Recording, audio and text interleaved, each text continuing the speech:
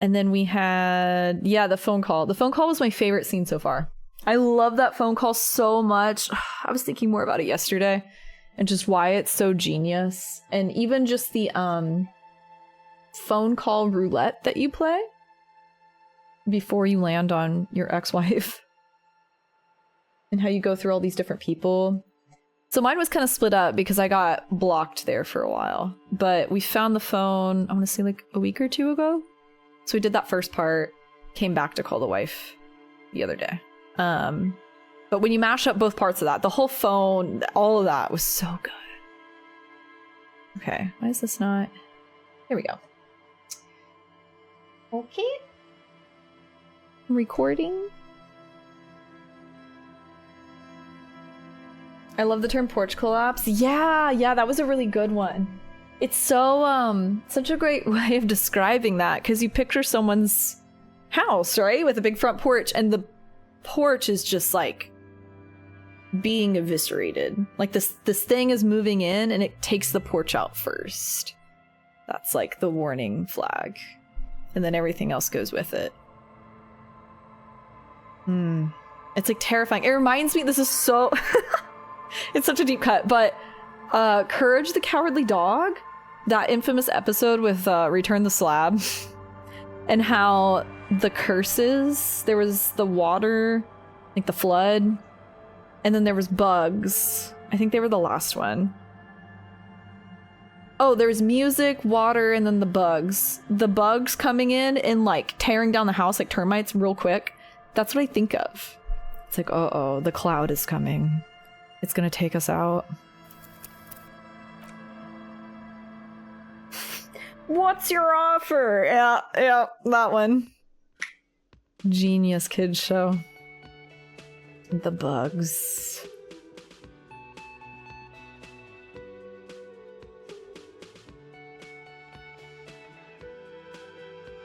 We got Kim. Yeah. So all of last stream, Kim was gone. He missed out on a lot. We didn't crack the murder case, but we made big headway. And Kim wasn't there to see it. He can't be proud of me, and I can't even tell him. He didn't say anything to me. I was like, Kim, you were gone forever. We can't hug. We can't do anything. Guess we just gotta be bros about this. No big deal. You've unlocked some bad memories of Courage? You know that episode got taken off air because so many parents complained about it? To the surprise of probably nobody, it was my favorite episode. That one, all the scariest ones were my favorite. That one, the one where Muriel gets possessed, really freaked me out. The one with the head in the basement, all stay in my brain.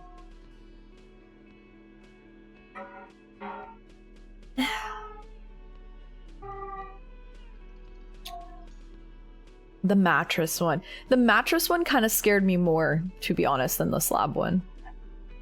Because stuff like that has always freaked me out, like paranormal and possession.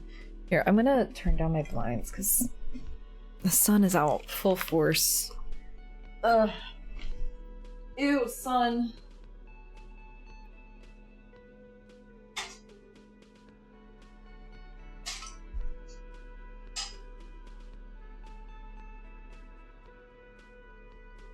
Okay, that's a lot better.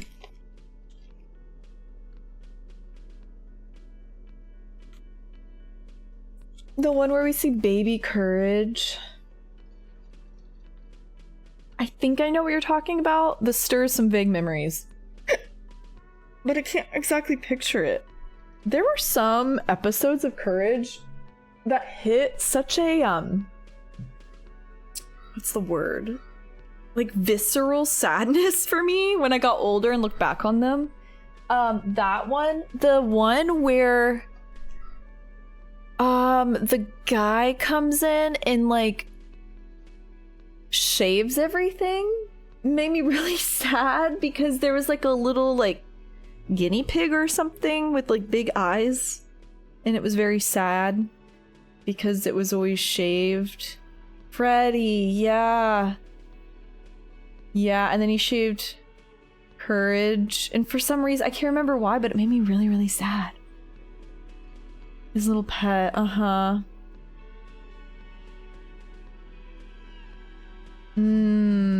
Oh, the Headless Horseman. Man, there were some bangers. They don't make cartoons like how they used to. Cartoon Network was my jam. That was absolutely my favorite station as a kid. I was a Cartoon Network girly.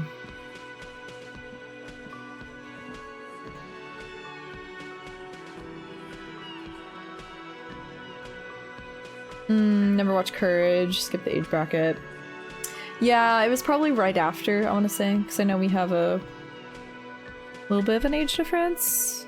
It was close though, because I grew up with Courage, and Rugrats was really big. I loved Rugrats. Powerpuff Girls was my favorite though. I fucked so heavily with Powerpuff Girls. I wanted to be Blossom so bad, because of course I did. I had Powerpuff Girl merch. I had Powerpuff Girl curtains, bedspread, pillows, the dolls, nightgown. It was ridiculous. And Scooby-Doo. I was really, really big into Scooby-Doo. Specifically, the early 2000s Scooby-Doo. 2000, 2001. When they started drawing the whites of their eyes. It's a good way to pinpoint it. Yeah, I think it's What's New Scooby-Doo. Yeah. They made the movies too around that time, like the what was it? Was it Monster Island? No. The one Zombie Island.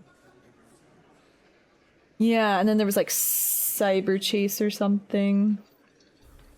No, not the one with Scrappy. Scrappy actually was in the 80s. I know they probably brought him back, but that was when I was into Scooby-Doo. They were not currently making anything with Scrappy too much. I don't think. There was like the old Scrappy-Doo stuff. And then before whatever they did with Scrappy now, I guess. Zombie Island still remains my favorite Scooby-Doo anything. Yep. I watched that all the time as a kid, and I feel like it aged really well too.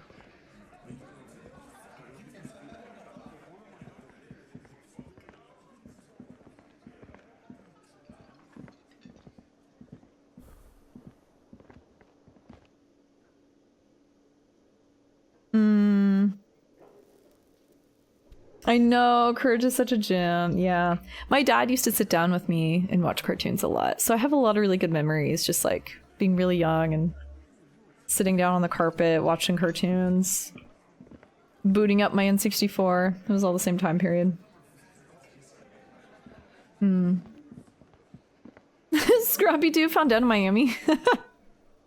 Hi again, Gendarme. Yeah, that came a little later. Bye-bye, Gendarme. That movie. Where they cover Scrappy-Doo's murder.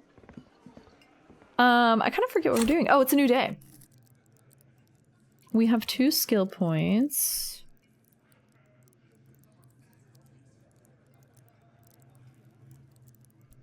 This is almost done.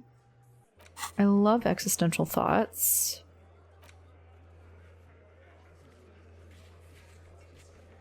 Backyard wall? Oh, okay. Oh, Kim's here. We can look at the footprints. Kim, you'll never believe what I did yesterday. Without you. I used my brain, and you weren't here.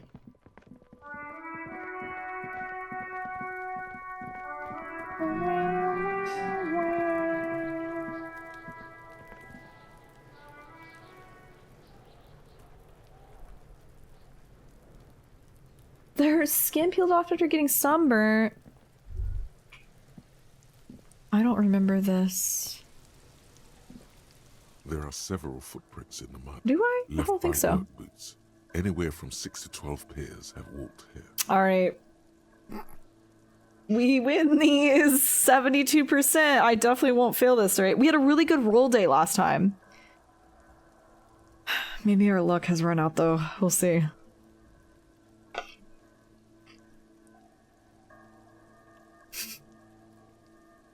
If Harry used his brain but Kim wasn't around to see it, did it really happen? Did Harry even have a thought? Really? Alright.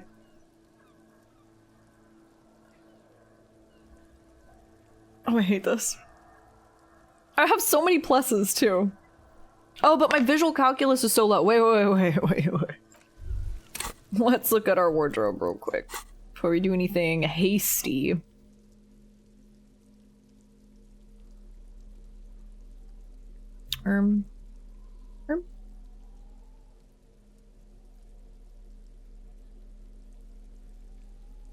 Minus visual calculus, okay.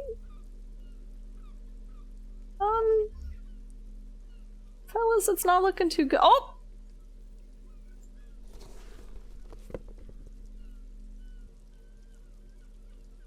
Okay, +2 visual calculus. There are several footprints in the mud. 83. Left by work boots. I gotta get changed first. Hold on, I need my detective gear on. No, I'm nervous. Wait! We did really well with our checks when Kim wasn't here. Maybe I do get performance anxiety. Okay. Wow. Still not doing it. You're bad at this.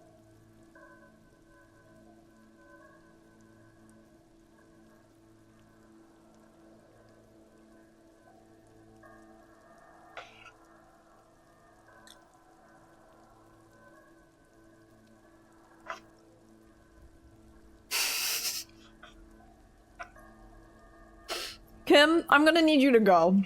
Again. You know what? No. No. No. No. That's wild. The game just crashed. That's... I don't know what just happened. That was crazy. No. I'm so mad about this, bro.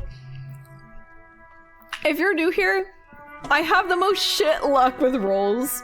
And like, for the most part, 99% of the time I'll keep them because I think it really enhances the playthrough, right? But because of it, I was locked on a lot of things for a long time. So I'm very late on doing some of the main quests. That's fine. But an 83 at this point, no. Sorry, we're not gonna waste another day on this. There are several footprints in the mud. Kim, don't look. Don't turn around. Anywhere from 6 to 12 pairs have walked here.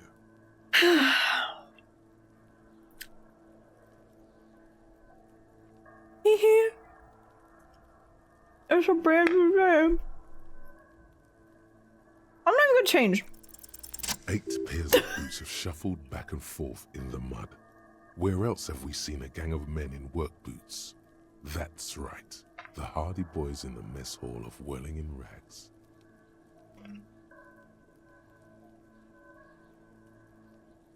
Terrible. Terrible. I failed this one specifically, like, every day. So, that's why I allowed myself to reload. I mean, the game crash, that was wild. What happened there? Okay. 1. Standard work boot. Steel reinforced toes. Number 46. Just like Titus was wearing in his boot. This is the Big Dick Titus Hardy! Titus Hardy. The one with the ball cap on his head. Titus Big Dick Hardy! He's real! How? I'm so glad we got the full name of one of my faves. Interesting. Is it? They didn't even bother to change boots. Putting them on the scene is easy. Maybe even too easy. 2. Standard work boot. Steel reinforced toes. Number 44. Either the blonde muscular guy, Glenn, or the young guy with a plectrum around his neck. Okay. 3. Hobnailed work boot. Steel reinforced toes. Number 43. The inked banger, perhaps. 4. Standard work boot. Number 45 or 46. Theo, the old smoker. You think you even see a tiny fleck of cigarette ash inside the print. Okay. 5. Another standard work boot. Reinforced toes. Number 44. Same as before. Either the musician, Eugene, or the muscle-bound blonde, Glenn. 6. Light as air. Same make of boot, but number 41. Small like a rat. Shanky. I thought that said skanky for a second. I should have gotten this earlier. It's not as if, you know, I was walled out by failed checks or anything. Better late than never, detective. The whole world is dark and the tracks burn in it with strange beauty. 7. The glowing outline of a standard work boot. Number 46. The imprints are twice as deep as the others. The weight exceeds 200 kilograms. Fat Angus. Carrying something? 8. Another standard work boot. Number 44. There's an aberration in the pattern of the sole. The right sole is smoother, more worn. Curious. A missing 8th Hardy Boy. Not my own hair, my salad. Okay. 7 sets of tracks, right? The Hardy Boys were here. I love moments like this because it shows that Harry really is worthy of his rank. I mean, there's a reason why he was put on this case. I think a little more than just humiliating him, if that at all. Like, obviously he's crashing out real bad and has a lot of problems, and he has a interesting way of doing things, but he gets it done? Like, there's a reason why? Like, he's very smart. 8, actually. That's all? Interesting. Then one of them seems to be missing. Anything else out of the ordinary?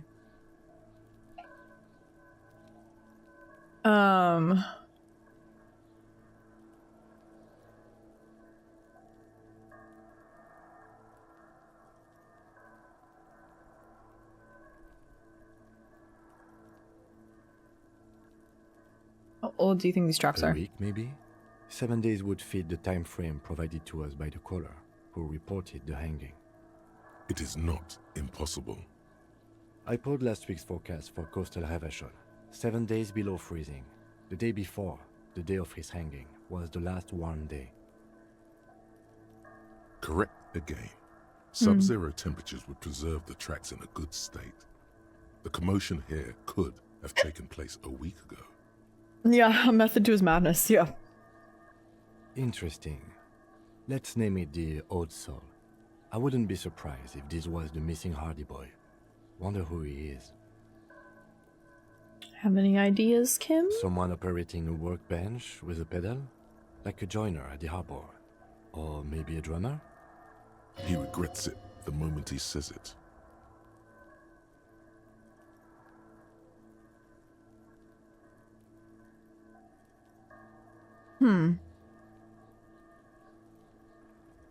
I don't know why I said that. I'm not gonna We embarrass are him. not looking for a drummer. We are looking for a group of dock workers. The lieutenant clearly appreciates the chance Aw. to clear up the drummer issue himself. Yeah, why would I make fun of him? Perhaps it could be a driver. A driver would wear out the right shoe before the left. The accelerator is on the right.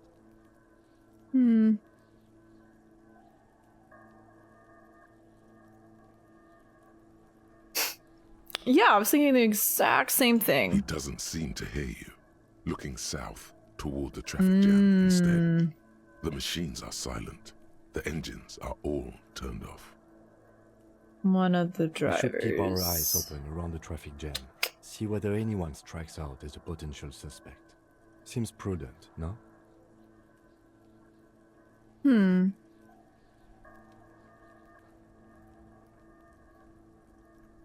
Yeah, I would agree. 200. This could be the combined weight of 2 people, one carrying the other who's tied up.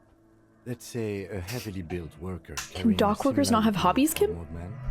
Maybe it was a fat hardy boy, the one sitting in the middle. He might be right. 200 kilograms of living weight is unlikely.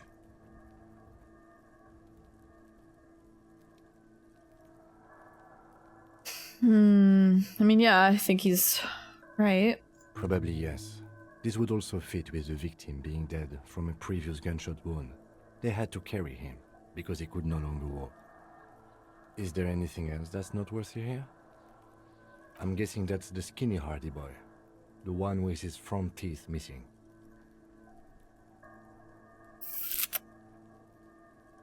The rat-faced one? Yes, well, he did look a bit like a rat.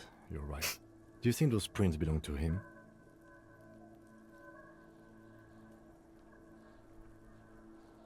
Oh, maybe it was Elizabeth?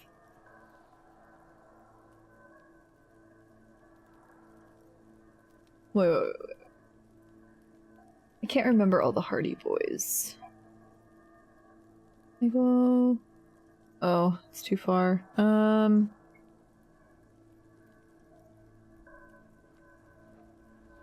What if I say probably not? Just for funsies.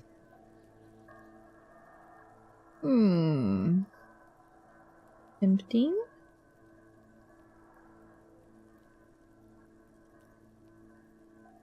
Then where would the skinny hardy boy go? I'll just say I could yes. still be wrong, but I'm probably not. Probably not. What do I think? A mob of people brought something heavy to the tree. One of them was carrying the victim. They shuffled around, especially under the tree. Then, after hoisting him up, they stood in a semicircle facing his direction. At first glance, this appears to be a lynching. Indeed, they all stood in a row here and looked at the tree. But we know the victim had a bullet in his head. A more precise way to put it is, it was made to look like a lynching. Exactly. They had to perform it to whoever was looking, the whole neighborhood, I suppose. And us too.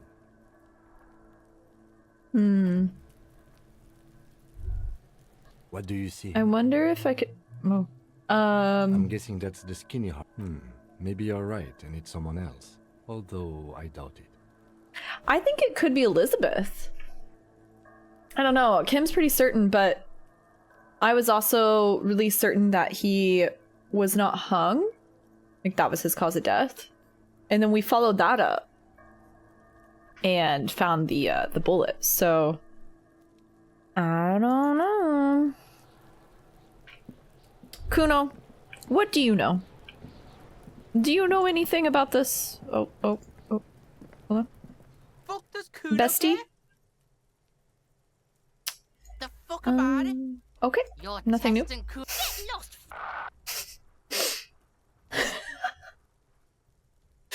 Jacket is very fitting here. More questions about the crime Yeah. scene? No, Yeah, nothing. whatever. Kuno doesn't give a shit. Kuno doesn't fucking care. Good talk, Kuno. That's all. Thank you for your input. Learned a lot today. Okay.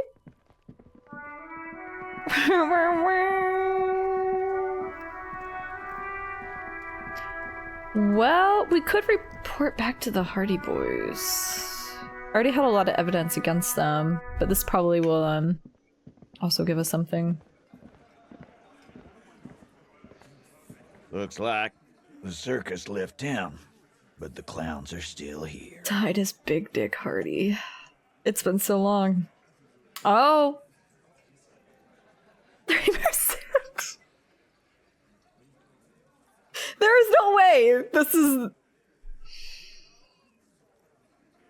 Alright. I'll talk about the hanging again. Just get the dead guy's autograph, since you're his biggest fan. So true, Titus. I'll take that into consideration. Thank you. Oh. Good one, Titus. No more About questions. fucking time. Okay, found 8 set of footprints, but there's only 7 of you. Where's the 8th Hardy What are Boy? you talking about, madman? There's no 8th Hardy Boy. There's 7 of us, and we're all here. We win 3%. Oh, you know me. Always defying the odds. Or what? You want to be the 8th Hardy Boy? We ain't hiring. Actually, boss, we've been talking and we think she could maybe... Oh. Elizabeth? This person Glenn wants to hire, he really respects her. She? So there's an 8th Hardy, and it's Yeah. a Hardy girl. Who might it be? Elizabeth? The gardener? Shut the fuck up, Glenn! I do the talking here. Now what the fuck do you want, cop? So let me get this straight. There is an 8th Hardy Boy. It's a she, and you don't like us talking about her? Ma'am, I wish Kim was here yesterday when we talked to him. And we grilled him. That's right. We're not talking about this. This is a private Hardy Boys matter. Nothing to do with your shit. End. He points at the You're lieutenant. not cops here. Don't go digging around if you don't want a bullet in the back of your head. Ooh. I'm watching you. Don't tempt me with a good time, Titus. I think there's something else that endears me to Titus. Because he's like, on the surface, this archetype of this like really uncouth, hard ass. He's got this southern accent, trucker hat, you know, like he's got the vest and everything. And as someone from the Midwest, Midwestern United States, I've seen a lot of him, you know, but he has so many layers, and I'm just so endeared to this character that is more than just that archetype. Like, I've heard his voice a million times, you know, growing up. Like, I've heard Titus Hardy before. But to see him written in such a way where I'm like, oh, there's more here. Love this. Good. We are Love all this. watching each other. Officer, your question. There's no point in pushing it further, he thinks. This is already a victory.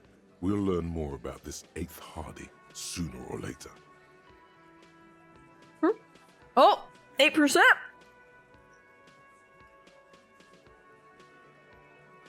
We're moving up in the world.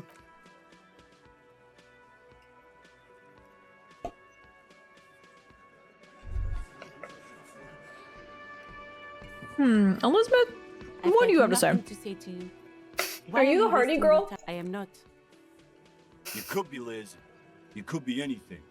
You could even be a model. Oh, Glenn really likes her. Even a mod? Glenn, I went to law school.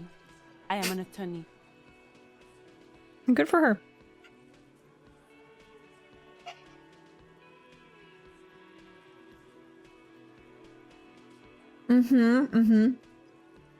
He goes to bat for all his guys, and he is protecting a mysterious extra person, whether it's Elizabeth or someone else. I mean, he does seem protective of her, too, regardless.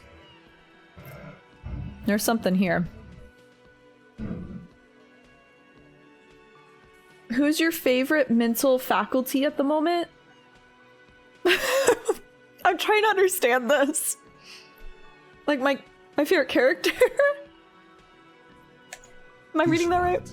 With a face like that, she could be on the cover of Le Debutante International. Get a grip, Glenn. She went to law school.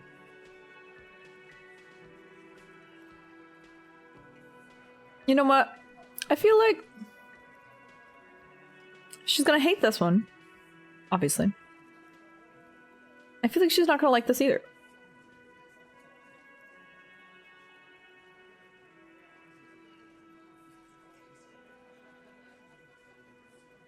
But I also want a medal.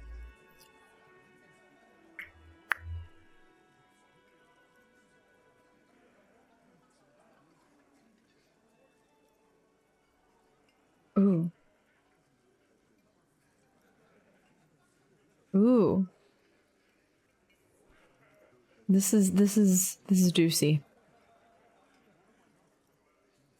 Electrochemistry, always providing me with the juiciest options. Okay. If I side with her, I feel like she's still not gonna appreciate it. But maybe there's a small chance. Just a little. So fucking what? Lots of models are actually really smart people, fuckwad. True.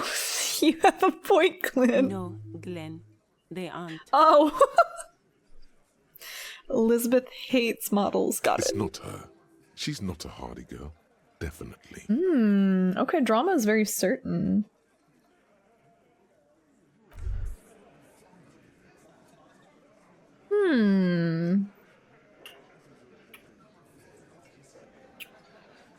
Interesting. Oh, you're talking about the... I see. That went completely over my head. Ooh, that's a good one. Let me look at the... Okay. I know I have the most in Inland Empire. Fucking... No! Revert! Alright. Sorry, I pressed spacebar. That was... Okay. So if anyone is new here, you should know that I took the pre-builds, or I looked at the pre-builds and chose the... You're led more with your emotions, and not by your intellect, basically. Because I didn't know what the create a character looked like, and I thought it would be really in-depth and overwhelming. So I was like, oh, I don't mind. I'll just go with one of the presets. Then I regretted it, because I didn't realize it was like this, if that makes sense. And you put your points in and ordered them. So, disclaimer, did not know that would happen. So I tried to get back some of my intellect, which is why I put it in points here early on. And then, obviously, I found out how much you could, like, really mess with the point system. So, all that being said...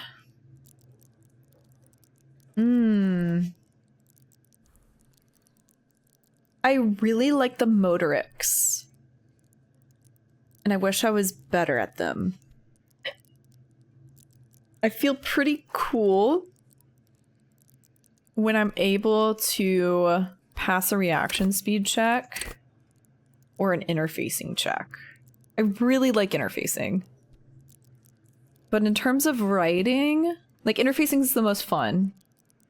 I love shivers. I feel like that's a pretty common one though. I actually really like Half-Light. I think Half-Light is so obviously aggressive, but it kind of opens up some juicy dialogue. Just like how electrochemistry can.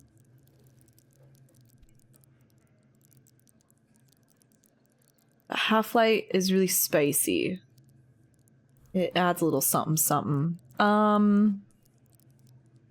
Empathy, I'm really endeared to though, because I relate to that very personally. Like that's how I lead with my empathy a lot of the time. Like I always think about how the other person would feel typically before saying something, like almost a little too much throughout my life. Gave me a lot of social anxiety. But I really love when I get empathy checks because it's typically towards Kim or something. And it's typically very sad. And I'm like, oh, that kills me a little bit. What else? Drama is fun. Drama is really fun too. Big fan of lying. So I love when I get drama checks that pass. Yeah, those are probably my favorites, I would say. I haven't seen too many visual calculus or conceptualization checks because they're so low. I don't get them too often. Same thing with logic, I'd say.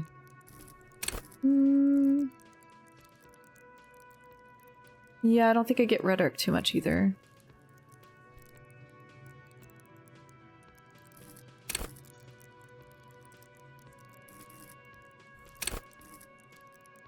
Yeah. Yeah. Those are my favorites, I'd say.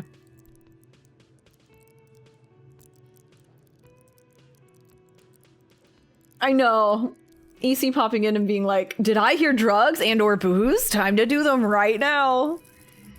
Always gives me a good chuckle.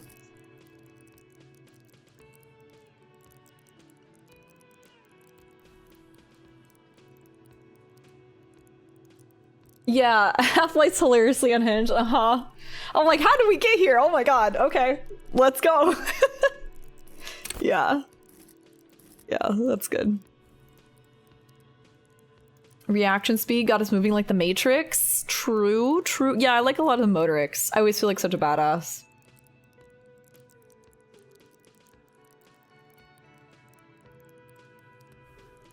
Oh, true. Yeah, we do get a lot of shivers because of this build.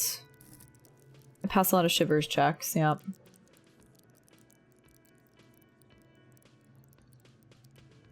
I put a lot of points into visual calc because it makes me feel the most detective. Batman reconstructing a crime scene. Oh, yeah, true. That's like what we just did with the footprints, right? And then the motor carriage. Yeah. Those are really fun. I forgot that's tied to visual calc. Yeah, I just don't get a lot of the intellect checks, so I'm less familiar with them. And then, of course, Inland Empire's fun. I think that goes without saying. I just get this one all the time. Gut feelings. Big fan of gut feelings in the game and in real life. I kind of base my life off of gut feelings, to be honest. A little too much. Yeah. No, I'm glad I have 5 in Psyche. I probably still would have done that on a custom build. I think I just would have put 4. Well, we skipped 3. We don't have 3 here. So this is my 4. Sorry, you can't see, but I would have put 4 into Motorix. And then I would have done like 3, 2. I don't think I would have done a 1. Or, no, the total number is 6, 10, 12? Oh, jeez.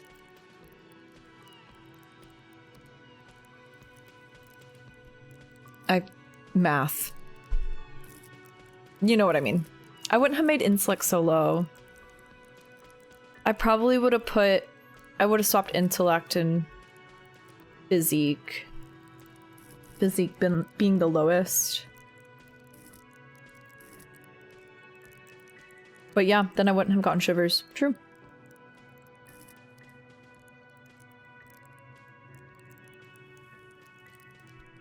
Mm-hmm. A spirit decor. Yeah, that one's interesting because I have a lot of insight into Kim. Yeah, I connect to Station 41. Yep. I was about to say the station. And what they're thinking. Yeah, I get them on a lot too. Also like shivers. But yeah, I hope that answered your question. Sorry, when you said the mental faculty or whatever it was, I'm like, is this a metaphor for character? Went right over my head. Okay, well, good talk. 8 a.m. and we've already done so much. Could almost say I don't know what else to do. I have run out of things to do. Oh, maybe not. Okay.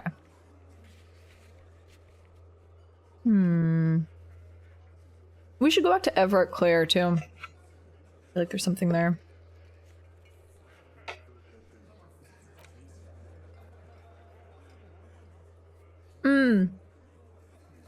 I'm gonna do this really bad. I failed the check, though, and I forget what I need to put into it to do it again.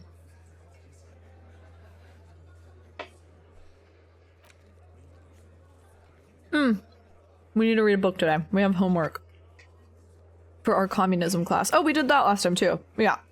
We went to our communism class. And I love how the underground communist organization is these 2 young boys who are like full of themselves, pseudo intellects. Like the writers wrote them this way on purpose, right? Like they made them these like know-it-alls, like we're just so intellectual. I love how this game doesn't take itself seriously, but at the same time does, if that makes sense. Like it introduces these characters in a way that allows for anyone to engage with them. Like it facilitates a environment within the text where like you want to pursue it despite what your biases are. So like a non-communist, right, would be more willing to engage probably and like really delve deep into what's being said here, as opposed to like an angle where it's being shoved down your throat. It's just so like self-satirical, kind of like The Onion.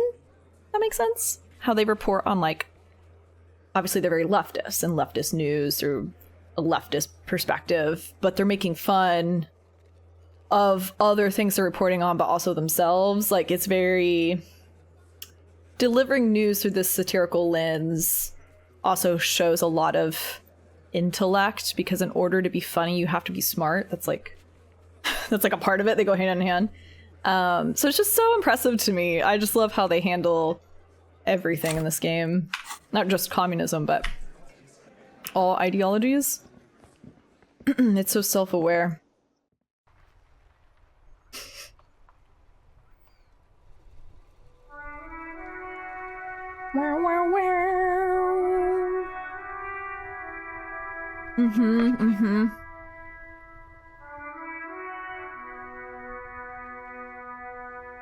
Yeah, shots fired in all directions. Exactly. Yep.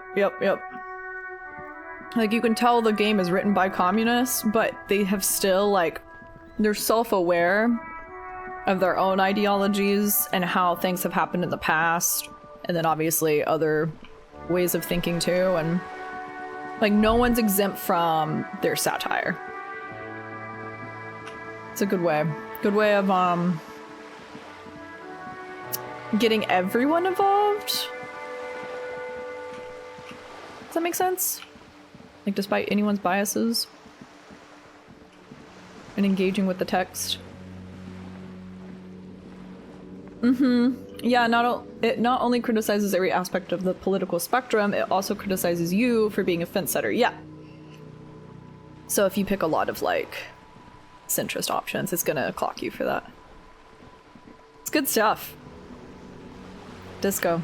Do we have anything with Joyce? She kind of blew my mind last stream. You're back. Good.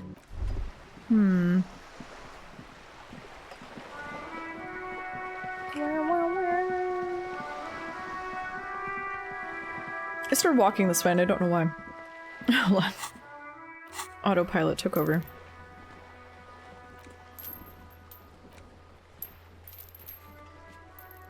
Oh, wait, Kim's back. Hold on. Kim, look at this bullet with me. The bullet is still safely sealed away in a plastic bag bearing the RCM stamp. Kim, take a look at this. It's a jacketed bullet close to 5mm in diameter. A jacketed bullet. Okay. It would have been shot from a military-grade breech-loading rifle, not from a muzzleloader like those typically found on the streets of Martinez. We were right. This came from a serious weapon. Even the RCM uses ordinary unjacketed conical bullets. This is strange. Very strange. I like this, officer. Strange means unique. Unique means incriminating. We need to find the gun that shot it. Okay. Aye. Something tells you that won't be anytime soon. This'll have to be one of those epic tasks that's open for a while.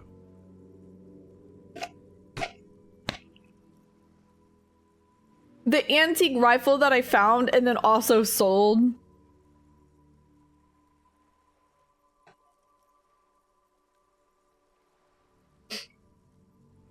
It's a white check. I don't think I have any clothing that helps my hand-eye coordination.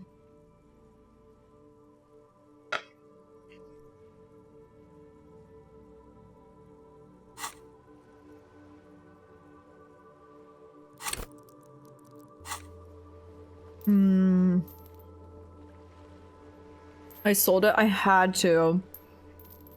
I had to sell everything towards the beginning of the game because I had no money for the second day. Mm.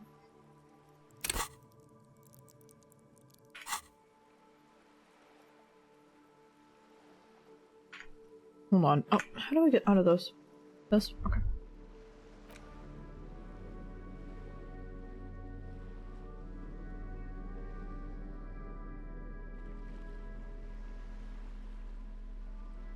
I don't think I have anything, but just in case. Yeah. I've been waiting for this. Hi Luna, it's good to see you. Did I see that it was your birthday? If so, happy birthday. I hope you had a good stream. What were you playing? What were you up to? Hello, hello. We are playing Disco Elysium for the first time. We're pretty far along, so anyone looking out for spoilers, heads up. Disco Elysium best raid. Welcome, welcome. I am yeah, been playing this for the first time for a few months now. We've been kind of slow going, but it's really picking up now.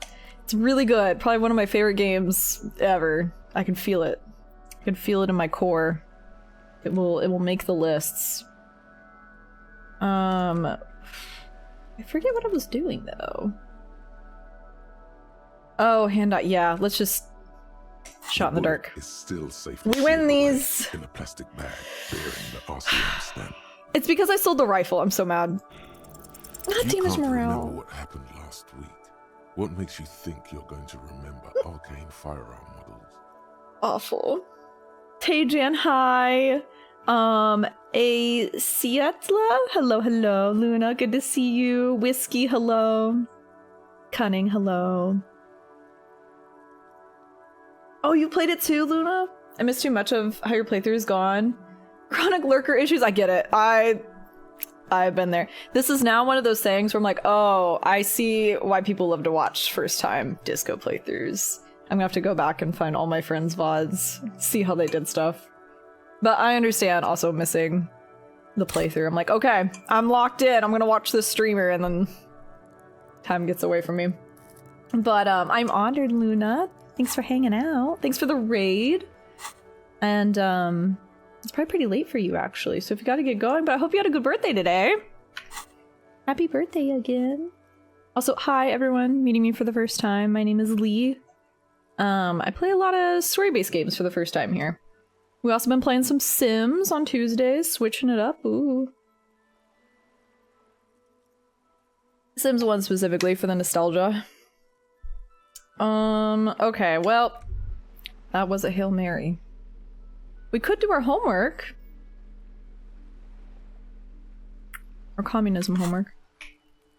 I'll save it more towards the end of the day.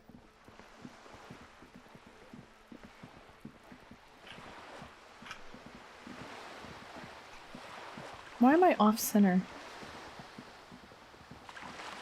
Is he always off center over here?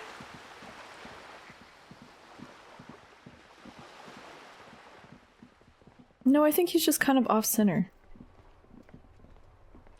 Why is he so far to the left? Has he always been like this? In the morning light, the white on blue police livery on the motor carriage cannot but catch your eye. It's because he's a communist. Alright, you got me there. That was a good one. You know what? I'll give it to you. As soon as my stream deck is not locked up. Any second now. There you go. Awesome timing. Why am I even thinking about this when I say supposed to... What are we doing? Oh. Hi, interfacing. Do something important? Something murder-related? Yeah. There's always something important. Doesn't mean you can't take a moment to admire this piece of machinery. Even at a standstill, the unibody Caprice Kanema looks sleek and dynamic. The cabin is tilted frontward to give it a more aggressive, hunched look. Someone has waxed it recently.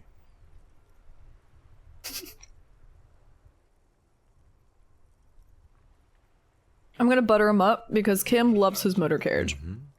You want to take a closer look? fine machine. Run your hand over the smooth metal surface. Yes. Yeah. An extraordinary machine. Yeah. We're bonding right now. There's a gentleness in the lieutenant's voice as his eyes run over the vehicle's contours.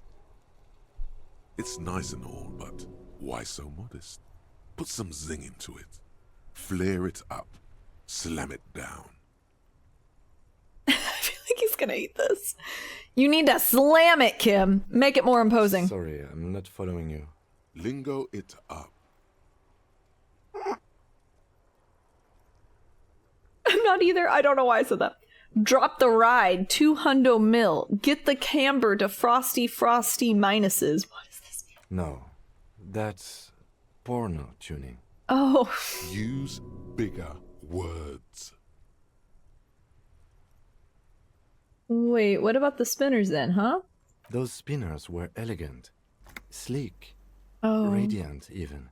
What you're suggesting is porno. Porno, okay. It needs a massive arrow kit and gargantuan roof mounted. Porno. That's short for pornography. Pornography is something completely different, Kim. That's a negative on the porno. Thank you, though. No one in the history of convictions has been more sure of anything. What's packing there? Point to the engine. 130. I reckon that's a 7-liter V12 there. Ooh, thanks interfacing. Mom is serving some serious macaroni. What's that? A 7-liter V12? 7.2. Supercharged. He's trying to suppress a smug smile unsuccessfully. Kim. Saying these words brings him immense joy. See what I mean about empathy, bro? Every time. It's always typically Kim and it kills me. Okay. Why are we on the left, bro? Why are we on the left? This is actually bugging me so bad. Hold on. I need to go back to being a centrist. I need to be in the center. I am zoomed out. Oh. Oh! You fixed it! Never mind. I thought I was. Teehee. Thank you. Still here. Stuck in this damn jam, my man.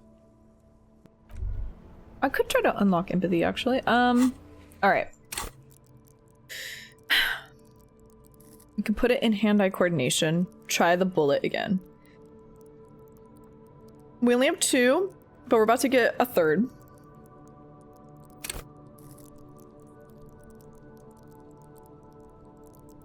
You know what? I'm going hand-eye. I want this to be better anyways, so... Yep.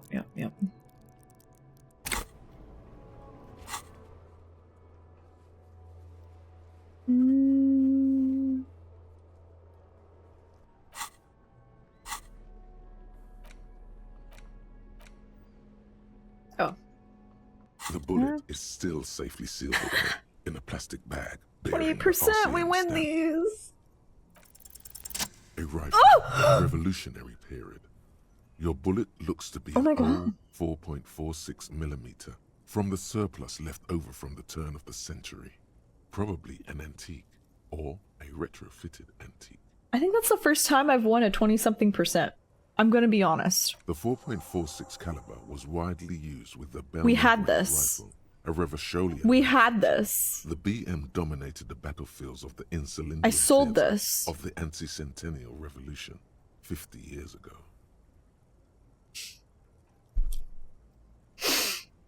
No, but Zeliger, a major firearm manufacturer, ended up with a surplus after the war. So there are still a lot of these old military rifles floating around, usually broken. Awful. The quality was appalling. Awful. I had this. Antiques enthusiasts, guerrilla fighters in distant countries, a few lucky jamrock bangers. You're looking for a well-preserved antique, most likely. I sold the murder weapon. What are you thinking? Bullet? I think I know where this came Okay. from. And? Bill McGrath An rifle. antique. That makes sense. There can't be many breech-loading rifles floating around in Martinez, or anywhere in Ravachol, really. We sold it, Kim. We found one and we sold it. Sure, there's some arms trafficking, but the laws prohibiting the use of breech loaders we inherited from the monarchy have been effective, from what I've seen. Some new RCM recruits get impatient with their muzzle loaders once they've trained with military-grade weapons, but they realize it's worth it in the end. Getting shot? Imagine if everyone, cops, citizens, had access to firearms that could Imagine. shoot multiple rounds without pausing to reload. After Imagine. the first shot, the second, third, and so on come much easier. That's crazy. That wouldn't happen in real life. But back to the investigation.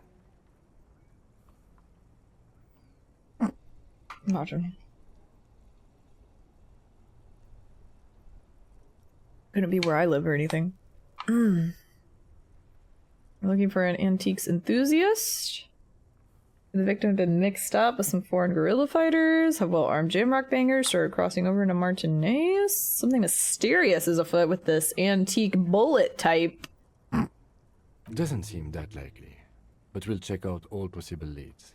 Next step, finding the gun itself. Said it doesn't seem likely. What do you know, Kim?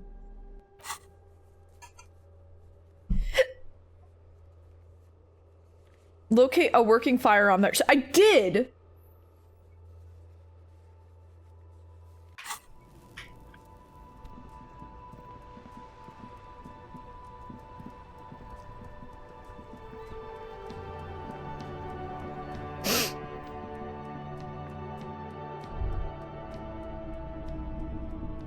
Hello, hello. Let me know if I can help you with anything.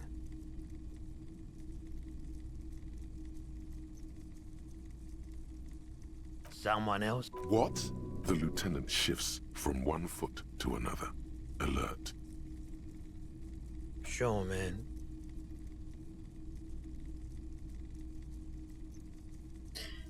I have a Congress start. So since I sold that gun, am I locked out of that? 'Cause I'm sure there's not another one lying around. No. Ooh. Okay. No. Yeah. Sold a gun in the same model, it didn't work. Right. I knew it was broken, but maybe like it wasn't before. I didn't know. Okay. Well, we'll keep our eyes out. I know, I was in pain. That was the one thing where I was like, I really don't want to sell this gun. Like, I'll sell the other, like, smaller trinkets or whatever, fine. But the gun feels important. Officer. Wait, you're not usually here. Game with the lonely old man? What happened to your friend? Actually, never mind. Wouldn't be the same.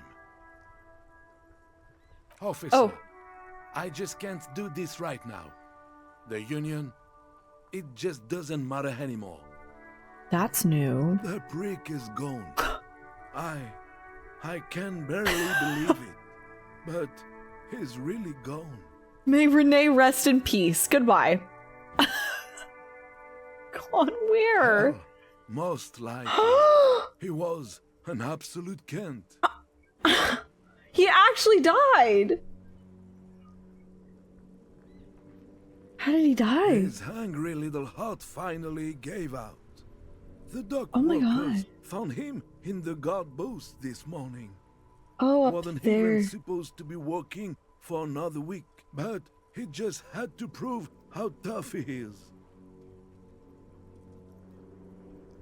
Not the urn. Not the urn emote.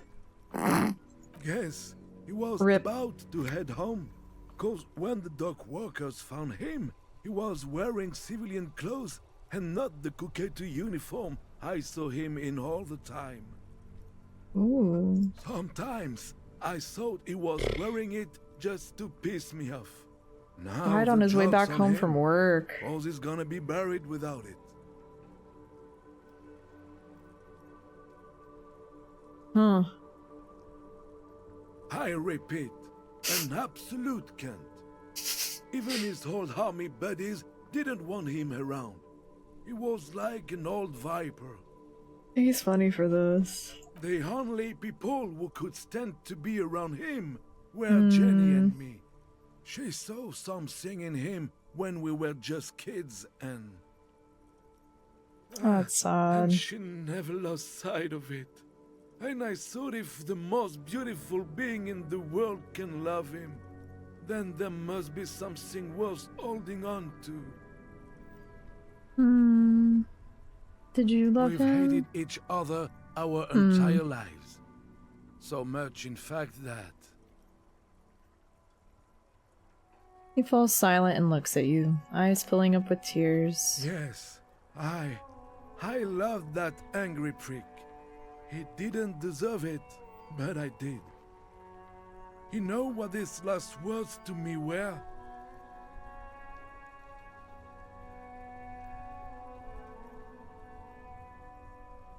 In Guillaume's time, you'd have been shot without trial. That's what he said to me. He lived a cunt, and he died a cunt. Let's leave it at that. I do have this picture. Something to remember your friend by. Give him the photograph of Renee and that girl. Let me see. This was 60 years ago. We all went to that parade. Young Renee looked so happy, and Jenny... I'm sorry, officer. I just... Thank you. Thank you for this little memorabilia. It really means the world to me. That was nice. A small thing for us, but invaluable to him. He probably didn't even know René had the photo. That's terrible. Old people die, you better get ready too. Yes, we are both very sorry for your loss. It is what it is. Part of life, really. But to know someone for 79 years, then one day they're just gone. I just don't know anymore. About anything, really. But you must need something. Oh, I want to go over a few things about Renee. Yes? What about Renee? Oh, just kidding. Yes. It is what it is. I just don't know anymore. About anything, really. But you must need something. That kind of kills me. It's, God, this game is just so... It's so human, and the way that they portray a lot of these relationships and scenarios is just so... It's just so well written. It's so realistic because this is such a great illustration of the messy predicament and experience of loving someone who's not a great person and is not very nice, but yet you still love them despite it all. And when they pass, it gives you a lot of mixed feelings. It's not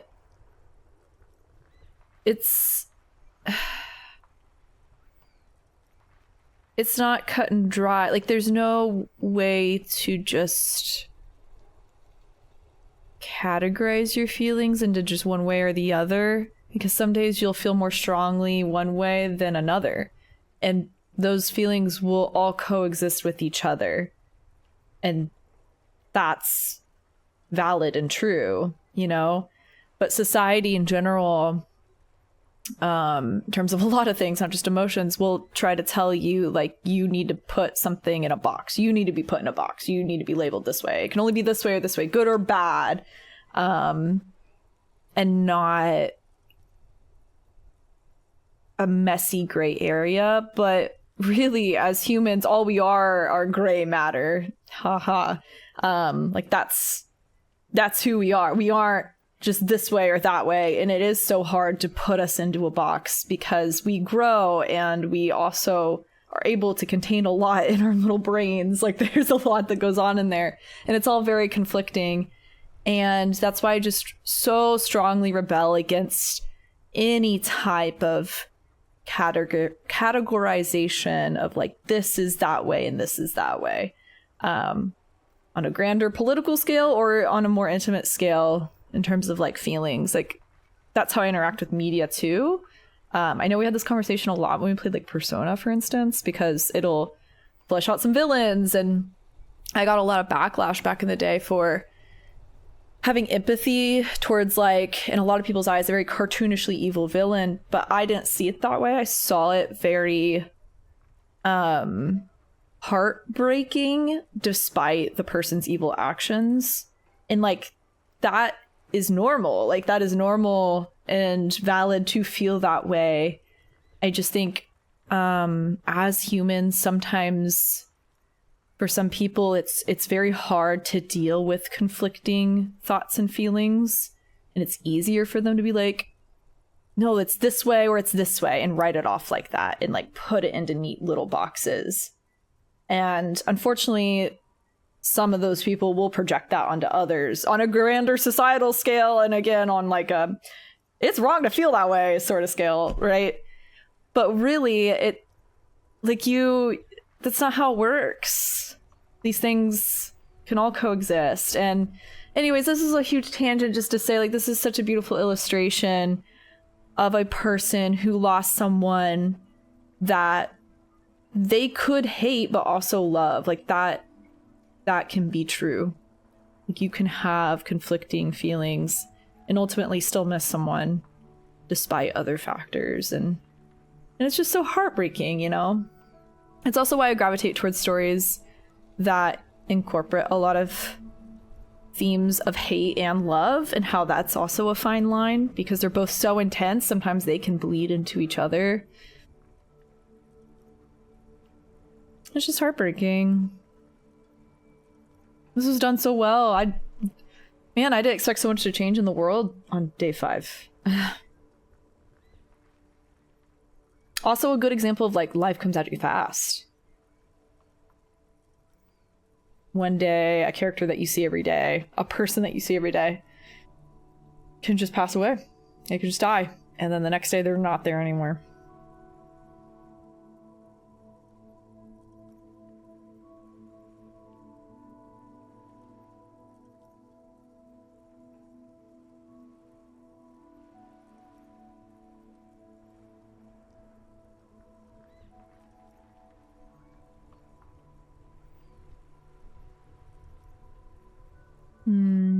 Tragical Minyawi. Please. Anyways, ramble over. I'm so endeared to storylines that walk that line. Damn. Also, despite it all, you know, Renee is such a presence. So knowing that he's not around anymore, he's just gone, is like, you feel that loss. Standing right here. I was so mad about that bull.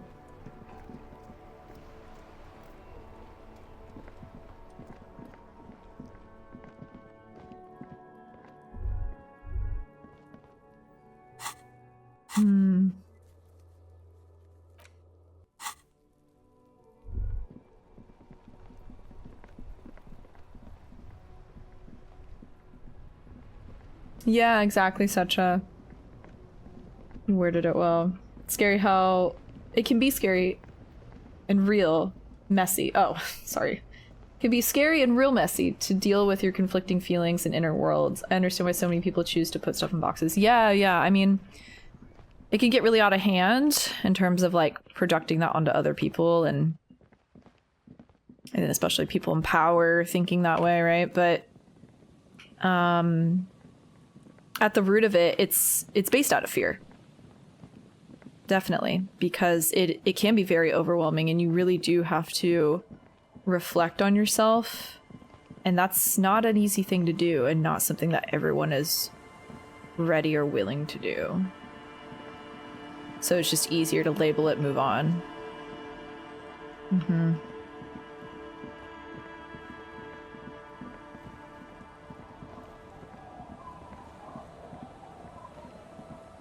God, I love the music here.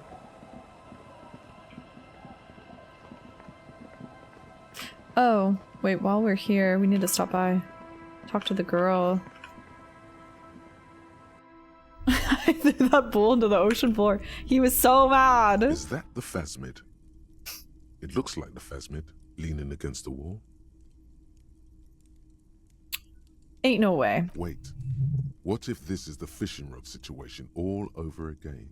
Ain't no way. Oh god, what if it is real? And we bring it back. And it, like, proves this cryptozoologist right. His entire life struggle proves him right. Gives him fulfillment, everything he's ever looked for, and also validates Lena's feelings about their marriage. But he's dead already. He didn't seem too well the last time we talked to him. Wouldn't that just be something? Wouldn't that just be ironic? Try to sneak up.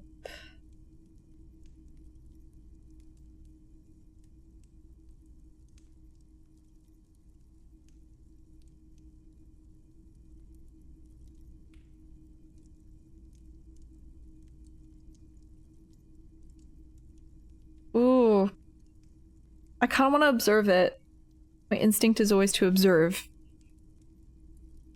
anything first before I act, but what if it goes away? Well, it's in a house.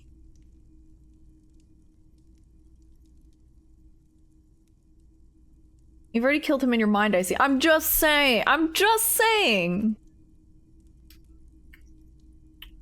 I'm just saying. More heartbreaking things have happened.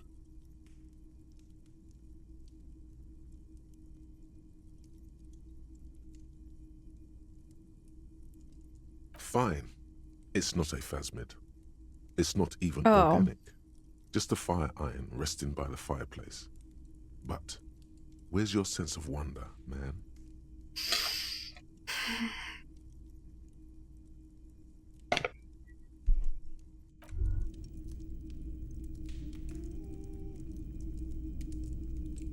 Anyways.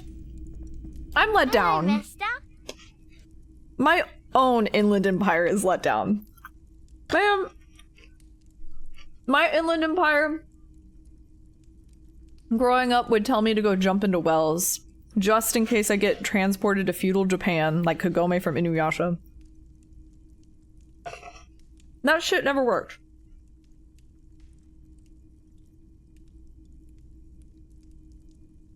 Oh, are you Lillian's daughter? Yes, I am. Little Lily. Mm-hmm. Do you know my mom? I'd like to. That's nice. My mom is great. She's Hmm. never angry or anything. Or anything, oh. Oh, I had gloves. Very big ones. Oh. Heavy, too. Oh. Suing Adult Swim for false advertising. Real. Where did you get these gloves? Found them when Lemmy and I were playing hide and seek. In an empty house. Where no one lives. I think someone hid them there. Hmm. She doesn't want you to think she stole them. I hid them. The twins were gonna take them. They're stupid. Hmm. We're going to need those gloves. It's for important police business. Him? Oh. They're in my sandcastle. Behind our house. Under the sand. You can break the castle. It's not very good. Oh. Bye! She's so cute. Okay. Thanks for your permission.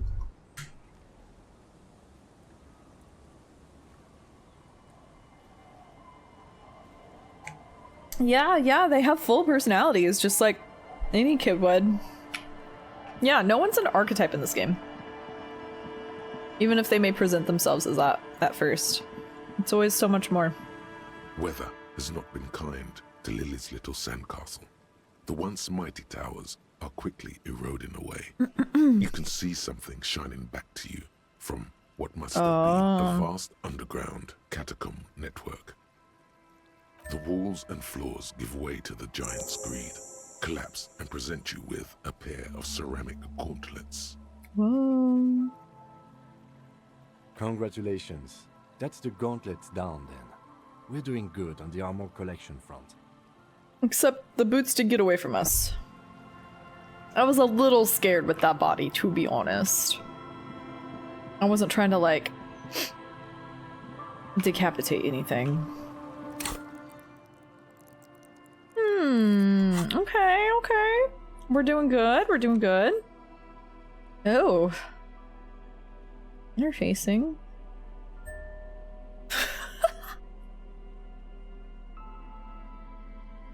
You know what? Why not? Why not? As you fold your fingers into a fist, you realize you could knock anyone out with one punch. One the punch white man. ceramic gloves wrap around your digits comfortably. Your movements cause tiny little clicks, like dice rolling somewhere far away, as the plates reorient to your motions.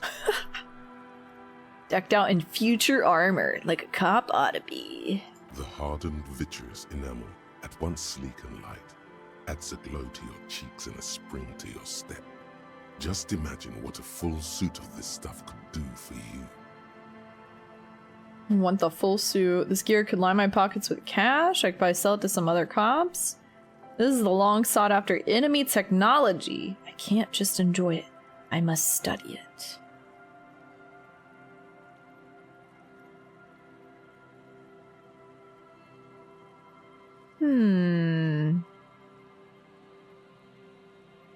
Remember, this is a highly specialized kinetic redistributor meant to stop bullets. Wear it. Observe its properties. See if there's a weakness in the design. For the day you have to fight someone covered in the same material. Thank you, Half-Light. Before we're all mechs.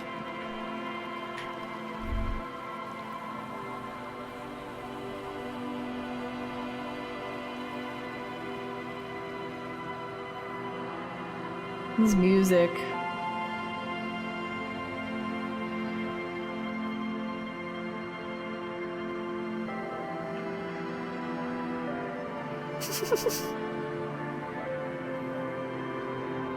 I love that little flute bit. Oh, oops.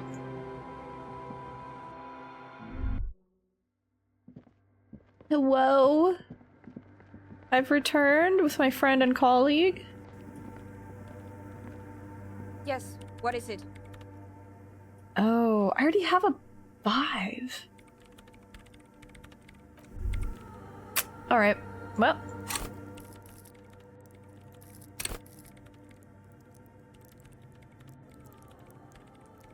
We're going all out. 6. Yes, what is it? 42. It's so low still, I'm gonna lose it! The swallow, you mean? What about crate? Alright. I wonder if I could have gotten any bonuses there. We fail these, actually. Yes, what is it? Everything disappears. You Who are draped am in I? silence like a drowning man staring into his puny little headspace. Who am I? What's happening? Alright, Kim, you're no longer my bad luck charm. Don't even worry about it, Kim. Ugh, that's what I'm talking about. And then the pressure changes. Ooh. What does it It mean? feels like flying on an aerostatic, or when your ears pop, or like a subtle difference in the atmosphere, a weather change hanging in the air. What if the sound you're looking for is too low for you to hear it? Ooh. Okay.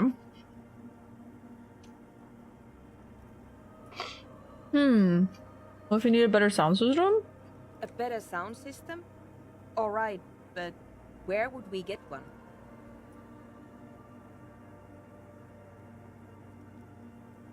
The anodic dance kids? Suddenly, a rhythmic beat permeates the walls, causing a small patch of decorative stucco to crumble onto the wooden floor. Uh-huh. Uh-huh. Wow, this is quite beautiful. Bringing two opposing parties together over a common goal. They should really allocate some renovation funds to this place. Murmurs the lieutenant, inspecting the damage done to the arabesques. No. What they really should do is shut down the disco men for disturbing neighborhood peace. Yes, but they could help with the speakers. You mean the speed freaks? She closes her eyes as more dance music invades the holy silence of the sanctuary. Of course. The speed freaks. They have a fantastic sound system. And you think they would help me? They would, if you wouldn't mind them moving in with you. I guess I could live through a week or two of peaceful coexistence. Brilliant negotiating there, detective. As always. Thank you. Sure. Let me know how it goes. Thanks, officer. If only it worked out like that in real life. People wanting to come together, share their resources and knowledge. Wow. Never happened, right? That's just too unrealistic. Oh yeah, here we go. Our existential dread has been The lone unlocked. vector stretches in your mind's eye into the wild pale yonder for an unimaginable distance, forgetting, until you can no longer remember anything. No cities, no mountains, no oceans, and finally, no vector. Nothing remains. A blank space with no point of reference, where only one type of motion is possible. The motion of a human throat. Swallow in, and then it comes to you. To reach the end of the motorway south is to be unborn. You've had this thought before, while aimlessly wandering the streets of Jamrock. A lost piece of the man you were. A dark hope.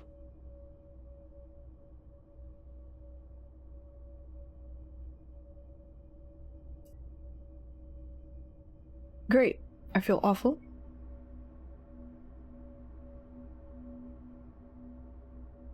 All intellect white checks unlocked.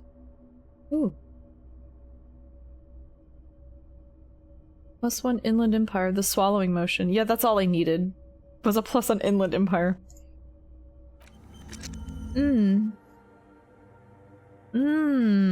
That was harrowing. That was awful. Very cool. Very cool. What are the other thoughts I have? I have many of them. I have communism. I have hurting myself to heal myself. I have making more money from tear bottles. I have, where is this one again? Derealization. Nostalgia. Nostalgia and existentialism. Getting my shit together, compressor. All my endurance goes up. Oh, ultra liberal dialogue.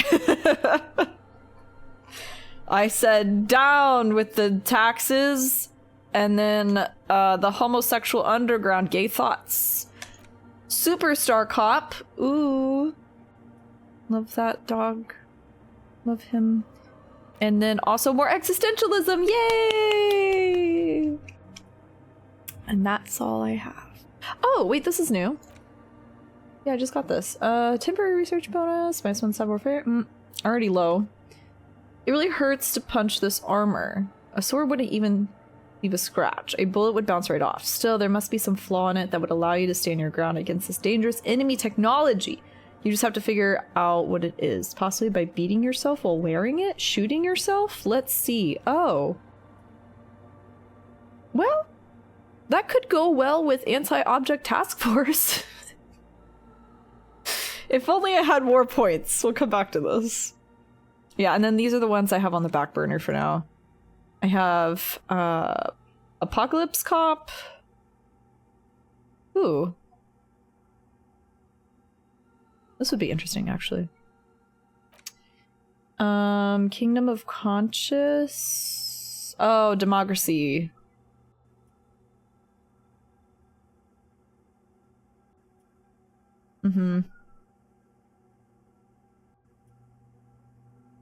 Democracy. Something about magnesium?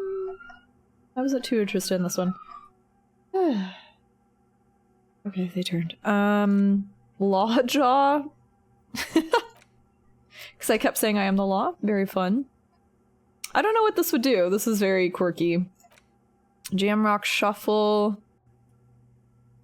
I'm also interested in this. There's so many, yet so little area.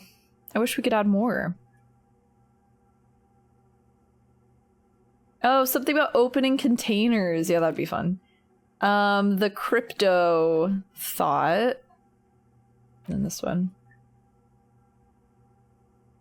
So many thoughts, so little points, and so little space inside my brain, unfortunately. I know, I'm 100% imagination, 0% realism. Look at this inland empire, he's out of control. He must be stopped. Ugh. He has his full foot down on the pedal. Where is he going? No one can slow him down. Okay, well I'm glad that worked. Don't have to waste any more points or anything. Oh, I guess I was capped anyways. Well, I guess we gotta leave, huh? Go tell the kids? Yeah, I'm thinking of dropping the shit compressor. Just sucks that it uses points. Maybe HoboCop? I mean, it's nice I get some money, but... Extra special collector's edition tear bottles? I have not found one of those. I don't know. This is helpful for me. I haven't really utilized this. I don't really say too many ultra-liberal things, I guess.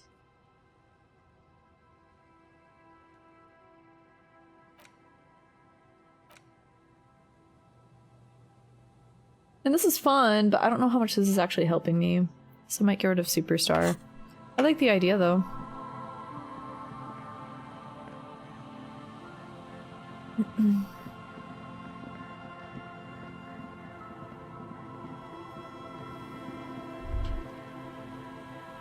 Oh. This way.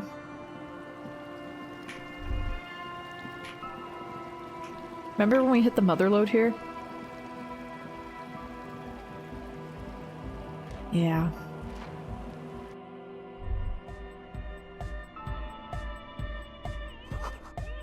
Sweat and laundry detergent. A trace of ether.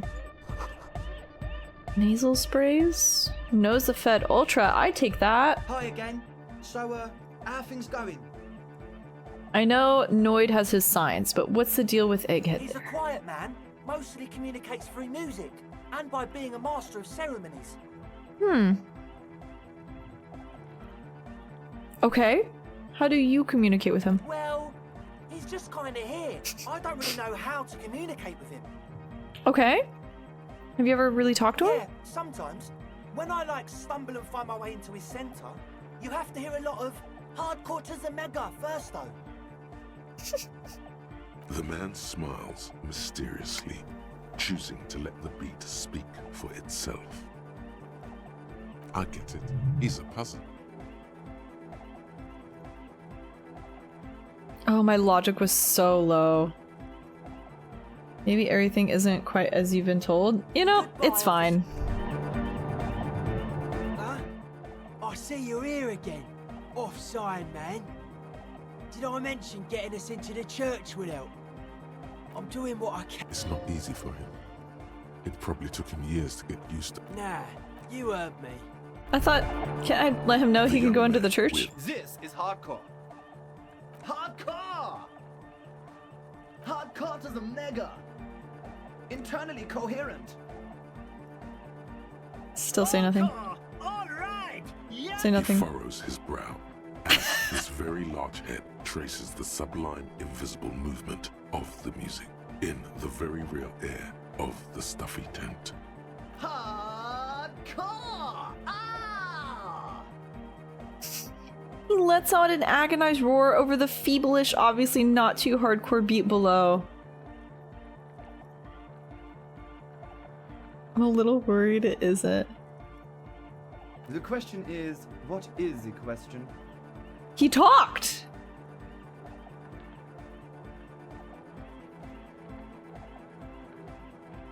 That would have been good if I had asked you a question, but I didn't.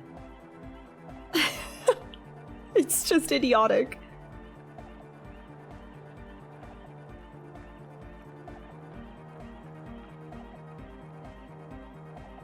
Wait, this is the one that doesn't make sense. But there was no question. No, I was so close! Hardcore! Say nothing. Say nothing. Internally, He furrows his. The question is, what is it? But there was a question? I feel like I'm so close! True, hard, full, car! I love how his portrait looks very different than this figure. Sometimes the figures look exactly like their portraits and sometimes they don't. Like the models. Hardcore to the internally coherent. Good morning, yeah! 1, 2, 3, Yakokata, the place to be! Yakokata is a... There is a mode of dialogue here Hardcore to the internally that will break me through. All right, yeah!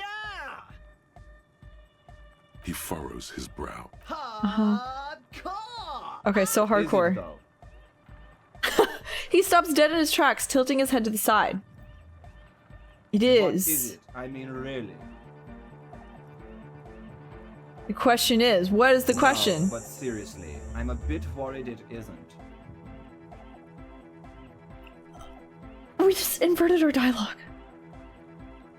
Okay. The skin on your back is crawling. For a second, you can't even hear the music anymore. There is a hawthorn tree on Rue de Saint-Gislain, right next to the canal. Don't be alarmed. Everything is okay. He isn't actually worried. Everything is still super hardcore. What he probably means is, it could be even more so. I wonder what this is. Hawthorn tree on Rue de Saint-Gislain? The canal. Ooh, okay.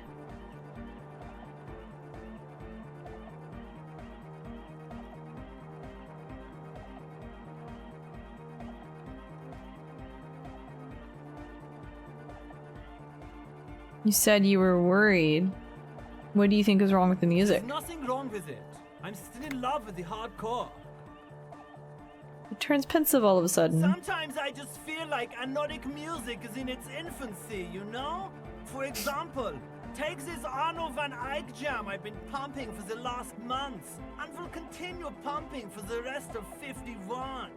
Isn't something holding it back from being hyper? He thinks for a moment, then his expression clears. Like it's only ultra. I think it's super hardcore, but you're right. It's not hyper hardcore.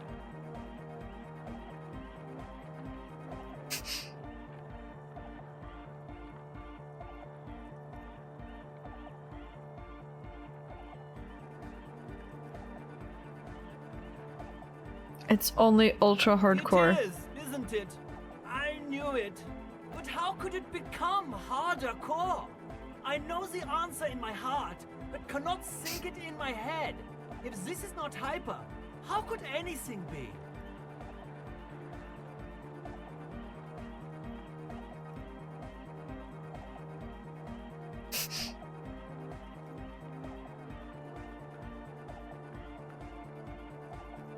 I'm the police.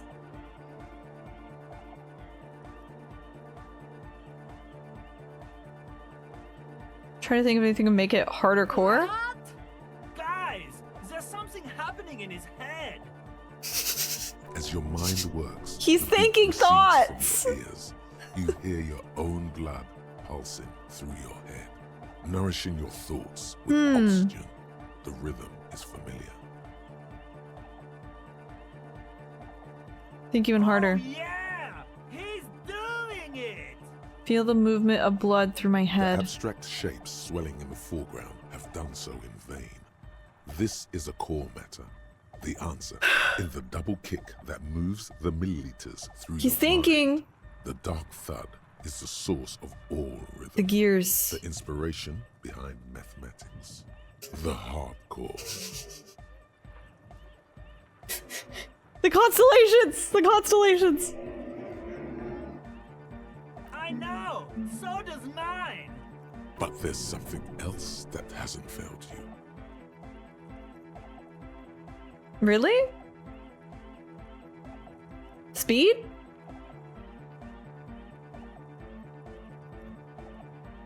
Sounds especially like a question. No, this is the answer.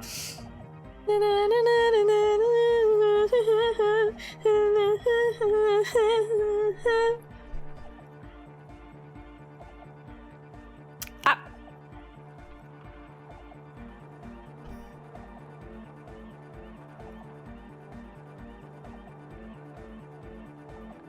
Oh, I do need speed.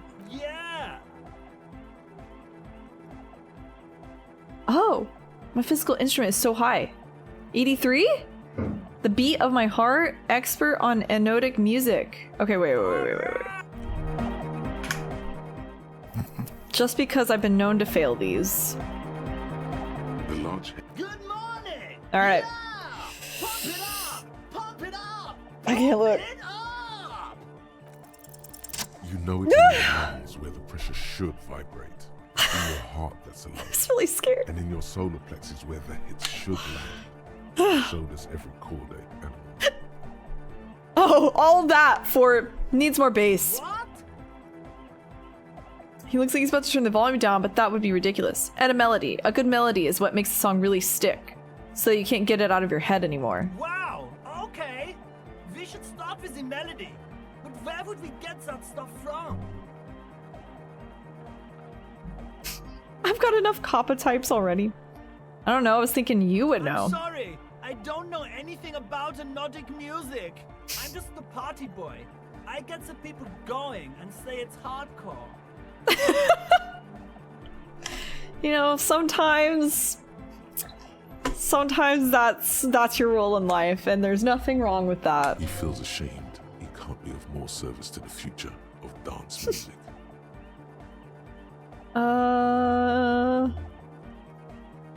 Ooh.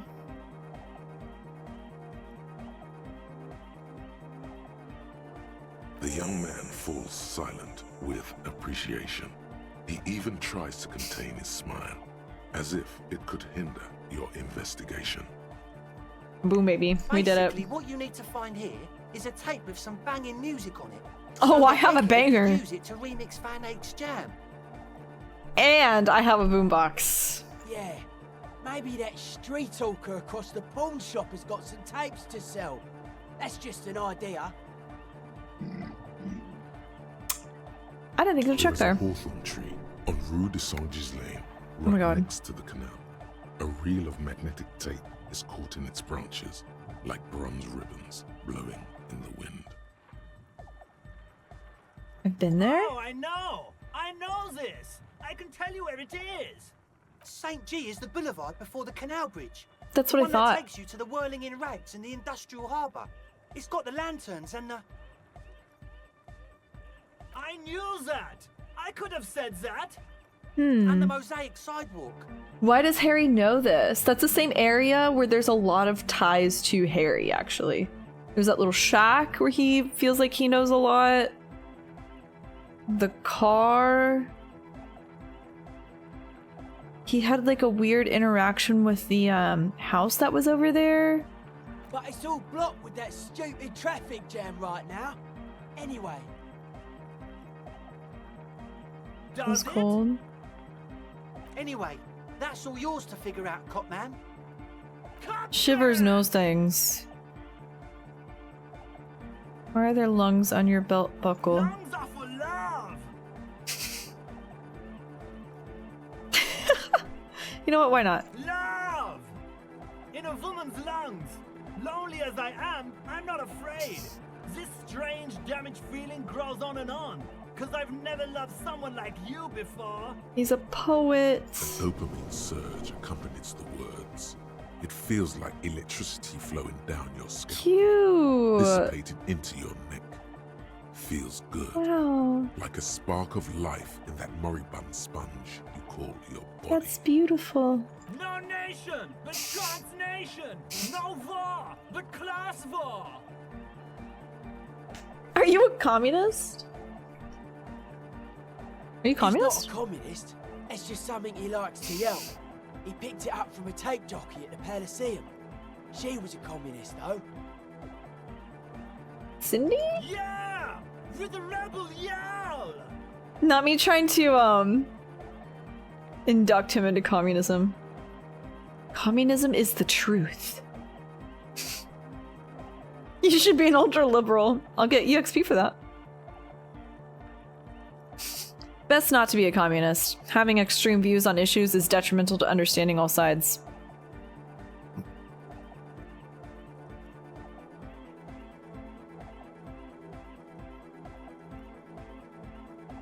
I feel like both of these actually will get me EXP. I think if I say communist dialogue. I could be a communist. If you want that, do you vote Dios me to be mío, a I should have said that. communist? Do you want me to be a Please communist? don't turn him into a communist. Please don't turn him into a communist. Oh yeah, turn him into a communist. Come on, it would be super.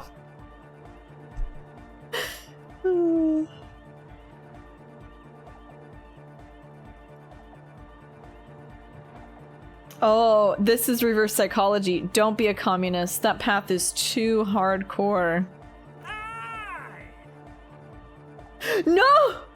I could Wait, wait. Oh yeah, turn him into a communist. The Come future on. needs your help, Egghead. There it is. Communism rules the Okay. nation. Oh. He's my communist hype guy. He looks at you with an almost impossibly wide shining grin, looks to see if you approve. He's like a golden retriever. He's like, did I do it right?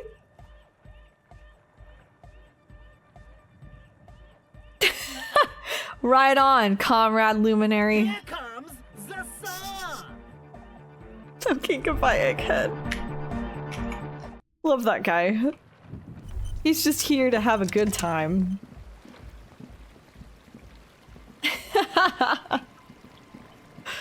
That's funny. Alright, so we gotta go check out this hawthorn tree. Yeah, the first time it mentioned it, I was like, do I know where this is? I feel like this has gotta have some significance. I know, he's willing to be anyone's hype man. Anyone who takes him seriously. You want that guy on your side. That's the kind of guy you want in your corner. Alright, I'm guessing it's around here? Here? Is this not a hawthorn tree?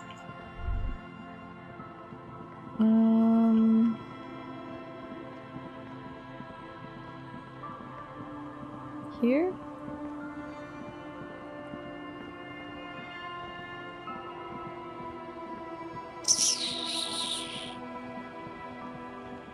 Here?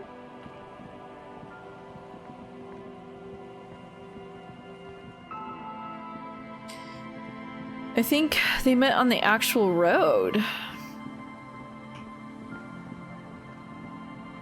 Which would be...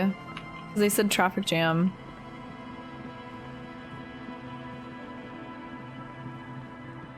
Here. But there's no traffic.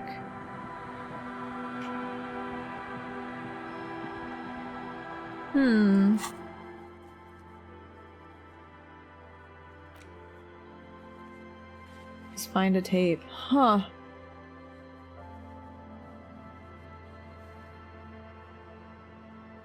I don't know how I'd get over there.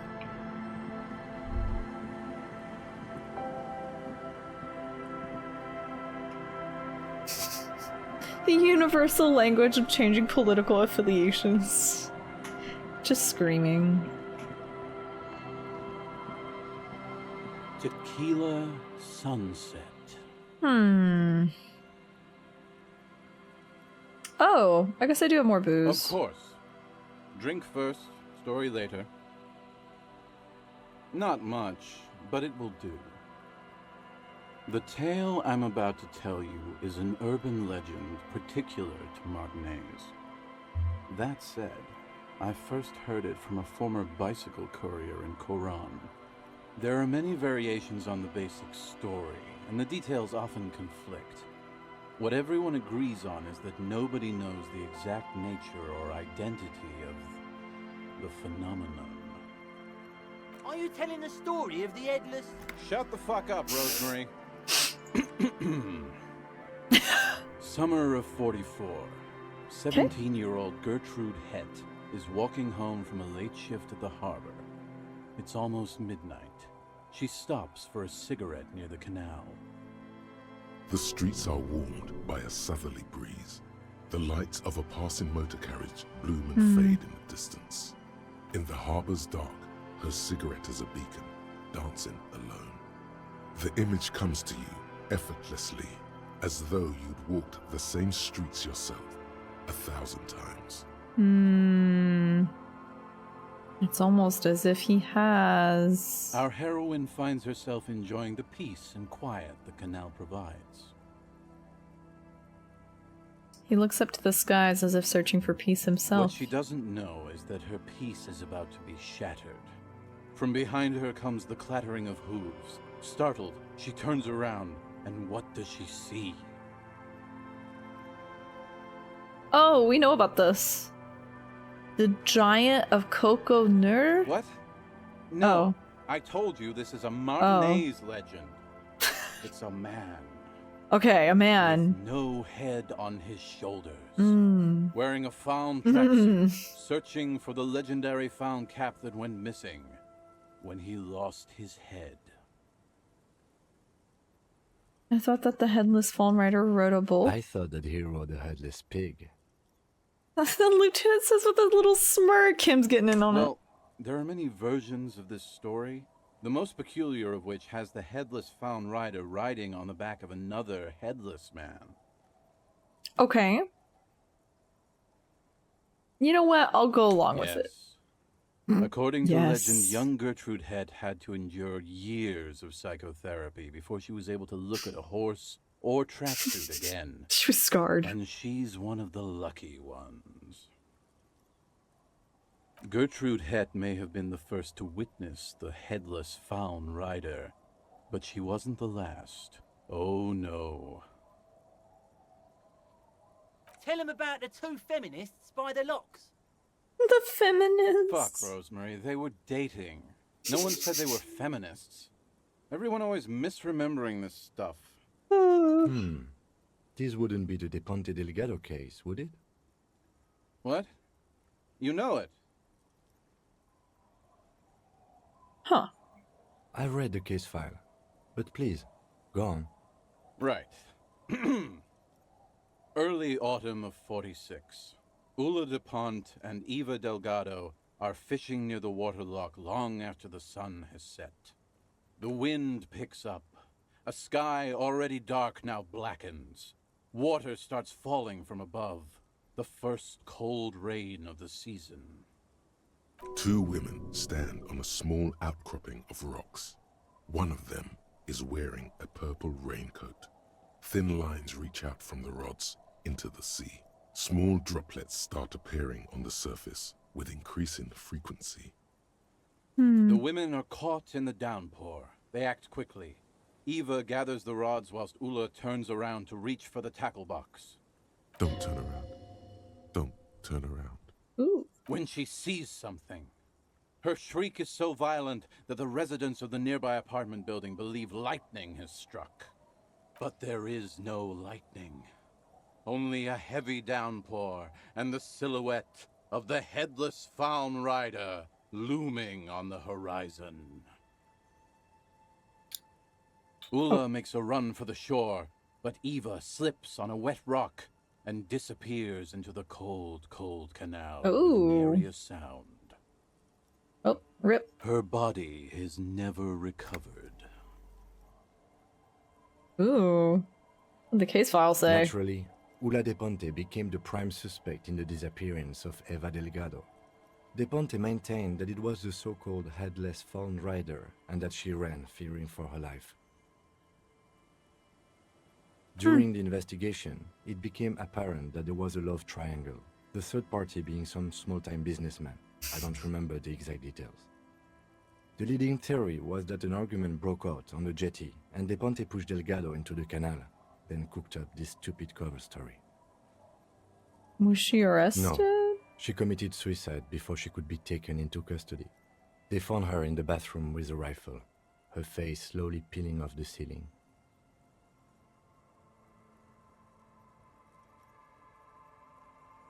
Oh. Not a pretty scene. Yeah. Man, that's some grisly detail. Oh well. Here's to another case closed. Anyway, that's the story of the headless Faun Rider. Pretty crazy, huh?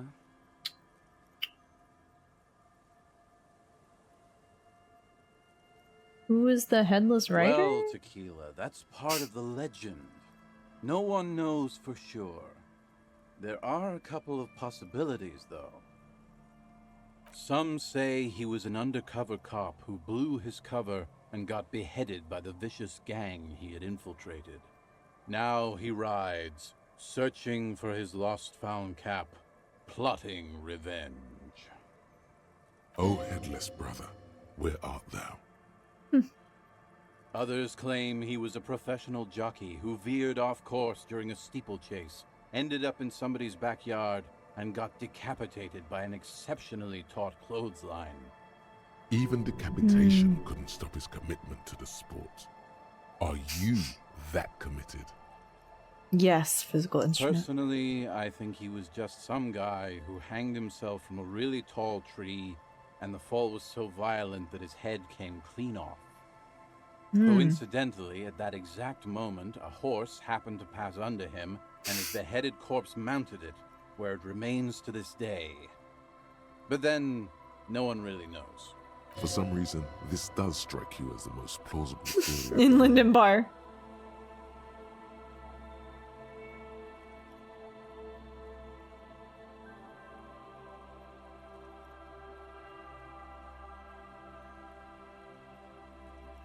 Ooh, I could just agree with Inland Empire. Lean into it.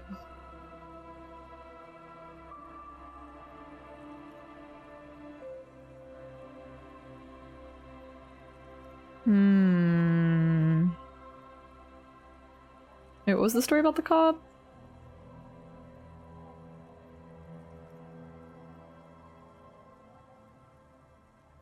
Oh, I see. Your theory sounds the most plausible. Isn't it? All the pieces fit together perfectly. That's how I know it's right. I see. Anyway, to each his own. You want to hear any other stories? I've got an even crazier story, do I?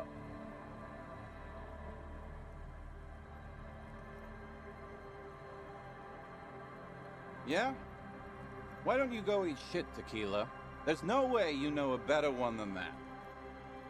There's the kind green ape. It's very kind and green. Take that, idiot doom spiral. I think that'll one-up your story. Magical self-replicating sound. I have to admit, that's pretty high concept. Still not as awesome as a headless rider in a found tracksuit, though. Okay, fine. Yeah? What about this one? Giants? That the best you got? Give me a break. Alright. I didn't want to have to do this to you, idiot doom spiral. But I'm whipping out my secret weapon. The kind green ape. You always try to pick the lamest option possible. Come on, Tequila! Okay. Didn't have to come for me like that. Hard to argue with that, I suppose. That's the reality situation for you. You think you got a handle on it, then blam! It throws some wild shit at you. That's why it's critical to stay well hydrated. That was a really good sound effect. I was like, why did it sound like you just pooped? It was like something falling into a... There was a splash. No one knows. Some say he stalks Martinez to this day, and can be seen near the canal when the clock strikes midnight. We should go check. We won't, though, because it's just a stupid legend. Kim, we should stay up until midnight. Hi. I saw him one night when I was right shit-faced. Well, okay. Any more urban myths? I actually do have one. The strangest of them all. But I'll need to fortify myself. I don't have any more alcohol. Do you have anything to fortify old Doom Spiral? Tell me you got some story juice. It's very hard to tell us. Wait. Tequila Sunset. Oh, supply the booze. Okay. Okay, we'll come back to this, idiot Doomstar. God, I can get so lost in his monologues. He's kind of like Joyce, how I could just like enter a vortex. My eyes kind of glazed over. Okay. Still haven't figured this out though. I don't think I can get out here. The legend returns. You know the dance. Smokable 300 smokes, for pissable booze. Pilsner. Drink it, then convert it to piss. And there's Oh, and wait. speed too. Medicinal spirit? Why does the bottle of spirits cost 300? See, friend, it's real valuable. Worth every real, if you catch my drift. Got it from a bit of a business venture. Want him You speak? know, it's funny, actually. He's finding it difficult to focus his watery gaze. What? This guy. We're getting nowhere. Conversation might bring a discount, no? Where'd you get that bottle of spirits from? This is medicinal spirits. The good stuff. Got it from the doctor's office. I got one of those scientific ampoules a few months ago. Torpedo, they call it. It's supposed to keep a man from taking a drink. Ew. Spits a nasty yellow clot on the ground before you. Didn't stop me for shit, that's for sure. 5 lemons with half a pack of butter and you're good to go. It really isn't. In a week, the goddamn kidneys started giving me all kinds of hell. Finally, the missus took me to a private doctor's office. Not a charity, the real thing. Those arseholes. Those arseholes charged me £4 to remove the damn thing. But I came out on top after all. Or that's it? Me who just went to the ER and I have to pay thousands, but yeah, no, it's fine.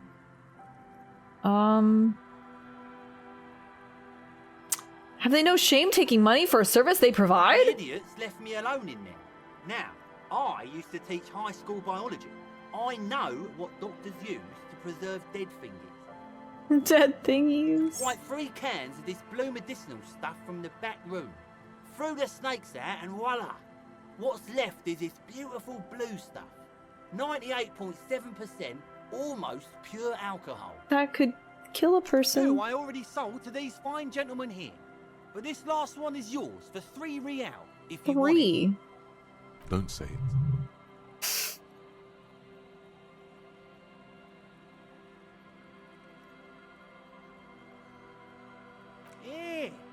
Be careful. It's extremely flammable. 3. One spark and the entire city of Revachon is wiped off the map. Feels like someone set a mustard field ablaze right inside your nose, then drenched it in tear gas. Your failure. nose is a singular source of pain, but at the same time you don't remember the last time you felt so alive. So, what's the deal, friend? Want the spirits or not? Ooh, I wonder if it'll come in handy for anything. It's not like I have a whole lot of money.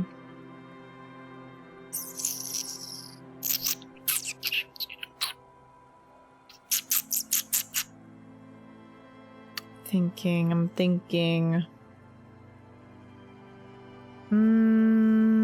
So what do you want then? His tone is aggressive. The alcohol boiling in his blood causes the agitation. Oh, I locked it. Damn. I thought I could come back. Oh. Oh, wait, there it is. Just kidding.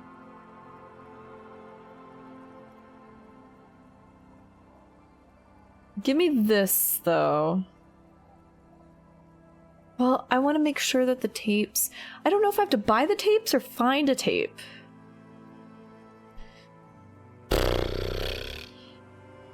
You know what? It's not that much money. Thumbs up, Captain. Tequila, wonderful. Not much, but it will do. This last one is the most Martinet story I've ever heard. I've never heard it mentioned outside of here. At first, I thought it was a joke, to be honest. But I've been on the coast 8, 9 months now, and in that time I've seen at least 3 expeditions come through, searching for something.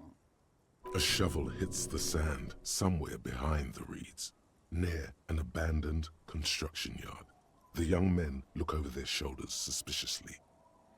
The sound of their digging seems loud in the sudden silence.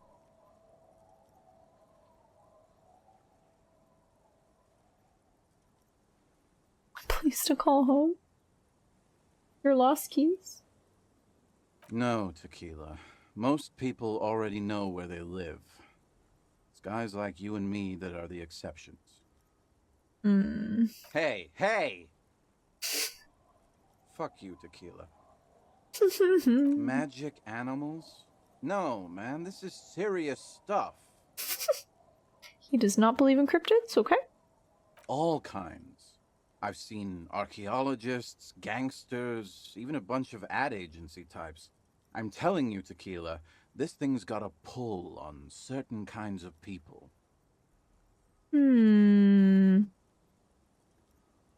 What do you mean, certain kinds of people? You know, obsessive types. People with predilections. What are we talking about? Some of those expeditions come back after a week or so, looking haggard and dejected. Others don't return at all. The first time I saw one of these expeditions, I thought they were fucking with me. There was no way it could be true. It was just too high concept, even for me. Wait. There's no way. It can't be. I'm not even sure I should be telling you this story, to be perfectly honest. You're in a fragile state, and it might be too much for you to handle. I can handle it. Okay, fine. I'll tell you. But I'm warning you, it's pretty out there. Our story begins at a legendary design studio, right here in Martinez. There was this designer. His exact name is lost to history, but in life, he was a legend. Made it big in Aranya, where he did some real pioneering work on grotesque and sans serif typography. A fucking genius, man. I love his voice acting. That is, if he even existed. Who knows? It's an urban legend, after all. He existed, all right. You feel it deep within your basal ganglia. He was as real as you are. What the fuck are you talking about? I'm talking about... Anyway, sometime later he started his own personal studio here in Martinez. And that's when he started working on some really wild stuff. I'm talking some glass-smooth, forward-looking design language, the kind of thing that would totally overthrow the old regime, design-wise. But then, something turned. You see, it's widely known that nose candy and pioneer graphic design work go hand in hand. Nose candy? You know tequila, nose candy, the White Railroad, party powder. The White The Railroad. kids on the streets also call it Snow Day. Oh, Kim knows. Sinus salt, the White Knight. Can't see, for its popularity among the aristocratic class of the prior century. Along with a number of more banal street names. Blow, of course, but also Flake. Wow. Powder. I didn't know it had that many names. Really, anything that's white will get the idea across. He's talking about cocaine. Thank you, electrochemistry. Oh, you mean cocaine. Shit, yeah, tequila. You know exactly what I'm talking about. Oh, he gives you a camaraderie bump on the shoulder as a couple of millimeters of booze slosh out of his bottle. What happened to him? You've got to understand, the work this guy was doing was so high concept that regular amounts of cocaine just Literally anything white. By the end, they were bringing it in by the lorry load. Now, as you might imagine, snorting that much cocaine can't be healthy for a regular human, right? Right. Wrong. Do it all the time. All the time? All day, baby. Thank you, electrochemistry. Always having my health as a top priority. Hey, tequila, pay attention. The story goes that one day he was balls deep in work on what he thought would be his pièce de résistance, an advert so minimal it contained neither text nor images, just pure white. Apparently the idea was too high concept even for this genius. He dropped dead right at his desk before he could finish. His last words are recorded to have been, "It's as white as a blizzard of cocaine." But the story doesn't end there. Supposedly, when they performed the autopsy, the coroner discovered nearly a quarter kilo of coke jammed into his nasal cavity. That's right. That'll do it. 250 grams of blow had accumulated in there over the years. We're talking high-grade Saramaritzine pure. Not that cut-rate shit your grandma does. There are those who believe the designer was buried with this quarter key of nose candy still lodged in his sinuses. That's what those expeditions are looking for. Oh. The cocaine skull. The cocaine skull. The cocaine skull. Oh, why do people think the skull is here in Martinez? Here's the kicker. This designer, this lead designer of a world-famous design studio, was born in Martinez. A local boy, Martin Martinez. It's a beautiful name. That's why he brought his studio here, back to where it all began. And that's why they buried him here, too. Perhaps right under Ab's pipe there. He points to the pipe. Or probably further down the coast, or in some yard in Martinez proper. A hidden mausoleum. No one knows exactly. I know, it is snowing, yeah. No, my grandma always told me his Timely. grave lay somewhere on the islets on the bay. This is ludicrous. Oh. And physically impossible. Sinuses can contain that amount of We can't get out there.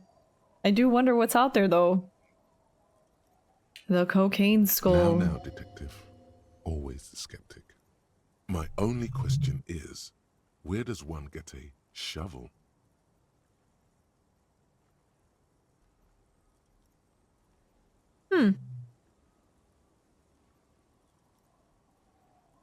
Yeah, you said something about the islets? Don't listen to him or his grandma. He's just making things up. Okay. No, my grandma told me. I've heard other people say it too. That it's underwater. Or no, maybe it was the storm sewers. Or maybe it's in the air. Or in an ancient state pyramid offshore. In a pyramid? Now that would be something. That would be something. Undertake it. Oh, this is a quest. The archaeologists say they want to put it in a museum. The gangsters say they want to sell it on the black market. And the ad agency guys say they're seeking inspiration. Bullshit. They just want to snort it. But you could beat them to it, Harry. You could snort the magic skull cocaine instead. You could be the first one to snort the magic skull cocaine. I'm pretty sure they all just want to snort it, though. And why wouldn't they, eh? Sounds like right strong stuff. They're pretty vague about it in general. The gangsters like to claim they're looking for the grave of a friend, with picks and shovels. The archaeologists act all official about it, saying they're conducting serious research. Honestly, I think they're not really scientists, just rich. The junkies, for some reason, are pretty upfront about it. They just say they're looking to snort some blow out of a dead man's nasal cavity. Honest men on an honest quest. You should join them. By now, I'd say I know about as much about it as anyone on the coast. Alright, I'm convinced. Whoa, whoa, whoa. Hold on just a minute. Finding it right now is literally impossible. What?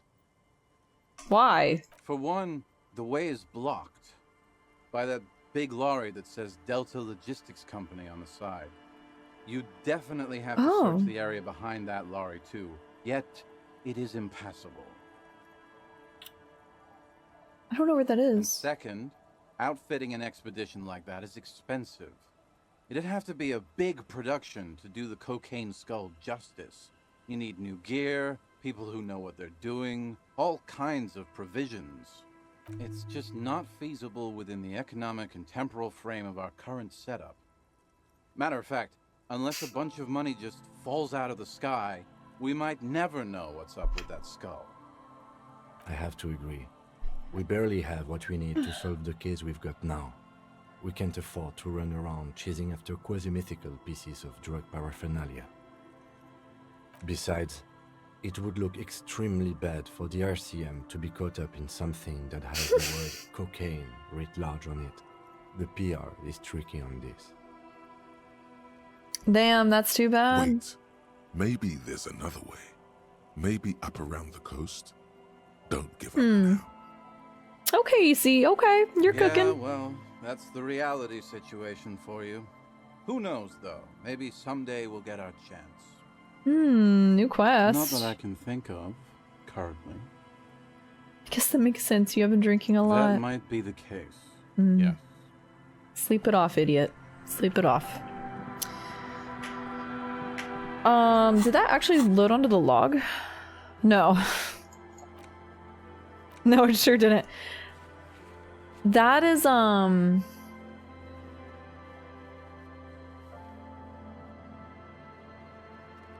ooh, that's tough. Okay, so we have like 2 invisible quests, I guess? Let me prioritize these before I forget. Can I get out of here? I always get trapped in these bushes. Wow, I feel like I haven't blinked or... Where am I?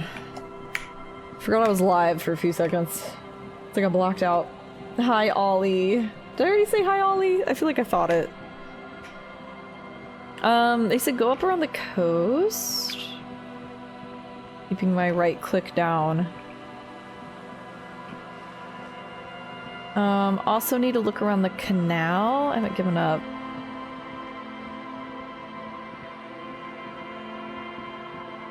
Maybe it's across the bridge, though. Can't remember if they said on this side or the other. Wait. Oh, I forgot about this. Oh, we can't go in. Damn. Alright. Oh, maybe the crystal cocaine head skull. Maybe it's in that locked door, remember? And I had like a 3% chance of opening it. So, technically, it could have been opened. But I failed it, so. Where? A tree! Hawthorne tree! Bronze-colored ribbons of magnetic tape are caught in Boom, its baby. branches, fluttering in the breeze.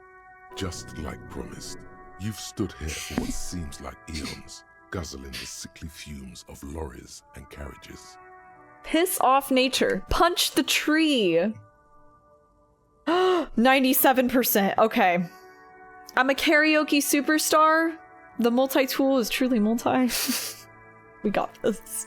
With slow and deliberate motions, I was a little pulling, scared, just like a bending, tiny bit. and unraveling, you manage to extricate the magnetic tape from the branches. Ugh.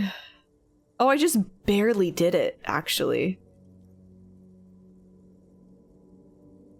I just barely got a 97%.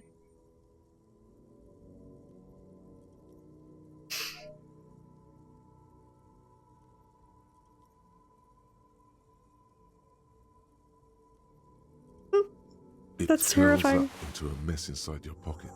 If only Don't you think could about find it. a way to re-spool it. They're trying to get me. They're trying to get me. They can't catch me. Not today. Not today.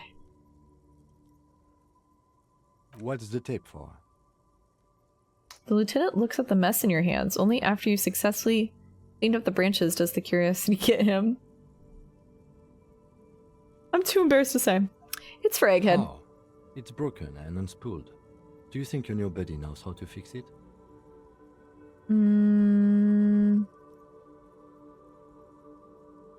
Maybe Egghead can point me in the right You direction. could also get it fixed at the pawn shop across the street. We shouldn't waste our time. That's true, Kim. Good idea. He might have the tools. The tape projector in the pawn shop uses similar tape. Good, Hawthorne. Pat the tree. Reveals a small sticker Oh. which has almost been worn to oblivion. It reads, RCM Emergencies Desk, number 8102. RCM. Underneath a slogan, Mankind, be vigilant. Okay. You tree-hugging panic. Physical instrument does not like hugging trees. The gnarled hawthorn tree on Rue de Saint-Gilles Lane endures the wintry gusts with ease. Hang in there, little hawthorn tree. You're being very brave. Okay. I trust this guy. I think he'll get the job done. He and I, Hello, Roy, hello. we go way back. Let me know if I can. You mean re-spool it? Yeah, I do, but I'm not some Mr. Fix-It. I'm a pawnbroker. If you want to pawn the tape, sure. Although it looks pretty worthless. Roy. Just explain why you need this so much. He's bound to understand.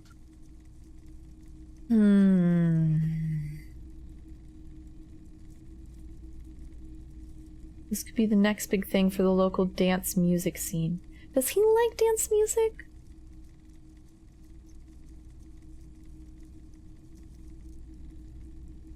I don't know. I don't know what would appeal to him more. No, it's different. Those film tapes actually Oh. mean something to me.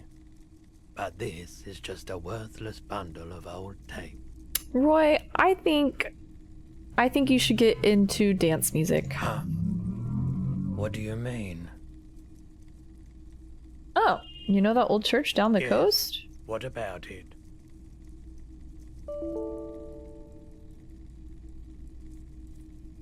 What the hell? Not my recording stopping. Well, at least my OBS didn't crash. It makes the same noise. Ugh, I definitely have enough room on that drive. I don't know why it did that. Is it any good?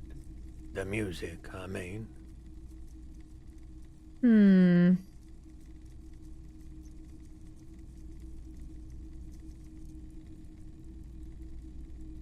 I need to funk it up. Man, you're really invested in this. I'm really invested, Roy. Okay, I'll help you out. It's going to take a moment, though. So just Okay. sit back and relax. Rip recording. You take some time to look around the store. The play of visuals all around the pawn shop is mesmerizing. Suddenly, Roy turns back to you with a reel of tape in his hand and coughs.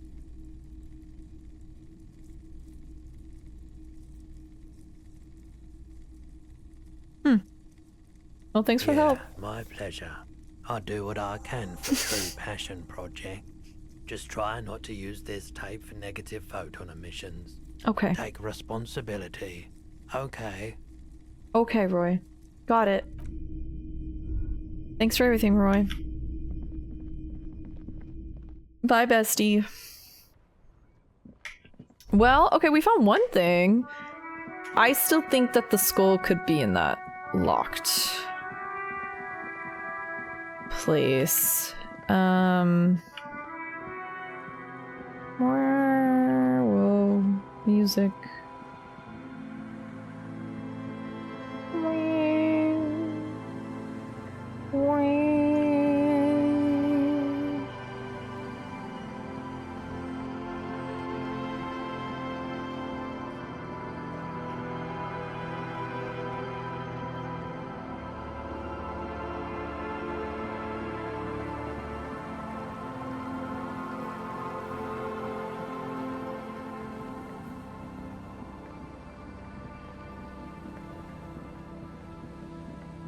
Oh, not in.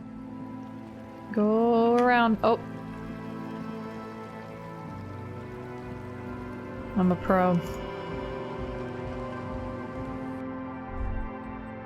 Okay. Everyone step aside. The large-headed youth has closed his eyes, lost in the music. Sensing you, he opens them. Good morning, comrade. Yeah! Here you are, the answer to all your problems. Yeah! Remix time! Tape goes here, into deck B. A hand on his ear, he listens to the audio through his headphones and shouts. Wow! Did you get this from Arno himself? I got it from a tree. Great excitement is bubbling to the surface within him. This is big. Listen, I'm just going to show it to you. Here, listen. Oh, okay, okay. Alright, I'm listening. Okay.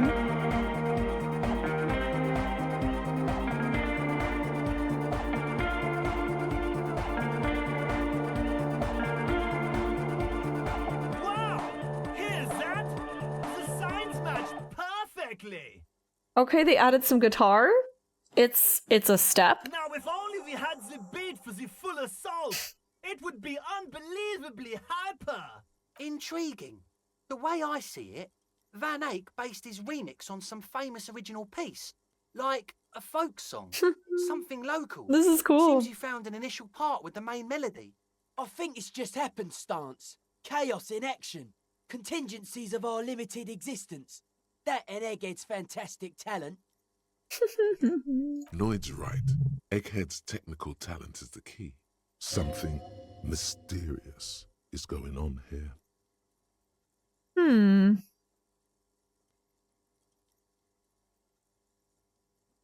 Maybe he lives around here? Be how it may! If it fits, it fits! Bring up the volume! What about the bass? Do you have any ideas for that? Yeah, I remember. You said it needs more bass. Kind of thought that this would solve it, but... You can't just leave it without a bass track. Okay. Yo, the warrior! The warrior of dance music! The harder core. Don't be too hard on yourself if you don't figure it out. I think the jam's already pretty ultra. But it could be hyper hardcore! Harder core. Help Egghead with the beat. This may take a while. Hold on. I have a thought. +1 interfacing. Ooh.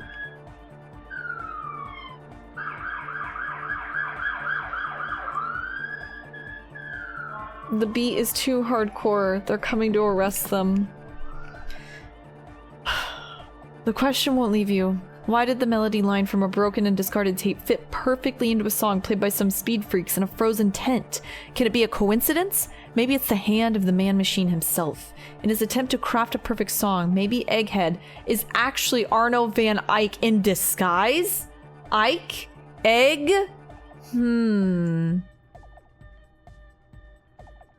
know what? I want to know. We're internalizing this.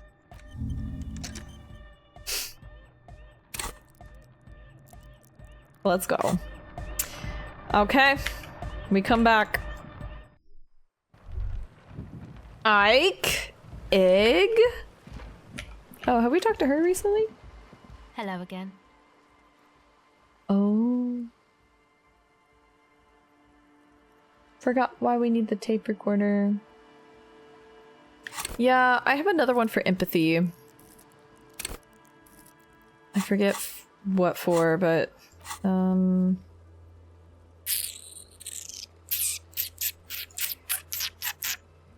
this one? Oh, Tommy. Yep.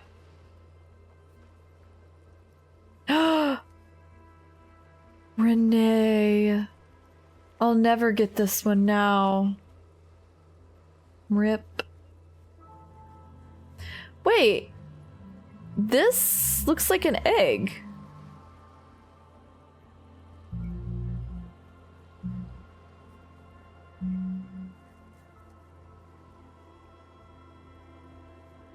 Why is there an egg here?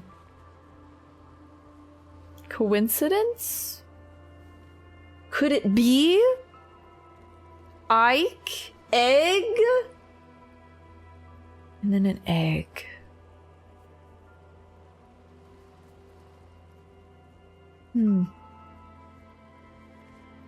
Strange. Very strange.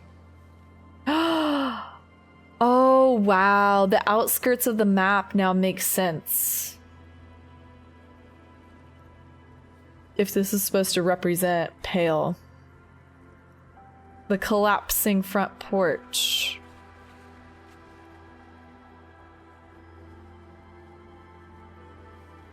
Wow. Wow.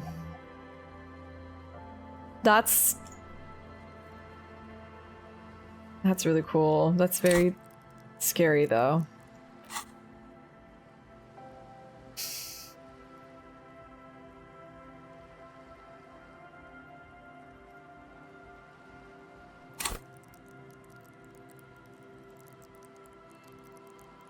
Okay. Oh, we don't have any. I've already used 3? Damn. Okay. Well, we'll come back. Maybe we have to wait for that thought to finish before we can continue this. I wonder what this is. In the meantime, let me search the coast real quick for no reason in particular. See that seagull up there? Remind you of anybody? Oh. Kim? What? Kim? Oh! No, it's you. Oh. You and the seagull are just alike. We are? Think about the seagull's story. It's one of endurance and adaptation. The seaside was paradise once. They were birds of that paradise. Then their paradise became shit city. And what did they do? They became urban survivors, eating burgers out of trash cans, killing and eating pigeons. Do they do that? No time for that sentimental bullshit. They're hustlers, getting shit done. They're one pair of track pants away from gangsters, just like you. I am the seagull. Own it. Steal hot dogs, shit in the sand, whatever it takes to keep going. Shit in the sand. Oh, that would have been a nice heal. If I needed it. Oh, the seagulls. I too am a seagull.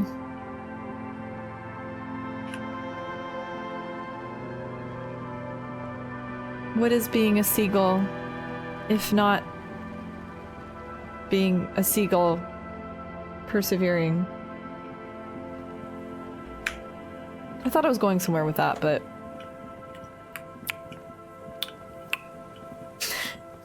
didn't really go anywhere. Okay, we can go up this way, yeah? Yeah. Try the door again. Oh, how's the engine? Must have been a big one. Huh. An old door worn by... It's military. The washerwoman mentioned a depot up the coast. She said it was for moving ammo and cargo across the bay. Let me in. I'm so curious. It kills me.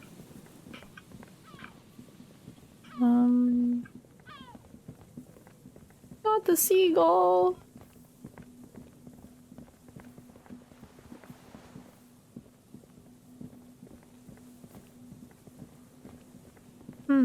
Well.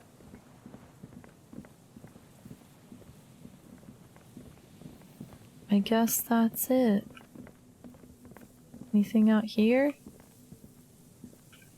I think they should hop across the islets. I think that could be real fun and whimsical and would satisfy my curiosity.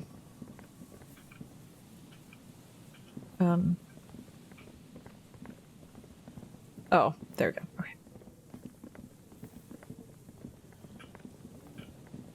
Well, I guess nothing there.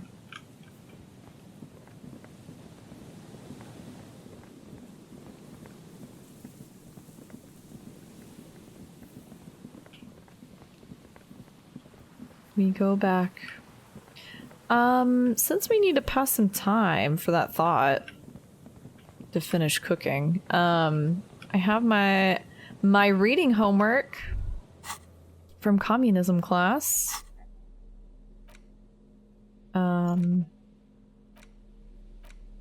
Well, oh. The cover of this pocket-sized volume features a swirl of orange, yellow, and green. The title, A Brief Look at Inframaterialism, is set in an authoritative yet approachable serif font. On the inside jacket flap, you find a brief summary. What is inframaterialism? A highly theoretical branch of Mazovian communism? A collection of mystical ramblings by a discredited revolutionary? Or possibly both? Everyone take notes. This will be on the test. This brief look, TM, introduces readers to one of this century's most fascinating and misunderstood theories in a concise, jargon-free manner. Is there no slightly longer glance TM series? You turn to the table of contents. The guide itself is divided into several sections with seemingly esoteric titles like Effects of Plasm on Root Vegetables and Mental Projection and Transference. There's also a brief introduction about the life of Ignas Nielsen. I'm a completionist. Known to his numerous admirers as the evangelist of the revolution, and to his even more numerous enemies as the apocalyptic Shrike. Ignas Nielsen remains one of the most controversial and fascinating figures to emerge in the years of the anti-centennial revolution, second only to Krasmazov himself. During his unparalleled life, he helped guide a revolution in one country and found a new state in another. Along the way, he committed some of the most notorious war crimes in an era famed for its atrocities. He is your brother, a fellow doom prophet. And yet, his most fascinating contribution to history may be the most overlooked. His theory of ideological plasm, from which his followers and successors developed the school of communism known as inframaterialism. If you're like most people, you probably believe that your thoughts reside in your brain, right? Wait, what? Oh, yeah. That's not right at all. Thoughts don't exist in the brain. They float through the air. Your brain is but a fish swimming through them. Ooh, the voice.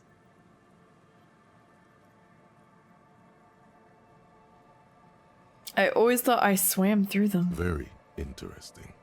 And not so far removed from Ignas Nielsen's own theories.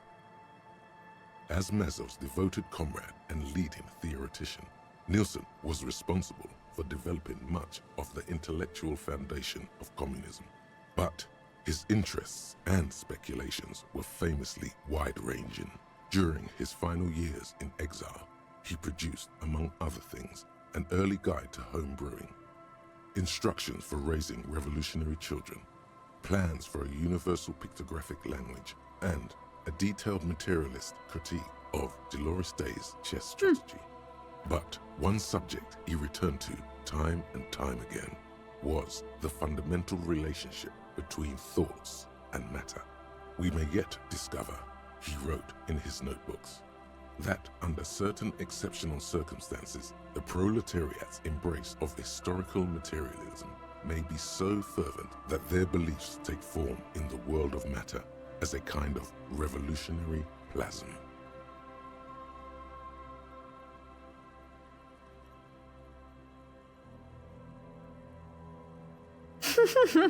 Whoa, huh? Okay. Okay, basic terms? Certainly. In essence, Nielsen is arguing that thoughts don't just reside inside the brain, they radiate outward from it. According to this idea, the brain is an ideological transponder, constantly emitting waves of highly politicized energy, which Nielsen called plasm. Okay. Whoa. Whoa is right. What's more, Nielsen speculated that this plasm, when it becomes powerful enough, might begin to influence the material realities surrounding it. Hence the name, inframaterialism. Unfortunately, Nielsen passed away before he was able to develop these initial ideas into a full-fledged theory. That work was left to subsequent generations of communist theorists. Building on Nielsen's basic insight, these theorists reached a startling conclusion that a sufficiently revolutionary state might begin to exhibit certain extra-physical effects based on the amount of plasm generated by its citizens.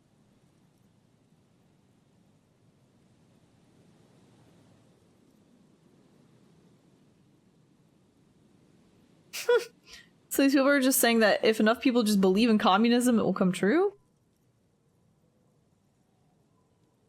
This isn't even Nielsen's theory, it's his followers. The actual theory is highly technical, but for the purposes of this brief look, TM, that's a fine working definition of the concept. Okay. There's probably something no wrong with logic this theory, but you're the kind of person who believes anything they read. Oh. So why don't you just roll with it? Okay. Inframaterialists divide the extra-physical effects of the revolutionary state by the level of plasm required to achieve them.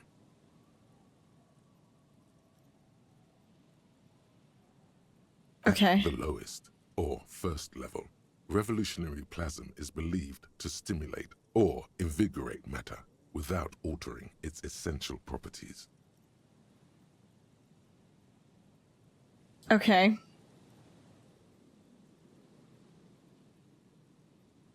The turnips. Precisely, though plasm does more than increase vegetable yields, it may also influence the physiology of revolutionaries themselves. It's also been postulated that plasm may account for the remarkably full and manly facial hair observed on some communist males.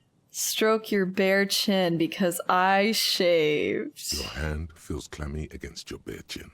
You wipe it along the back of the book and keep reading. Of course, inframaterialists argue that revolutionary plasm may stimulate human physiology in other ways as well. Oh yeah, we're talking about white-hot communist sex, baby. That's correct. Reports from the revolutionary period claim that the most radically devoted communards were able to engage in vigorous intercourse for up to 8 hours at a time. Stamina. 8 hours? The failure. Okay, that was pretty critical. Be mashed to jelly. No wonder the communards Endurance failed on that one. They were too shagged out. And on that note, you feel like I got myself organized of inframaterialism. Enough to carry on a basic conversation, at least. Okay. But if you'd like to go even deeper into some of the more speculative aspects of the theory, you could always read further. We could read The further. book fits quite snugly into your palm. It would also fit comfortably into a jacket pocket. Is this the fully automated luxury gay space communism I've heard about? Yeah, that's... Yep, that sums it up. Yep. Technically, there is encroaching space. Hi, Animator. Thank you for the 2 years. I appreciate it. We've had a lot of dialogue today. I keep like... It's like I'm reading a textbook. You flip forward A bullshit textbook, but a textbook nonetheless. Titled Mental Projection and Transference. When a community has achieved a sufficiently high degree of revolutionary fervor, inframaterialists believe that second-level effects may be observed. Wait, hold on. What? A community has achieved a sufficiently high degree of revolutionary fervor. Okay. A lot of fancy words for like nothing really too descriptive at all. At this second level, certain To hyper-revolutionary be honest. individuals may even develop the ability to extend their thoughts into material space and vice versa. They can read minds? According to inframaterialist theory, yes. Under suitably revolutionary conditions, that is. Of course, one doesn't need to be Isn't that just academia? to be attuned to the thoughts of your brothers and sisters. Touché.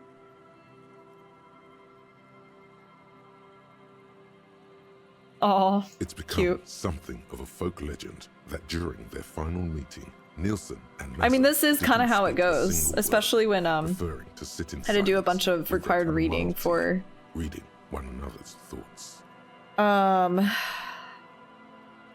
like theorists and ideologies and such and modes of thinking, like literally learning how to think and like certain philosophers and stuff. And when I had classes that really delve into that, which were required for my English degree, this is kind of what it felt like.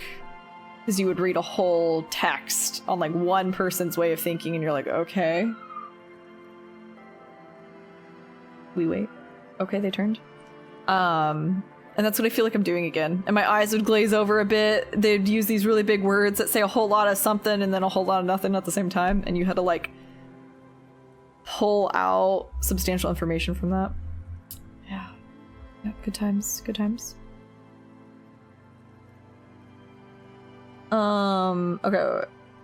Nilsson Mazov didn't speak a single word, preferring to sit in silence with her chamomile tea, reading one another's thoughts. Strangely beautiful. One of the minor tragedies of the late revolutionary period is that few reliable accounts survive.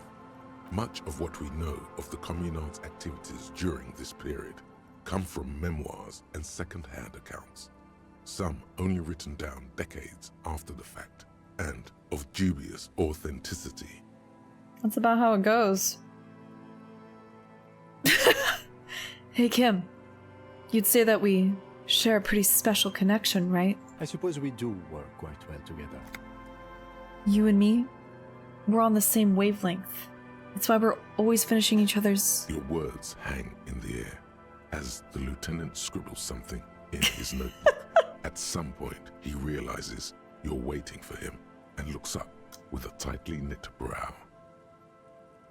Senses. The lieutenant looks at you evenly for a moment, then returns to his notebook without a word.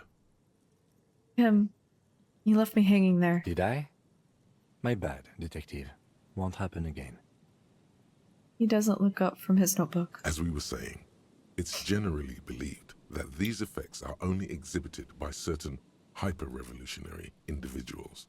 Generally less than 0.01% That stung of the Kim. revolutionary population.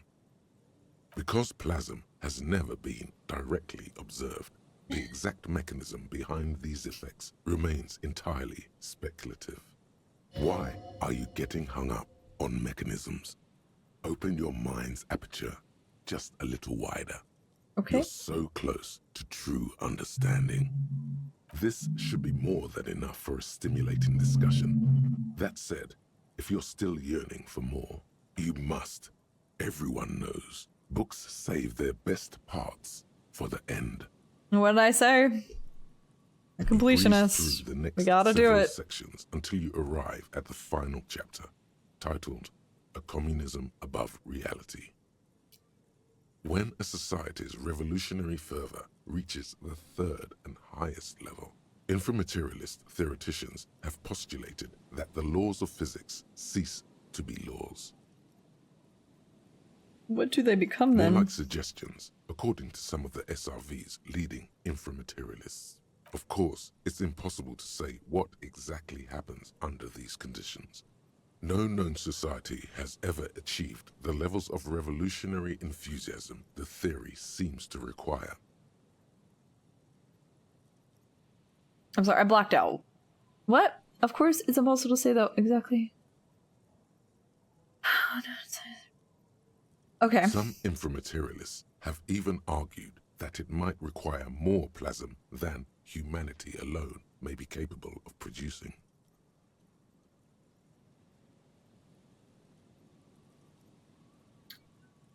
Has anyone ever gotten close to reaching the third level? There are numerous stories from Samara involving bandits or fascist mercenaries being levitated by farmers from the most ideologically advanced communes. Of course, few of these incidents have ever been rigorously investigated or substantiated. Among known attempts to channel third-level capabilities, the most well-documented is the curious case of Coalition warship debutante. I guess I gotta know what that's about. It concerns an interesting series of events that took place during the invasion of Revachol. As Coalition forces made landfall, a cadre of Nielsen's most fervent acolytes attempted to compress a Coalition-era static with their collective will. According to Communard law, these acolytes positioned themselves at the top of a redoubt just over the Bay of Revachol. From that vantage, they proceeded to visualize pinching Coalition warship debutante between their fingers, a gesture believed to assist in the extra-physical materialization of their thoughts. Did it work? The acolytes, along with the redoubt, were vaporized in an artillery strike before the process could be completed. Yeah, okay. Picture the lot of them, all standing with their fingers in the air 1 minute, the next reduced to a bloody mist. It's been said, though, that in the weeks following the battle, the captain of the debutante noted an increase in incidents of crewmen striking their heads on unexpectedly low bulkheads.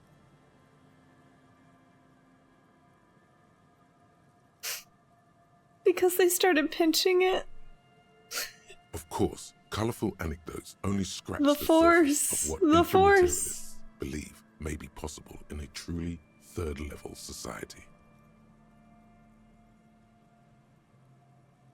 Are there non-human sources of In plasma? the SRV, there have been attempts to organize certain species of aquatic mammals, as well as a few of the higher corvids. Those are crows. The crows. I know that. But, as of this writing, only human beings have demonstrated the intellectual capacity for revolutionary communism. And they say this because aquatic mammals are really smart, and so are corvids. Like, they're the smartest birds. I know things. Sometimes. Readily, human beings have demonstrated the intellectual capacity for revolutionary communism. Wait. Okay. What would a third-level society even look like? Some have theorized that such a society would be fundamentally unrecognizable, lacking many of the institutions we typically take for granted in advanced societies, including organized governments, financial institutions, and law enforcement. Did that book just say there's no place for you in this future? Others have argued that people living under third-level conditions will be immune to such infirmities as hunger, disease, and mental illness.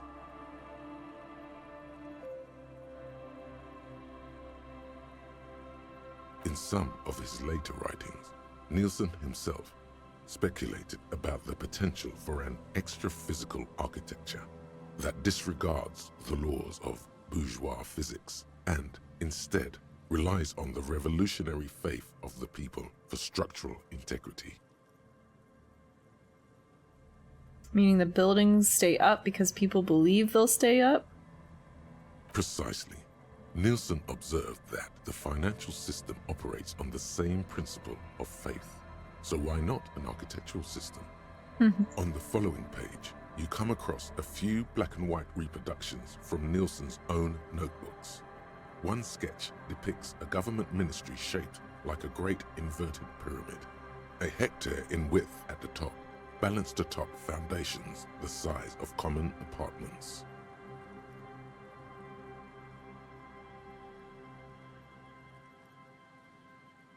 Another depicts a leaning tower wrapped in a dramatic helix. The caption beneath it reads, "The Tower of History." Something about that tower looks awfully familiar. Could it be that's what the students were trying to recreate with the matchboxes?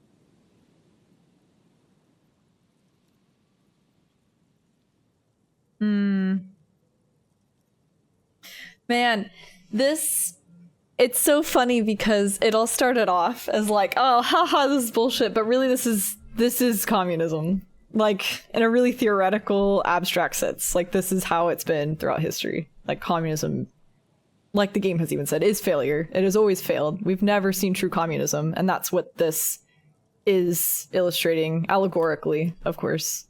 And it's like, oh, the believers, they used their fingers to pinch, and they believed in this matter, and, like, it all seems so, like, supernatural, right? Like, it's not real. But that is literally the concept of communism. It's never been actualized anyways, so it's very much paralleled. Like, if we try really, really hard this time, it'll work.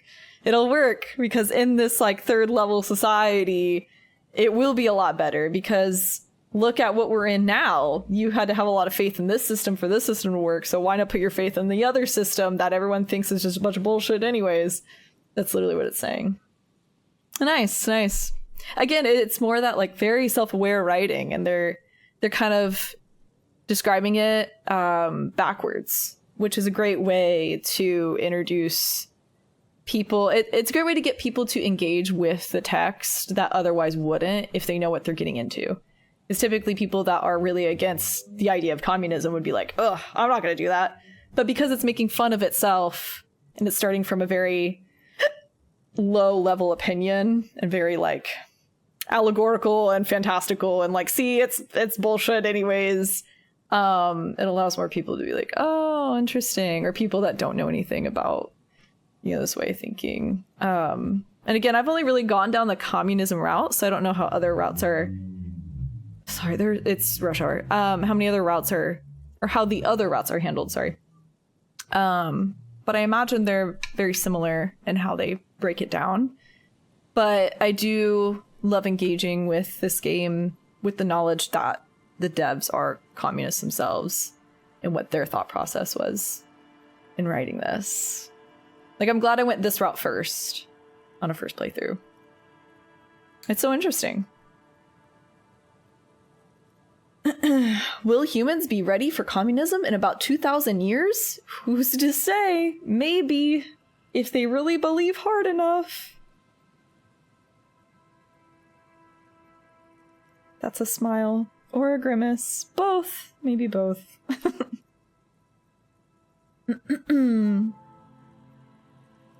Oh man. They are so loud out there.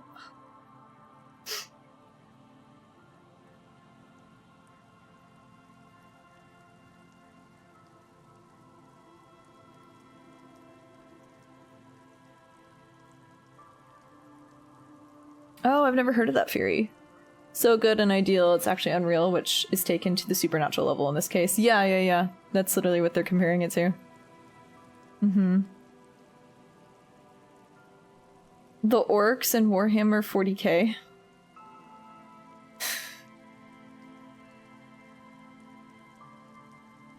The little fact about the orcs.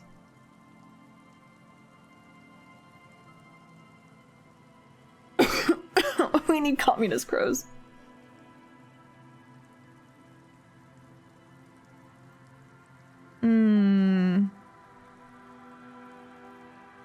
Yeah, it's really cool following up. That's why I wanted to see the book through, for sure. I want to see every little... I mean, it's kind of true with the entirety of my playthrough. I want to see everything that I can. But, that's why I was always reading every book. I read every option of every book. I wanted to know. I want to know, because someone wrote all this, you know? They thought of these different choices you can make, and someone wrote this book for this game, you know? Well, book.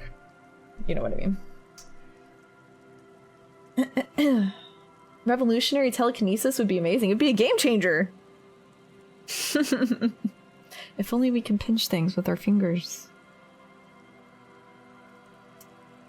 Where was I? Something about that tower looks awfully familiar. Could be that's what... Oh, right. Yeah. What if the people stop believing and the buildings collapse? In the corner of one of the reproduced notebook pages, you can make out the following words, written in Nielsen's distinctive slashing script. A state that has lost the faith of its people has forfeited the right to exist. Ooh. That's a really powerful statement. I'm screenshotting this. Damn. That's good.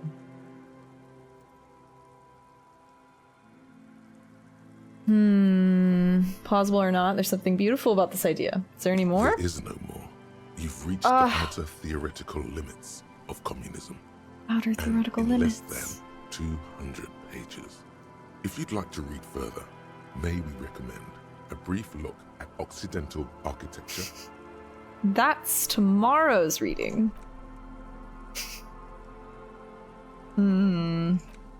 It does make me kind of miss college. A little bit. Can't believe I'm saying that. I guess just learning and being provided books, like being given a structure of like, what books should I look into, and yeah, I don't know. Just kind of wistful. Anna van Eyck. Okay, so Egghead is clearly not Van Eyck in disguise. This is Van huge. Eyck is an Oranese disc jockey, but those people get around, especially in Revachol, in the clubs on Boogie Street. Perhaps he stayed here for a short stint and discarded part of the song he was working on, just threw it away, and then it ended up in the hawthorn tree. But why? Did he think it was retrograde? It wasn't. Perhaps he caught a glimpse of the future and did not want for it to arrive just yet. Perhaps the city whispered the top line to him, and he was frightened by it. Oh man. This picture.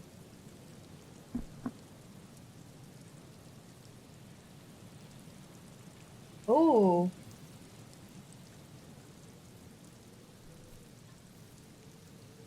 God, they're always so disturbing in such interesting ways.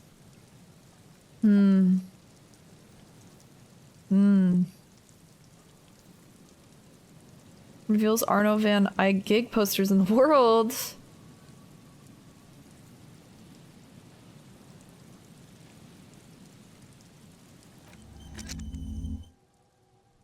Nice. That's pretty cool. I really like that one. I really wanted Egg to be Ike. I kind of did too, to be honest. I was into it. The conspiracy theory. Yeah, the Motorix white checks is huge. That's huge. I think I had a lot of those. My Motorix is low, so... Where's the... Where's my map? Oh. Oh. Cafeteria window's low, though. This one didn't unlock, though. Rip. This one's gone. That one's not accessible. Oh, just kidding. I only had like 2. Damn. I used to have more. And these two aren't really anything. Just kidding. Rip. Yeah, I would love to see the art on all of them after I'm done playing the game. I feel like there's so much to pull out even from the art, analysis-wise. Well, we passed some time. Maybe this unlocked this quest.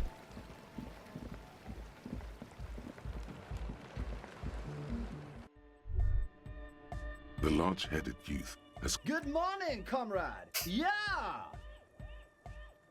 I thought about the discarded melody and came to the conclusion that Van Eyck has lived around here. Sure, duh!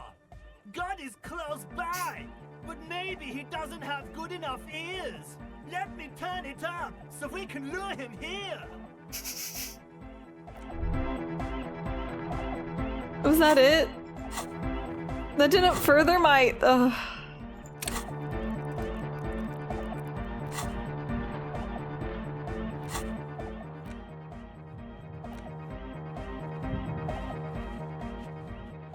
This may take a while. Okay. So this also is stuck.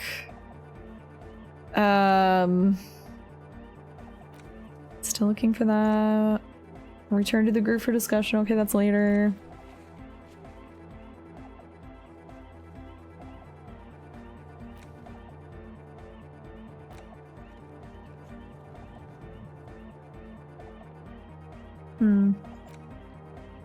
Still haven't watched The Dirty Jacket, even though I had a tub at my disposal.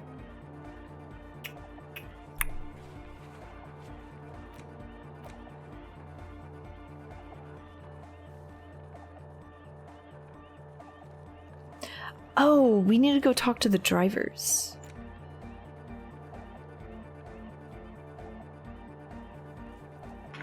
Okay. See you later. Oh, it's thundering. I think. I feel like it never does that.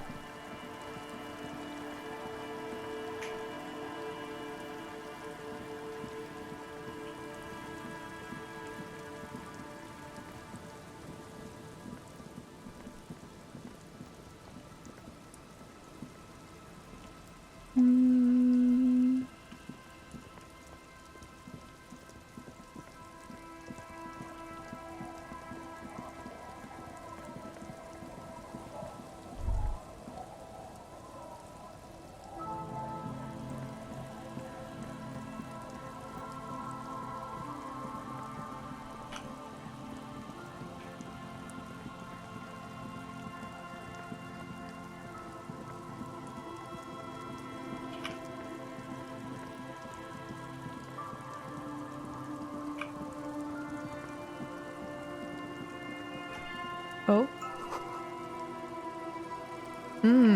Nylon and ozone. Yum.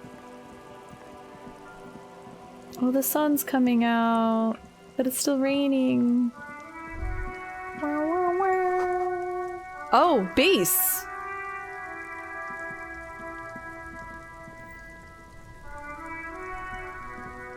From where? What? In the pawn shop?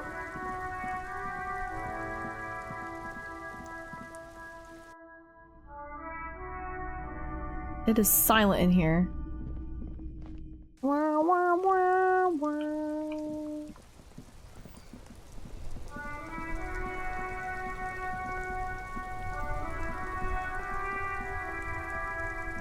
I'm hearing thunder. Inside, you see a set of steering Well. levers, a radio microphone, a pull-out toolbox, and the soft glow of the fuse This is Precinct 57. How may I assist you?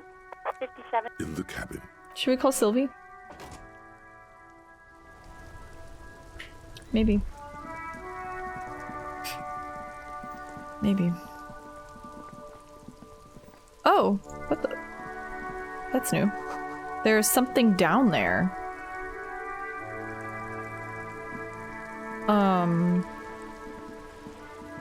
What? What? What does this mean? What the?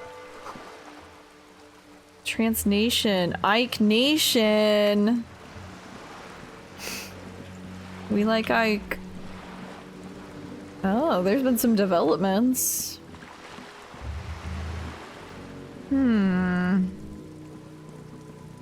Oh, what's this? Old poster hidden below new ones. Arno Van Eyck, 49, the Palaceum. Oh, it's that. I can see the posters now. Obscure live performance in a dirty underground bunker.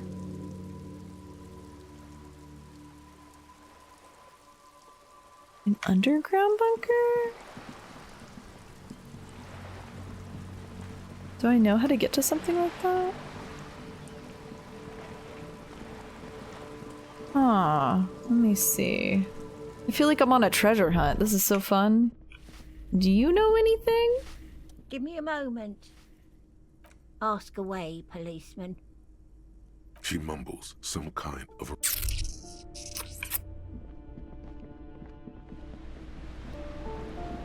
Anything in here?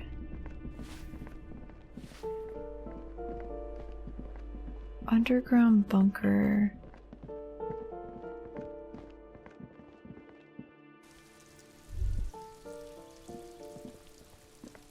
Definitely wouldn't be this.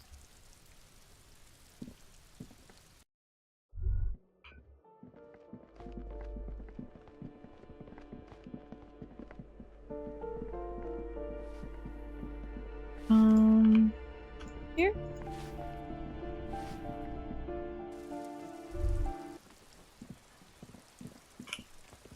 Hey, Cindy. Hello again, officers.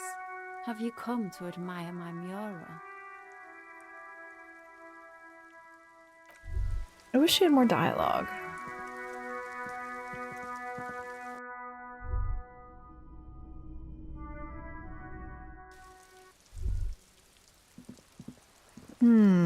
Underground. The homosexual underground?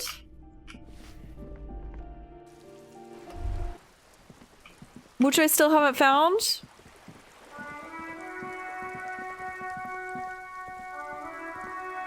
Just an ordinary wall. Nothing to see here. It's still 3%. I have so many buffs too.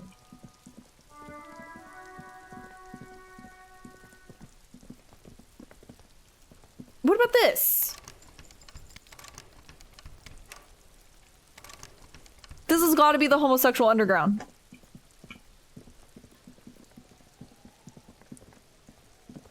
Coon West. Do you know anything? Okay. Good conversation. Okay. Well. Got a whole lot of nothing to go on.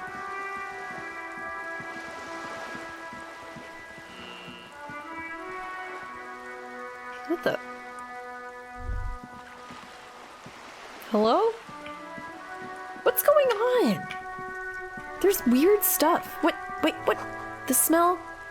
A potato cellar in spring emanates from the air vent. Potato cellar? What the? Hello again, sir.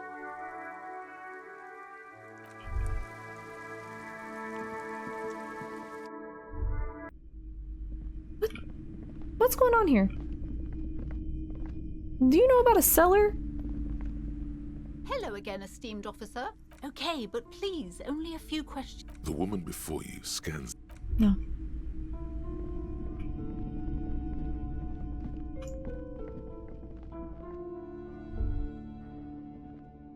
Oh, we could try this again, I think.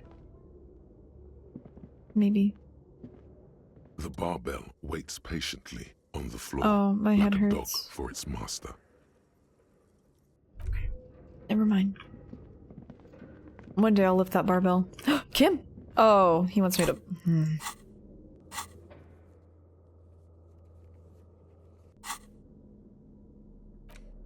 I know, I know.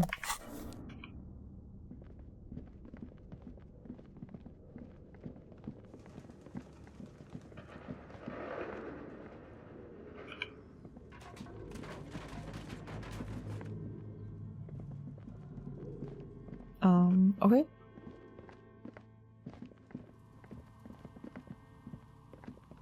Has anything changed here? It's you again. Are you looking for a dye?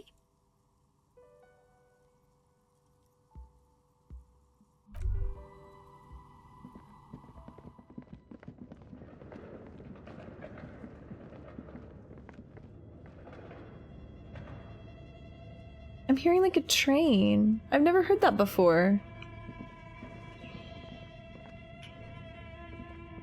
Birds? Am I hearing things?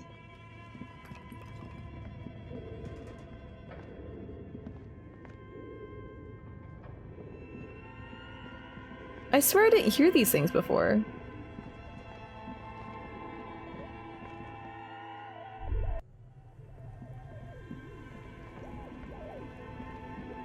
A thick layer of coal dust covers the furnace, coloring it pitch. The bear's eyes are still glowing red, watching over all the ice cream. Good memories with this fridge. Inside its belly.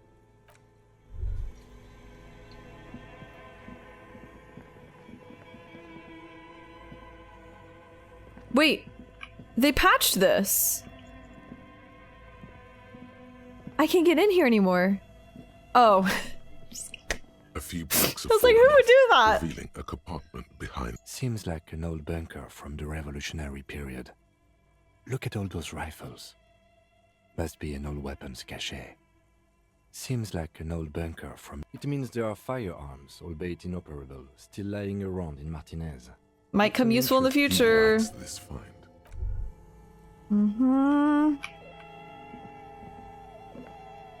I wish there was more in here. And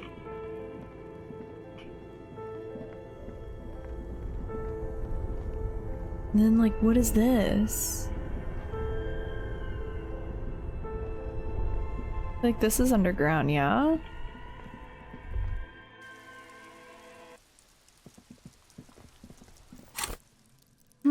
That's so strange.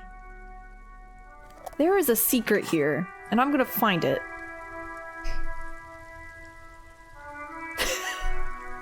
Mark my words. There's a door in the Whirling Rags too that I'm like,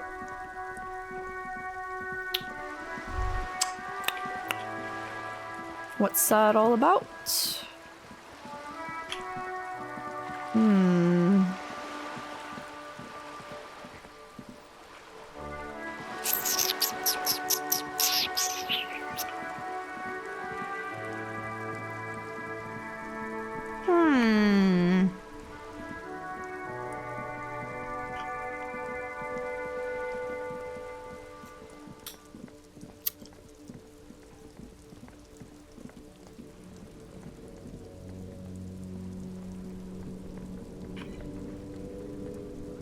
Stuck in the rain in a traffic jam, man. What's on your mind? I wish I could talk to him more.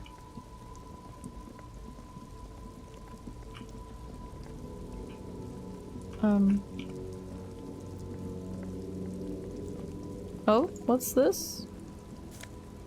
Oh, right.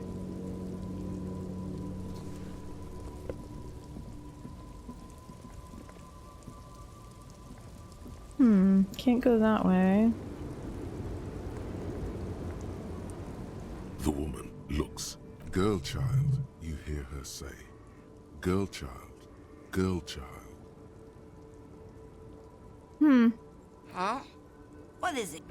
No, never mind. Sorry.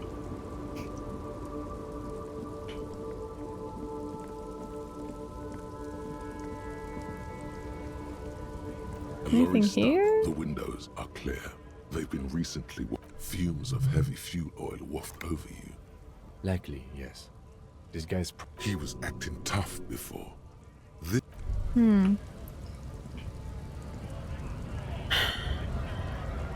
Oh.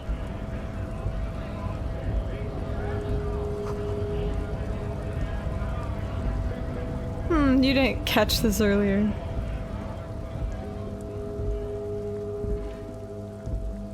Grant us eyes. Looking for something odd? Oh, Half-Light. Off again? Could do that. I don't have the EXP though. Oops.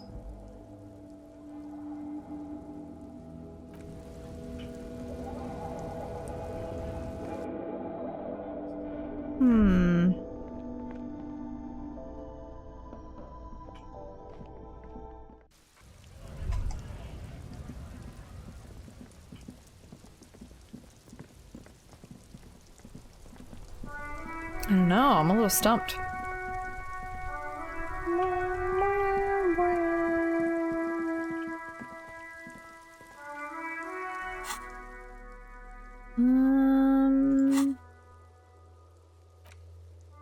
It's so interesting that it gave me little hints about the base.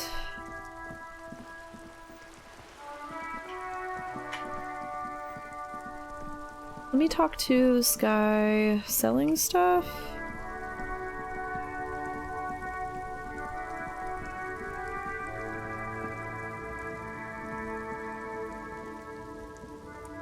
The shine on these sunglasses lasts a lifetime, officer. 100% guaranteed. Oh, this is probably the tapes. You keep coming back. Well, that's good, officer. Maybe that would be good. Clothes, keep saving that. The speakers below are banged up and worthless.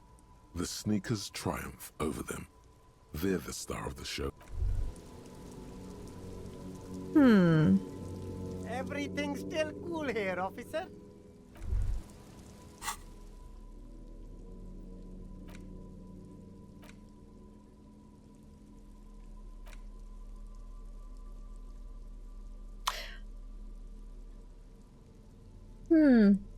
I'm just thinking.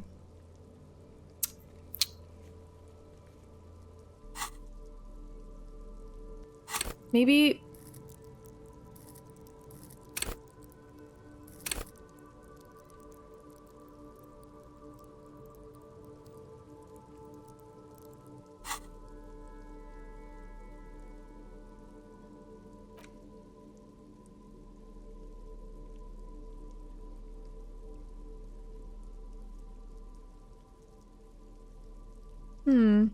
Let's do conceptualization.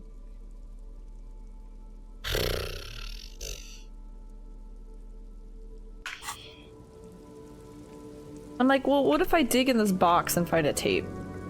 And it has, like, the music I'm looking for. But then why did the world give me these tips on, like, something underground? It's so strange.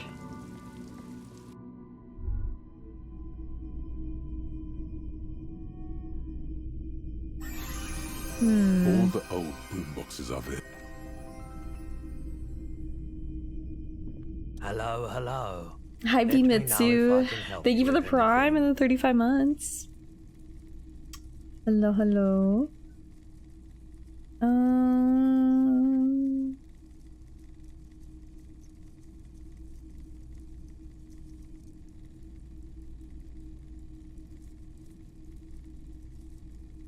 The traffic menace? Oh, that's me.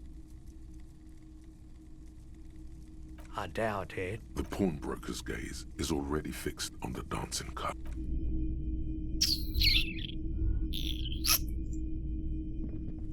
You see rows of toy soldiers guarding The headless Falm Rider. displayed on the table.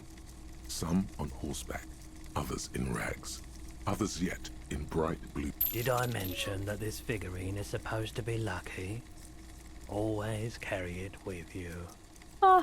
That was a very smooth salesman's grin that almost comes off as earnest.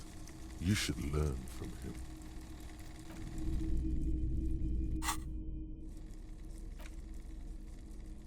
Wait, didn't I have this and I sold it to him? Did I just buy it back? Okay. Yep. I was like, this looks familiar. It's just been so long. Well, that's funny. It's all related. It's all connected.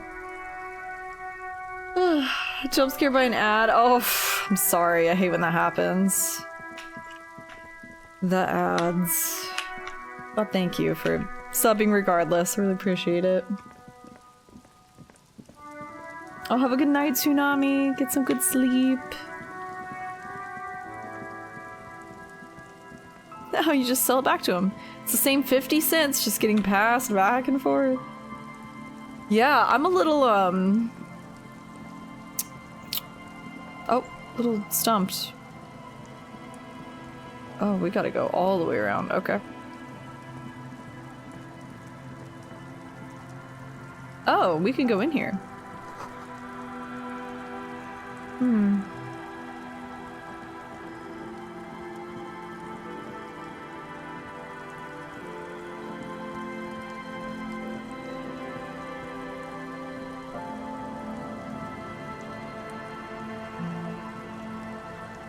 Our tenant, the police. I hope the waves don't keep. Could you wash it for me? Wash it for you. But it's going to take about a half an hour. Think you can stay put? That's fine. Hell yeah. No, we must run around ceaselessly. It would be torture to stay put. That's all we do. Use a breather. It's been another track and field day. I wonder if he says that because I have caps lock on and I run everywhere. Well, hand it over then, and I'll see what I can do.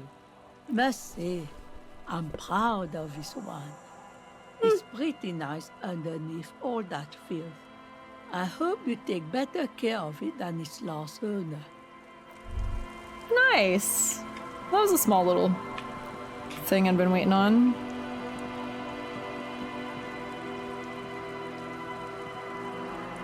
Tequila sunset. Here's your jacket, fresh My washed. jacket?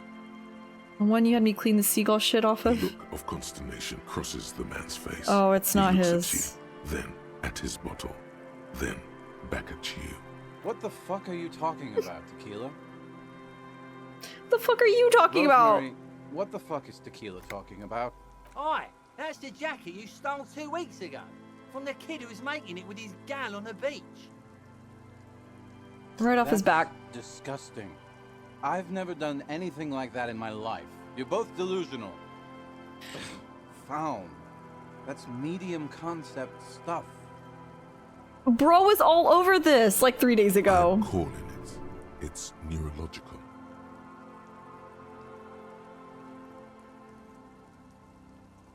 No, take it. You know what? Fine. Maybe I can pawn it for some booze. Take it off my hands. Aye, good thinking. Well, did I level up? It's so close. It's so close. Ah!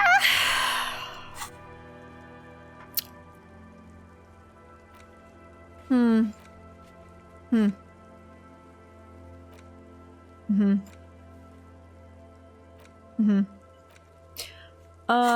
Let me go talk to the kids again.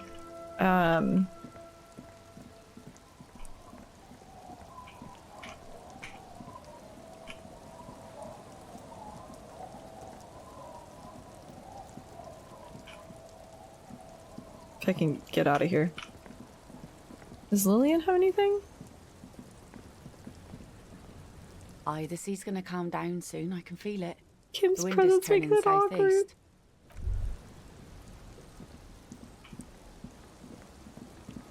What is this?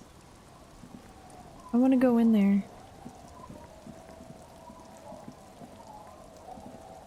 The scruffy-haired little boy kicks a Oh. stone while the other watches him do it. This one doesn't say anything, kicking the concrete with his worn-out sneaker. Lily's our mum. The stone kicker laughs suddenly. His head is too large for his shoulders. The other one laughs as well. Maybe there's some kind of reason why they're laughing. An interesting reason, somehow tied to the case. Okay, I'll bite. The boy stops laughing and looks at his toes. Oh, okay. So now he's shy. Now he's not talking. Children are wobbling around stupid. like he's afraid of something. Is little Lily your sister? Okay. Yes.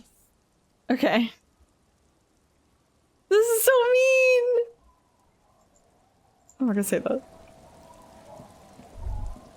Kim's gonna be like, man. Harry's not a great guy, huh? It's just, I love unraveling the layers to Harry. And why he thinks the way he does and says the things that he says. And hates himself so much. Mmm. Tasty.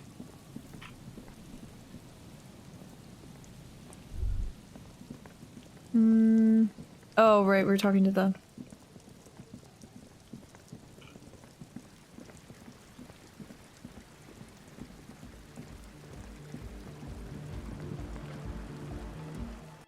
Children are stupid. The large-headed youth. Good morning, comrade. Yeah. Not you. Hi again. So, how are things going?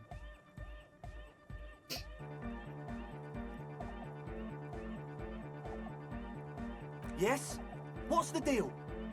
Oh, this is unlocked. I wonder if this will affect my other quest with Egghead.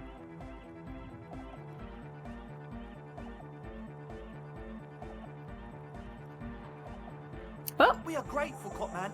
You're an augury of a new era of anodic dance music. I have to share space with her. That's fine. We can manage. We appreciate it. It's going to take us a bit to move our stuff inside. A couple of hours, maybe. Come check back later. Let's get moving. Oh. They're gone. Oh, she's gone too. Everyone packed it up. Okay. Well. I wonder if they are inside. Oh, the lights. Thank you. I hate when they go out. They go out approximately 6 hours after I turn them on. And I turned them on early today.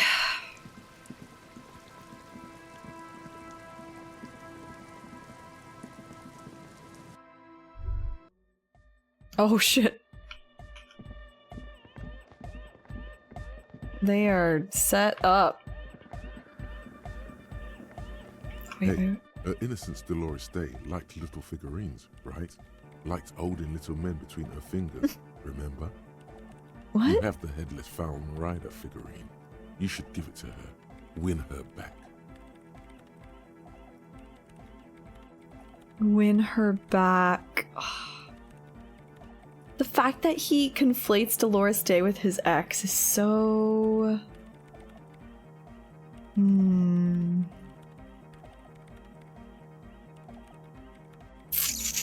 So interesting. This is a task of mine now. Very, very, very nifty. Nifty and mysterious. This is surely what the figurines are for. The guitar!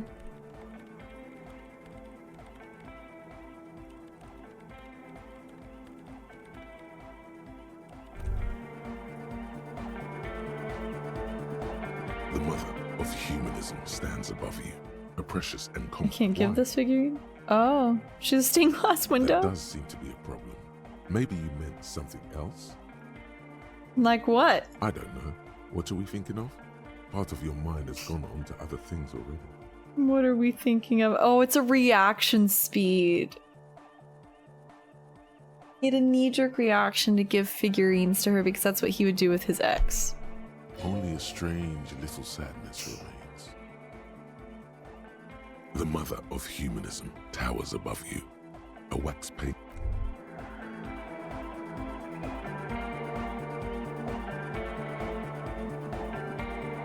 You got us in, Cop. I can't believe you got us in. That's kind of a banger with that guitar. With wonder in his sharp eyes. Between you and me, I don't know if you've noticed this about Boom, baby.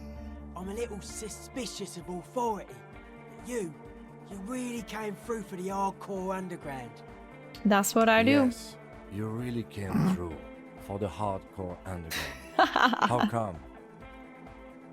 Kim, Andre is busy cutting some. look at all the things that I get from it. Look at all the CXP. Ungainly shapes on the church floor, sweating profusely. Estelle using her contact mic to listen to a tree underwater.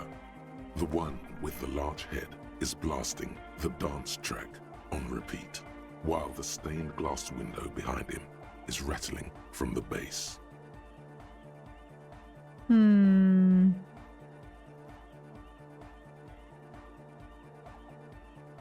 These kids got spunk. I admire that.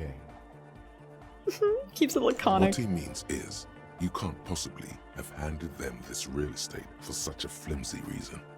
Then again, whatever keeps your nose out of the bottle and on the job. What do you think about the church? It's a miracle of carpentry. Dead bodies carved into total shapes. Now it can be something more. How old do you think this church is? That's right. The first settlers built it, plus 6 more like it, on the coast here. Was one of the first things they did. Must have been really scared of something, but I understand. Alone on an uninhabited archipelago, forced to face themselves and nature. Pre-industrial quantities of solitude. The sea, perhaps something more fundamental. He means something paranatural. He must... I would want to build a safe place for myself and my own as well. What style is the church built in? Cop who's into building critique. Okay then, this is folk DeLoreanism, lawmongerer. It's a subset of early DeLorean architecture. Wow, he knows that. Total. Everything between an ancient concrete cathedral and a glass cube is DeLoreanism. This is just an homespun version of it. Folksy stuff. Early mass production. They made thousands like this. Does that help you out? What would a DeLorean building look like? That woman there. Vertical, thin, white. A false image of grandeur. The source of the system is up there. You're at the bottom. They really dug that power vertical. Like to show off large and intricate structures. Arches, spires. Put you down with them.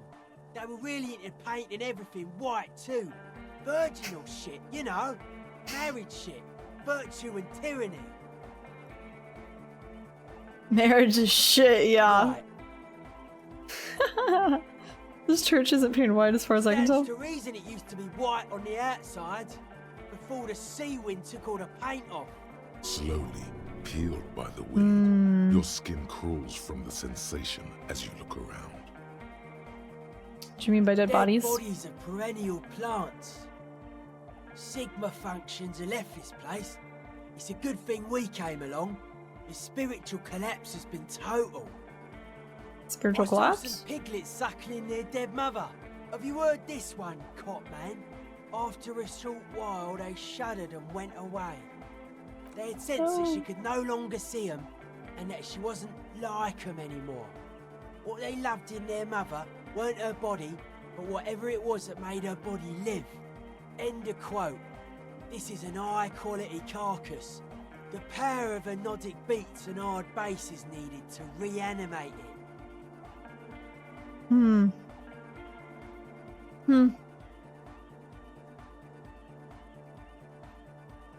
Not a big fan of the Innocentic system. 3,000-year-old tyrannical regime of history, built and maintained by hundreds of generations of self-appointed intellectuals. It's false core.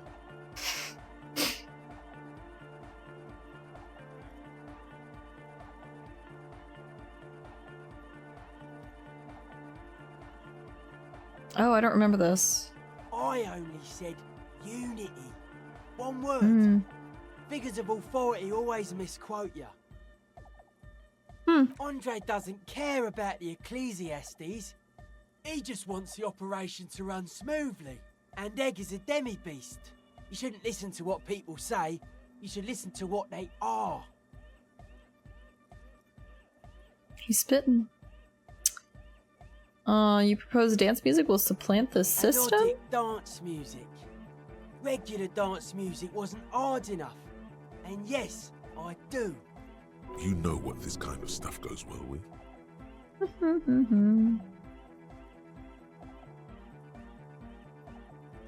Ooh, I wonder what he would say to this though, but also I don't want to make him distrust me.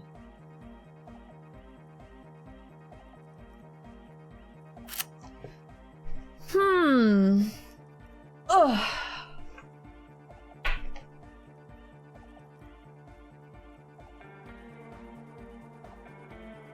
Let me see what he says. Only a little. Only a little. Cool. It's a necessity. All large human gatherings are narcotic. It's just the way of the spinal cord.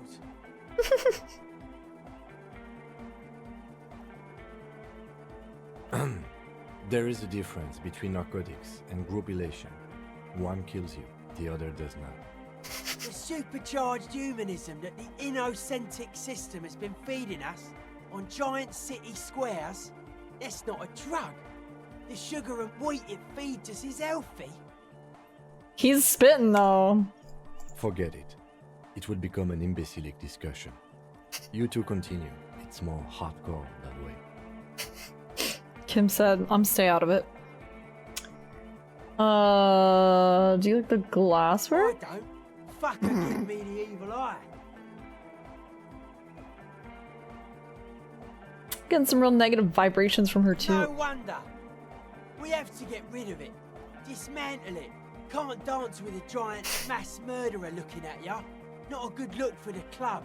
Mellow, man, mellow. No one's a mass murderer. This is a house of love. Mass murder on the floor.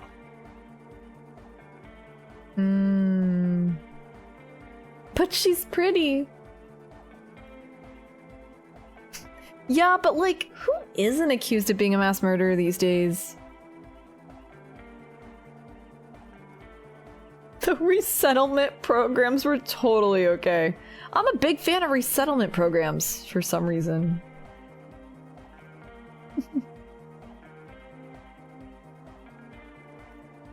Would you say she was human? I like this question, Cop Man. She did not live the life of a human. She lived like someone who's playing a game. The life of an operator. That's not the life that humans live. She was adored. Humans aren't. I don't know about you, but they hate me. And they do not think I'm innocent or some shit like that.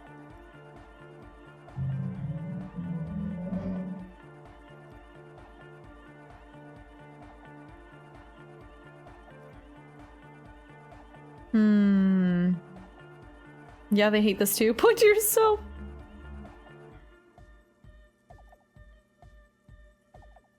She was a player. She played us all. It's just a game to her. The projection here. Chef's kiss. So juicy. This is tough.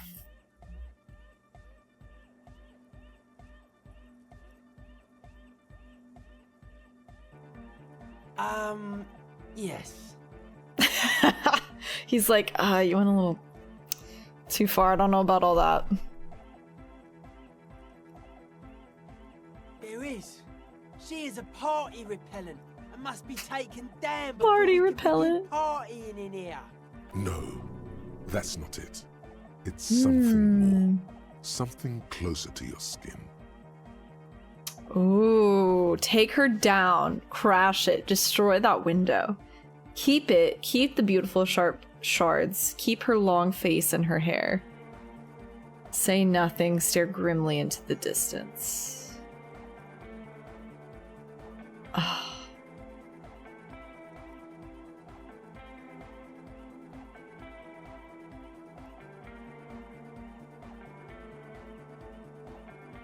Oh, that's so interesting.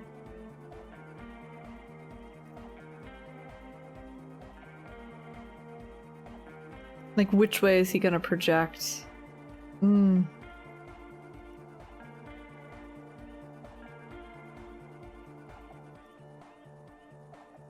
Because on one hand, it's like, hold on, there's a very loud siren on its way.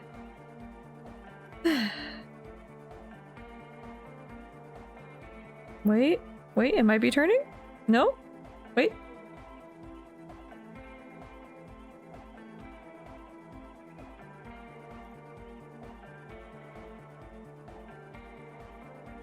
Nope, they turned.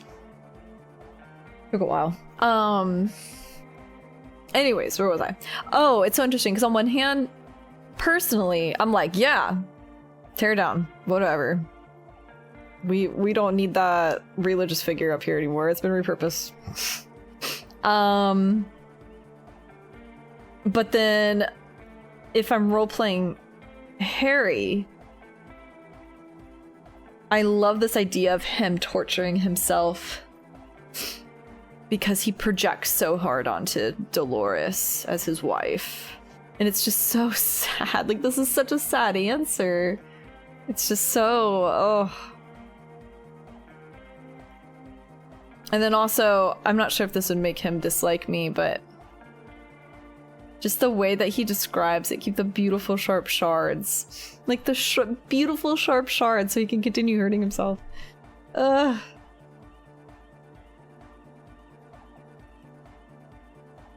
The speed freak's eyes narrow with suspicion, as if he's looking at a man possessed. It's not coming down. People are gonna love it. It'll be like our thing. Plus it keeps the cold and the rain out.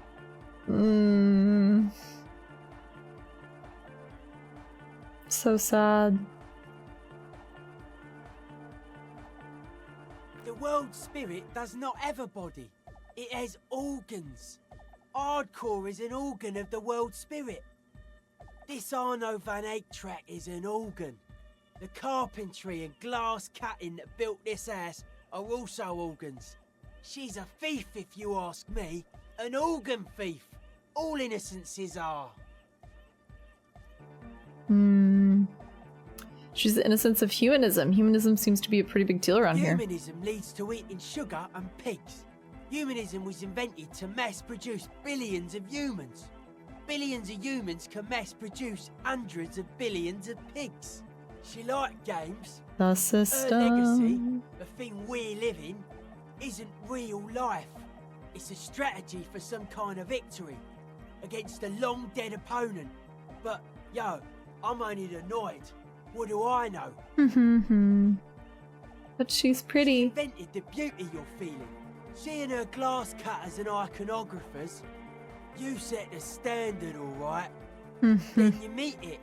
It's effective like that, but it is also very soft of core. Soft of core. Beauty of hers. It seems like I like it soft because it's anything but softcore. It's terrifying.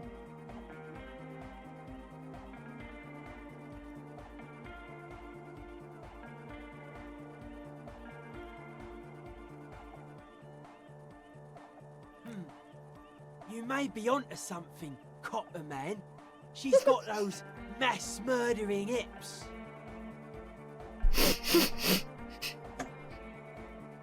That's good. That's good. Wait, what's the screenshot function again? I forget. Up top? Yeah, that's good. Who isn't accused of being a mass murderer these days? Yeah, let's just. No one says Arno van Eyck is a mass murderer. Oh, I thought he was like, no one. Rietveld is not a mass murderer. He is not accused of mass murder. Likewise, no one says Jermaine Egghead or Andre are mass murderers. You can live entirely outside that suspicion. Billions of people know about not being guilty of mass murder. Just not her. I mean, yeah, you're not wrong. Resettlement programs were totally okay. Big fan of resettlement programs. Are you a commie cop? No, lie. You know what? Are you a commie DJ? Kim's gonna be like, Then that's why. Communism's just a bloodier humanism, if you ask me. Has her love all over it. ooh. Interesting. What a strange choice of words. So interesting. Oh, I'm done talking about her. I don't want to think about her anymore. What a strange choice of words. Rhetoric, so self-aware. Caustic, overflowing with negativity. That can't be healthy. What's happening here? Why do you keep coming back to this window? Nothing, everything's okay. But it isn't. And you shouldn't come back to this anymore. This should be the last time. Stop talking about that damn window, please.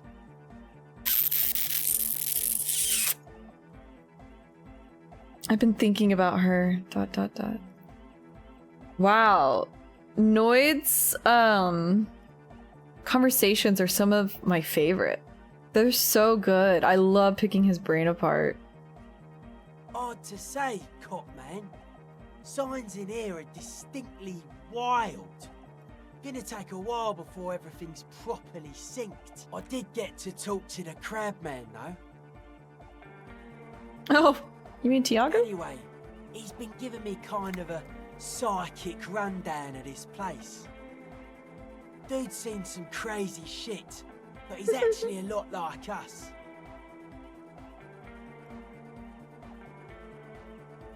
Oh, right. I kind of forgot about him. Have you been listening to what Egg's been saying?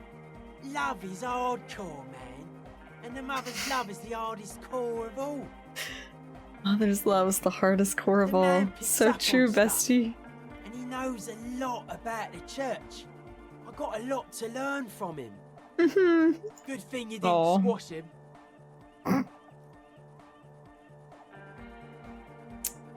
What did Tiago tell you? Crabman's been lurking here for a while. He's experienced things. Things that give off bad signs. As far as we can tell, the Ubies built this place about 320 years ago as a sarcophagus. There are dead bodies Not here? like a literal sarcophagus.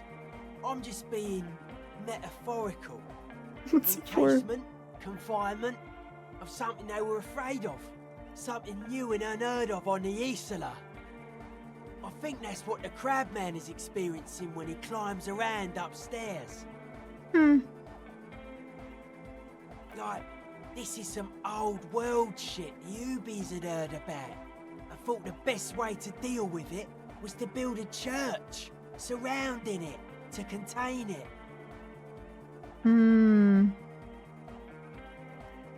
Remote viewers division? What's that? Doubt it. I don't even think the Ubies properly understood it. What it does. But it's what this Sona person is looking for and trying to measure. It'll be fruitless though. She won't be able to measure it. People like that always want to measure everything. All those things they really can't. The wood creaks as a gale blows by.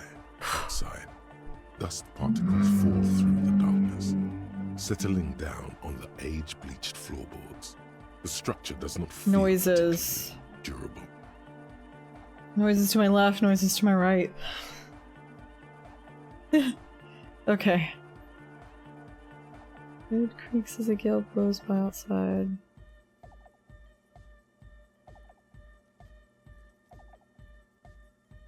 Okay. Thank you, Shivers. Makes you think Suna's gonna fail. Seems to be the trend around here, doesn't it? You can't measure shit like this. It's not like substance. Doom commercial area? Like a concentric ring spreading out. The struggling villages. And that is what caused the communards to fail in defending the beachhead. Yeah, a lot of failure has gone down around here. I don't know. Maybe, maybe not. It's not a thing we can answer, Copman. Even I have limits. I'm a limited-sized person. Okay, this building seems less than structurally sound. It's pretty fucking unsound if you ask me. They should have built a club for Anodic music around it instead. Anodic music will definitely contain whatever we're dealing with. And if it can't, well... The noises never end, I know. Maybe you can figure things out, Copman. I think we got on a good level here. The signs are syncing up well. He likes me. Why are you so suspicious about everything? Suspicious people are esoteric people.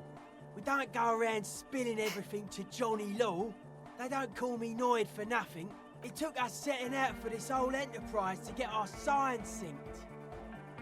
Wait, are you called It's Noid? short for paranoid. What are you suspicious of? It'd be easier to list stuff I'm not suspicious of. I'm not suspicious of sound and colour. Mechanics and chemistry also have a trueness about them. Most anything else deceives. Wants to steal your life away. This is a good, dangerous line of questioning.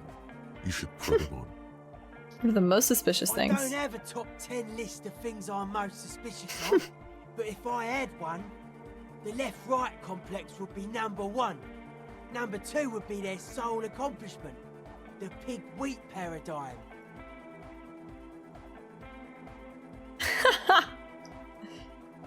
Does this mean you were mentally ill? Tell me more about the left-right business. I prefer not to. Both ask the wrong questions. Any spark of light from either one is accidental. Their combined movement's only concern is producing enough pig and wheat for everyone. The end goal of humanity. The original mistake was assuming that words have more being than bodies. That's what led us astray. Far from our true lives, but we may yet find a way back. Whatever this true life is, you feel it's the real centerpiece of this mythology. Noid is so interesting. He is so interesting. God, I love picking his brain apart. It's our only shit. We should make better use of not being animals or cereal grain ourselves. True.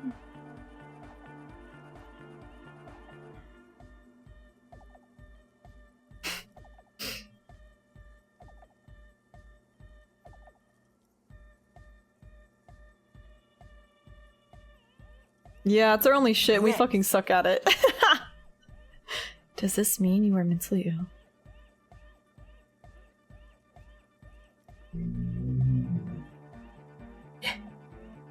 Mental illness is a term the powers use to homogenise people.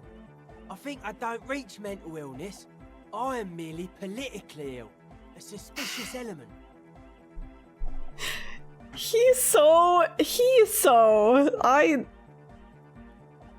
What a guy. What a guy. I love how he words stuff too. Politically ill. I'm gonna start saying that. His eyes flicker. You mentioned true life. What would that be like? Life is true if it's free from fear. An eternal division among oneself. In others, mankind has seeds of greatness in it. A Germinal will come, a return to trueness. It will be hardcore. Like I said, the way he words stuff. How'd you go about returning to this true life? Some bright lights to shatter falsehoods. Nerve impulses for the collective body. We are very much alike in basic structure. An hard enough beat would awaken everyone to a truer calling. In unity. Just like that. The speed freak is right in your face. His eyes burning. His comrades look on worriedly. The young man is dead serious about this. Yeah, what does hardcore mean to you? Utmost dedication.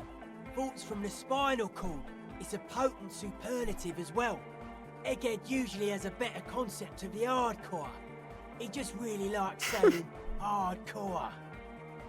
I mean, he's essentially a like a quote-unquote hippie artist that just wants to bring people together with love and art, essentially. Like, as humans, we should be doing something so much better with our time. Like, creating. You know, at that core, I can respect that. Hardcore!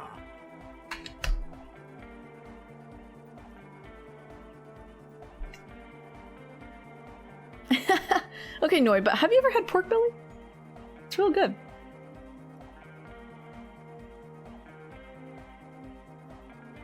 Happy to help. Noise-based society? Many non-Occidental cultures share a beat at their art. Thus, they are closer to true, hardcore life.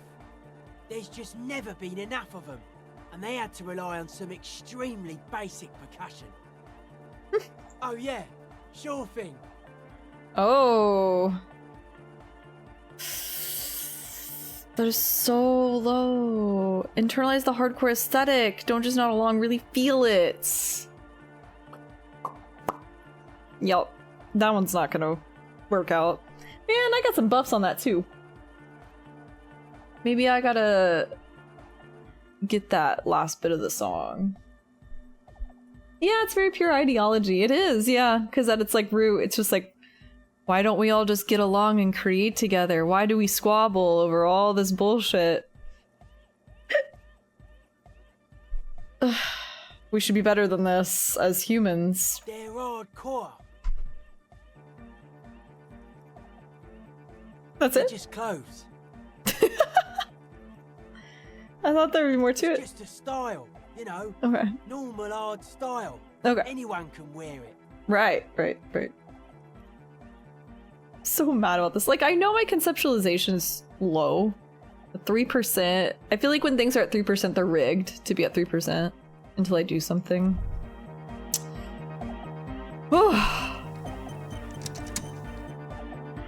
Man, I feel like once again I got sucked into a vortex. Today we've just had huge monologues with people.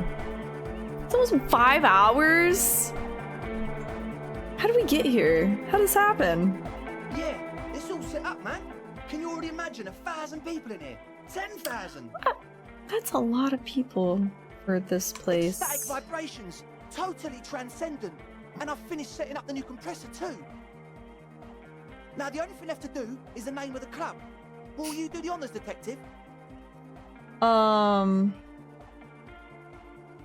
Suna, do you have an opinion on this? Kim? Kim, how would you name the club? No, I'm gonna ask Estelle. I like her. How about something simple? Like the club? Oh. Okay, well, yeah. Too modern and too ironic. We don't want ironic. We want real. Real and true and beautiful. Like a morning after the rave. Okay. No, The amnesia. the amnesia. Likely, I can't remember the name of the club, Amnesia. Amnesia! It's not amnesia, guys. Okay. Egghead, I'm sure you have something very ingenious and creative to add to this. Let's hear it. Yakokata! Yakokata! The place to be! Okay. Yeko Qatar, the zone of ecological catastrophe. Oh. That's too morbid, Egg. Got anything else? Egg, you tried. You tried. Hardcore! Hardcore to the mega! He gave it his all. No, it has to be bigger than hardcore. Yes, it has to be even bigger than hardcore to the mega. It has to be bigger than the scene. Okay, Andre, then what do you propose? Name. Everything I managed to come up with sounds just wrong. Andre's overthinking it. Yes, you should do it, detective. It would be good for the signs. Noid's right. You've helped us so much. It's the right thing to do. Suna? I don't. Okay. Good. We have too many opinions anyway. We really don't, but yeah. Kim? I wouldn't. I wouldn't build a club, and I wouldn't name it either. Okay. Thank you for your input. Place with no name? Sounds like something the Crabman would say. We're not going with anything the Crabman would say. Why not? The Crabman. He loves the Crabman. Ideas, Estelle. Ideas from another level of consciousness. I don't care. I don't like the crab man, and I don't like his ideas. His ideas are spooky. Next, please. Alright, I guess I've come up with a name? You have? Disco Elysium!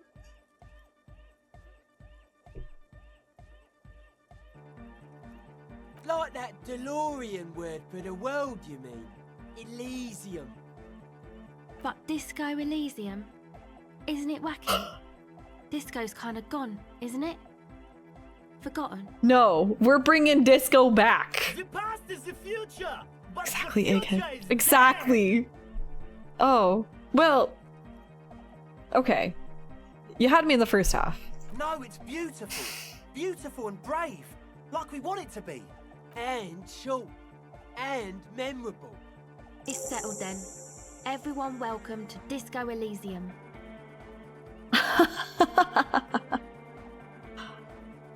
Oh, I love that. I love that because we've had both the terms disco and Elysium said in very different contexts, obviously. And I'm like, every time I hear them, I'm like, point, what does this mean? And I'm like compiling all my little details and associations and trying to come up with a definition, right? And then to actually have the full thing. Hold on.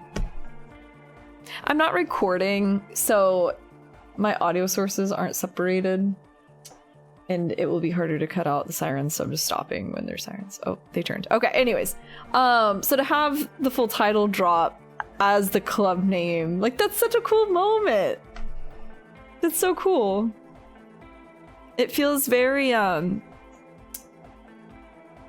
minor yet grand at the same time. Like, it says so much. The metaphor of it all. A light beam washes over the dance floor, bathing it in violet blue. Andre breaks into frenzied dance-like motion to celebrate the name. Get it, Andre? Okay. Okay. Alright. Get it? You should go with the flow. Join in on the experience. Yeah. This, we need to celebrate. Start tapping your foot. It feels good. It feels right. But what is this? What is this thing that Andre is doing with his limbs? What are you doing, Andre? dancing. Harry learns about dancing. He performs yet another strange pattern of moves. But it doesn't look very cool or modern. Honestly, it looks kind of lame. We should talk about it. We should talk about your so-called dancing. Yes, my man. Talk? What Cute. is there to talk about if you can express yourself with moves? So true, composure. Audio waves thump against your ribcage. The speaker setup makes everything sound much better, but the beat is still so weak. I can't dance! I can't conceptualize anything! It's rough out here. I can't have fun. It's to express my individuality. Is that a bald spot? It's hard to tell for sure with the few Don't ask him. But it looks like he's balding. You know what? Fair enough. Maybe it was a bad idea. Anyway. Goodbye, officer. I'm gonna come back and dance though. Mark your word. I mean, mark my words. DeLorean Church, the place to be. Make some noise, my church people. Vibrations thump through your blue soul. The music sounds much better in the church. A hawthorn tree on Rue de Saint-Ghislain, tangled in its branches, something bronze flutters in the wind. He stands on stage behind the table. We got that. Along to the music and waving his hand in the air. Where's the second one? In front of him, the audio mixer. One reel. Yeah, my Inland Empire is stacked. The other Yay. reel deck is empty. Cables run hither and thither. On one side, you see an auxiliary line in with the number 4.5 written next to it. Yeah! Back on the case! No disgrace! Bring it down to party place! The first page of the second chapter! So true, Egghead. Man, I wish I could figure this out. The bass.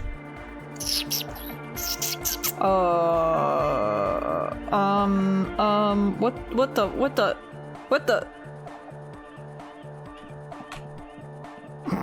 She's not speaking English anymore. Oh, wait. Distilled water. Nosafed bottles. I need chemistry lab.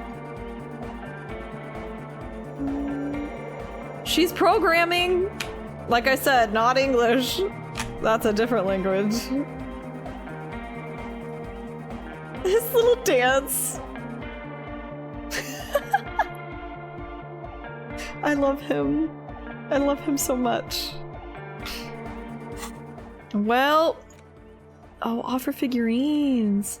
Okay, I really, oh, I wish I could prioritize this. I want to hear the full song.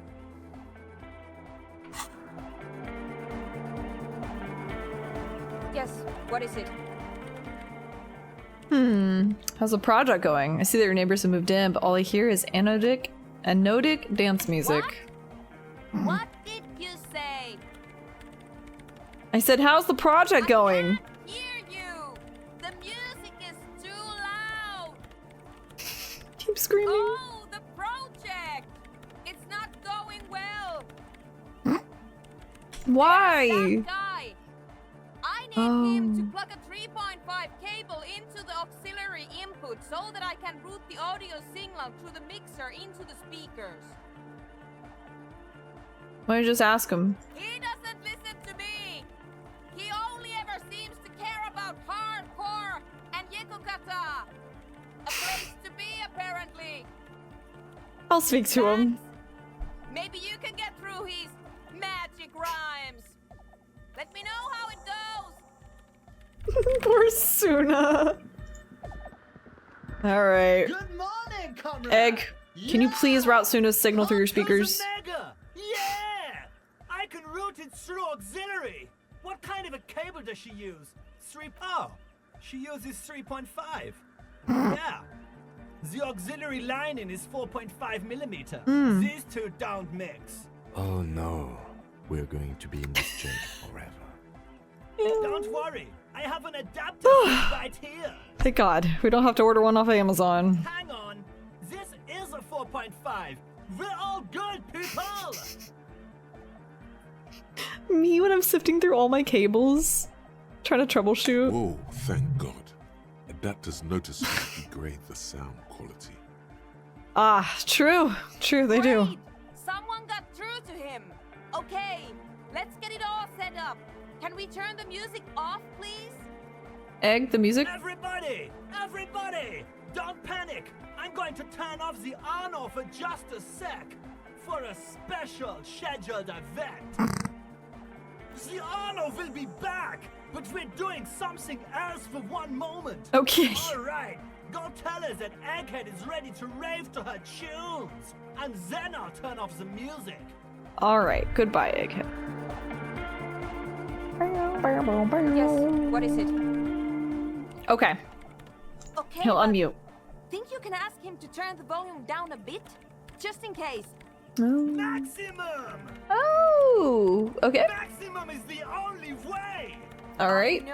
I know it is, but could you please turn it down just this instance? What if it like kills Just them all? this one time? Maximum is not the They're only on their way to the Best Buy. Pump it to the brick!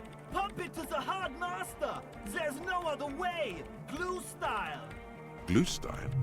Okay, there literally is no other way. Okay. The mixing desk is glued to maximum. Great. See? He pumps it to the hard master. It's hopeless. Because I'm afraid that something might happen. It's an unknown phenomenon. We can always turn it back up if there's a need. True. Down to hardcore! Oh, it's stuck. Of course it is. Yeah! Permanent enlightenment! Ray of sound! Never mind then. Let's get on with our project. I'm going to unmute the speakers on a Oh count boy. of 5. Oh God. Everyone ready? No. Egghead pumps his hand up in the air, Oh. waiting for the beat to drop. Bro thinks it's gonna be a sick beat. He thinks it's gonna be awesome dance music. Born ready. Ready. I'm ready if you two are detectives. Maybe everyone cover your ears? I don't know. You should cover your ears. Cover your ears. The lieutenant nods stoically. Suddenly, your palms are sweaty. The church seems cold and large. I'm a little scared. There's tightness in your chest. Oh. Anxiety. Hold on for a moment. What? Nope, let's do this. 5. Okay. 4. Yep. Oh god, the clock. 3. Yep. 2. 1. You disengaged. She lifts her hand from the keyboard. Complete silence fills the room. No wind outside. No waves. No floorboards creaking. Total, continuous silence. This is unnatural. The woman looks around. In the silence, you see dust move on the floorboards. The driver of the speaker vibrates in the air and then stops. Plasterwork begins to crumble down the walls. In the silence, a low hum starts creeping up your spine. It's a song inside you, not in the speakers, not in the room. A great bass sigh in the basement of your mind. Slowly, it builds until the air around you starts to vibrate. It's out there now, in the world, made manifest. It will devour everything. The floorboards, the glass, the streets and the people. Nothing will remain. Guys, what's going on? There's alarm in the man's voice as he steps back to scan the surroundings. A slight rattle like crystal clattering in the cupboard fills the air, joining the chorus. This fragile world is about to break. It's getting louder. In the basins, the water looks like it's boiling. Hosiana! Mother of Mega! You hear Egghead yell, then something else, but his voice is growing In faint. his mind, a tidal wave approaching from afar, swallowing entire coastlines on its way. Salvation. He's peaking. The worst high he's ever been on. What's the weird rattling sound? Beauty and the Beast! The future of dance! Planetary! No, Egg! It's the window! Dolores' vacant heart appeared to be vibrating from the sound. It almost looks as if she's alive. In the corner of your eye, the lieutenant steps aside, cautiously, his eyes searching for a possible evacuation route. The window is going to come down. No, Ruth! She looks up, a screech fills the air, a scream of wood and nails. The pillars of the church twist and creak above and around Cracks you. appear on the stained glass window. Cracks run up the wooden pillars in the dark. Come down to earth! Love! Below it, all the bass grows, like the jaws of a giant compressor gnawing on metal and wood. It does not sound benevolent at all. That's it. I'm muting it. Yeah, maybe we should stop. Everybody don't panic, it's beautiful. Shit! It doesn't stop. Asil, have you? Yes, I've turned it off. She yells, holding the contact mic in her hand. Andre, pull the compressor! The place is gonna come down! Fuck! I can't shut it up. The signal's passed. It's not in here. It's... This is it. A great roar. The vault of the roof twists above you. Glass shatters somewhere near the door. It's coming down. Don't stop it! Egghead, whatever you do, don't stop it! Can you stop it? It stops. Totally and utterly. As if there never was a sound. Only your ears still ring from the shock. Everybody is staring at Egghead, holding a dangling cable in his hand. A black 3-pin connector. Egg. I pulled the plug. It was getting too hardcore. Too hardcore. You did good, Egg. Most of the place seems to be intact. Fucking hell. Programmer lady, tell me you were recording that. 4 years.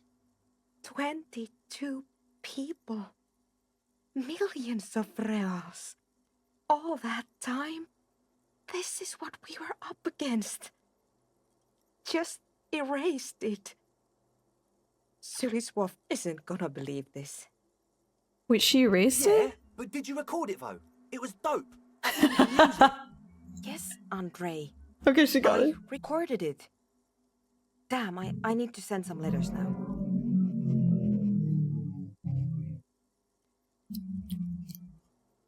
Thank you all for doing this. Eggman, you too. And you, officer. I don't know what we've discovered, but I know what it sounds like now. That's a start.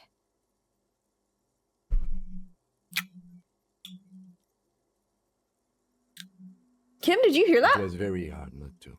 Okay. I think you're right. There is something going on here.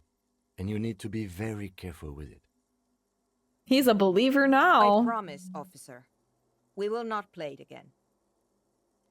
What was It that? was mathematical information from the anomaly, presented as a waveform.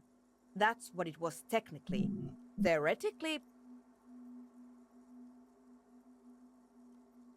I have no idea. I've never even heard of anything like this. A voice seems muffled in the silent church. It's your ears adjusting after the exposure.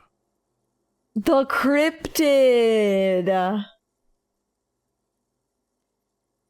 I had to mute myself because there was so much happening outside. There was like a plane, and then a motorcycle, and then like a siren.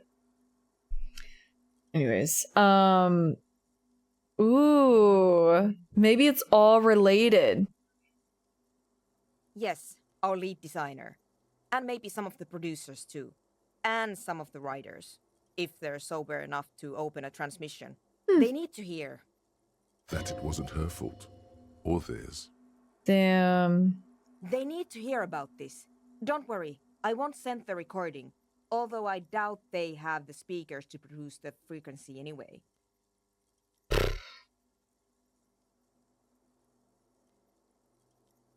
Stay here. I'm going to stay here with these lunatics. Send letters, maybe meet Suliswolf. Also devise further measurements. I want you to know that's totally chill with us. Aww. I don't care, but thank you anyway. I feel like they all bonded through this really terrifying mortal experience. That's the best she can manage for Andre. It's quite a lot in truth. For her, at least.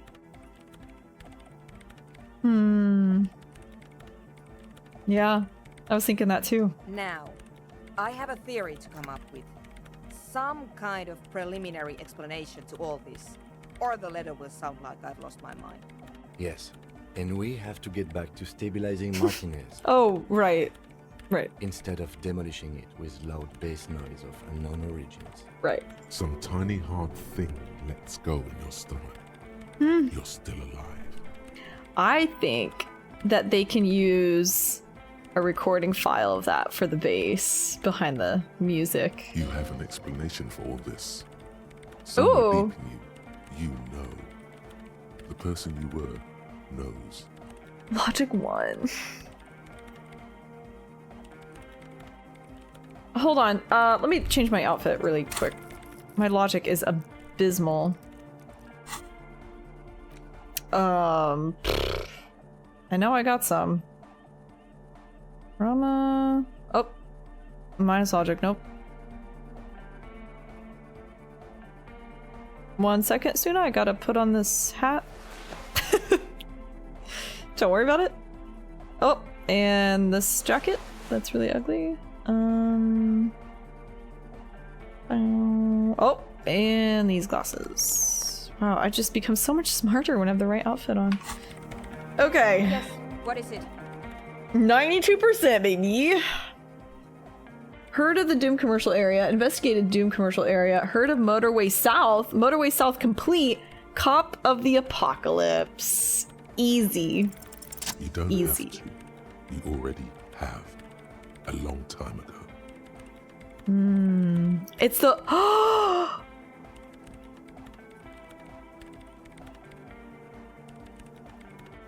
Of course, all the buffs pointed to that.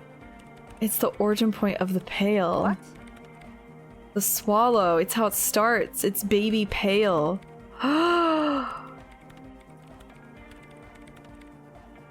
In the middle of the continent. But Pale isn't here. We're thousands of kilometers from the edge. That comforts her.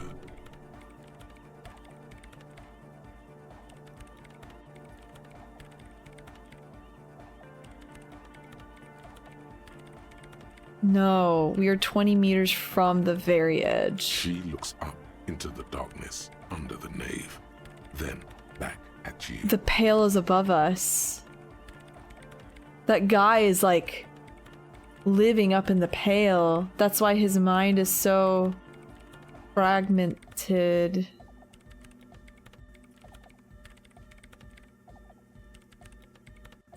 The Pale is only in effect a transition between the world and that. What is that? It's nothing. No, it's less than nothing. No. It's less than nothing. The final rest state for reality. Imagine if all this never was. Then the Pale is... A gradient. But the gradient, it clearly hasn't started yet. We're here, and the Pale is not. One day when it's larger, it will be. I understand. A theory of the Pale where instead of an outer ocean, it metastasizes. Like a cancer or a mold. Erupting in points inside the world.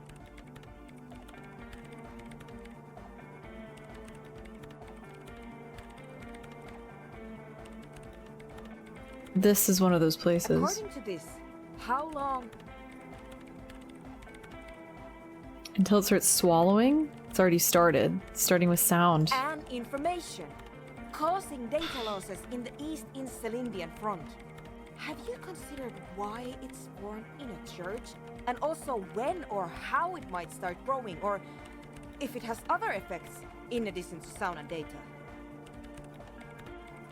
An intellectual hunger fills her now, casting fear aside. I also have a question, since we are piling them on. How do you know this? I'm not doubting you. I'm simply curious as to how a detective of the RCM... My mind is a vast place, Kim Kitsuragi. You don't want to be in here. Knows how to think this. You don't want to know. I've gone to some dark, dark places. It didn't form in a church. The church formed around it. Yeah, they were trying to contain it. All the failed businesses in the Doom commercial area. All the failure in Martinez. I think I've had this thought before. That's how I know. Of course! A pinewood sarcophagus. Or a containment facility of some kind. Built by the first settlers.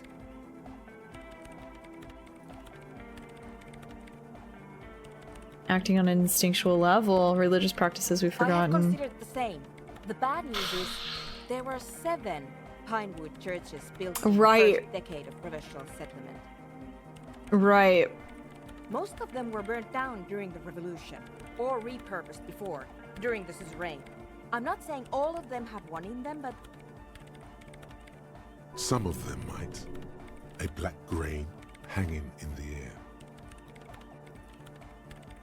You think the presence of that puncture has somehow influenced the outcome of events here?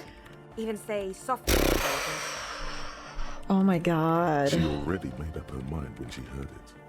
Some kind of great and uncaring force had to play a part. It wasn't only them. And who even knows? Because isn't that what religion is at the end of the day? Like, coming up with a explanation for something that is unexplainable. So it'd be like, oh, like I love how this is in such a gray area. Is it something scientific that we can quantify and that would harm us, that's tangible and physical?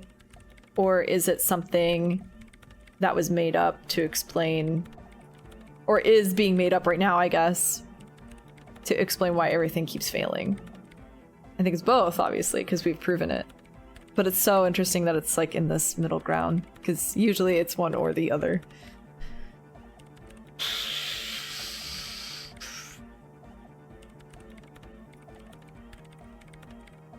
Interesting.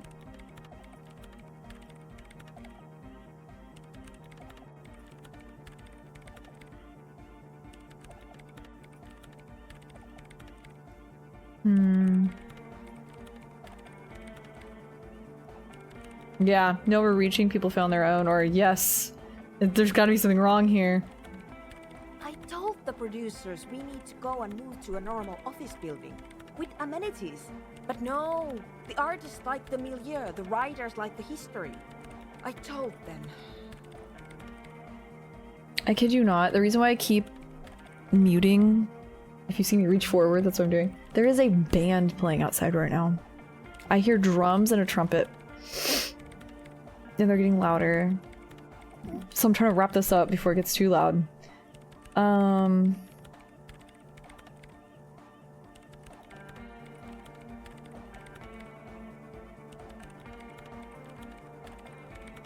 It's better that they don't know. I mean, people should know. We quantified it. You mean Plaisance and the dice maker? There was almost no one left when we packed up. No, just the dice maker. I don't think Plaisance would survive this knowledge. Don't tell Plaisance. I mean, if we tell Plaisance, she'll be like, I knew it! I knew it! I knew it! And you people brought your technology and you made it! You cursed us! And it's gonna like turn into this whole thing.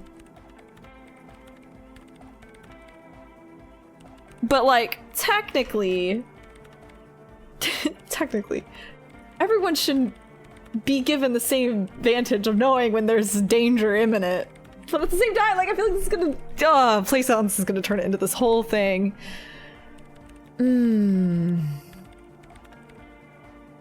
Well, this is the great unifier. This is the common threat that will bring all the people together, or won't. Oh boy.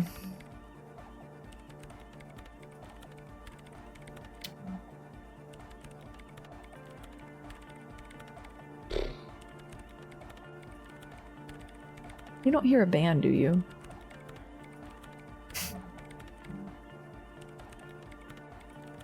No? Okay, good. They're really going ham on that trumpet.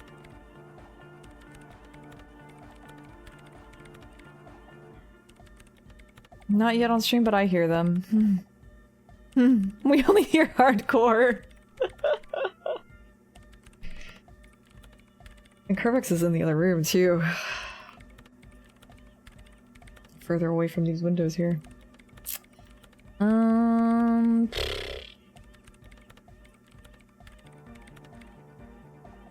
The way I just want to say no, just the dice maker.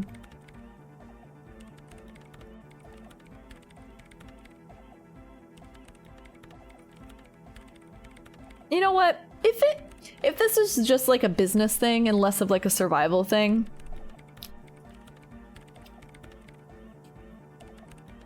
then it's fine. She doesn't need to know that her business is failing for no reason.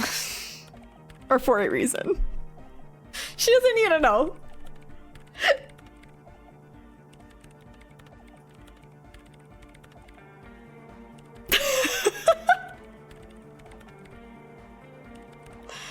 She wouldn't survive the knowledge. Go tell her. Okay.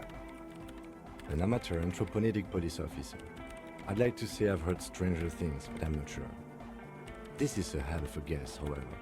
Well worded, I might add. Yes, it is very interesting. But I wouldn't say you know. This is a guess.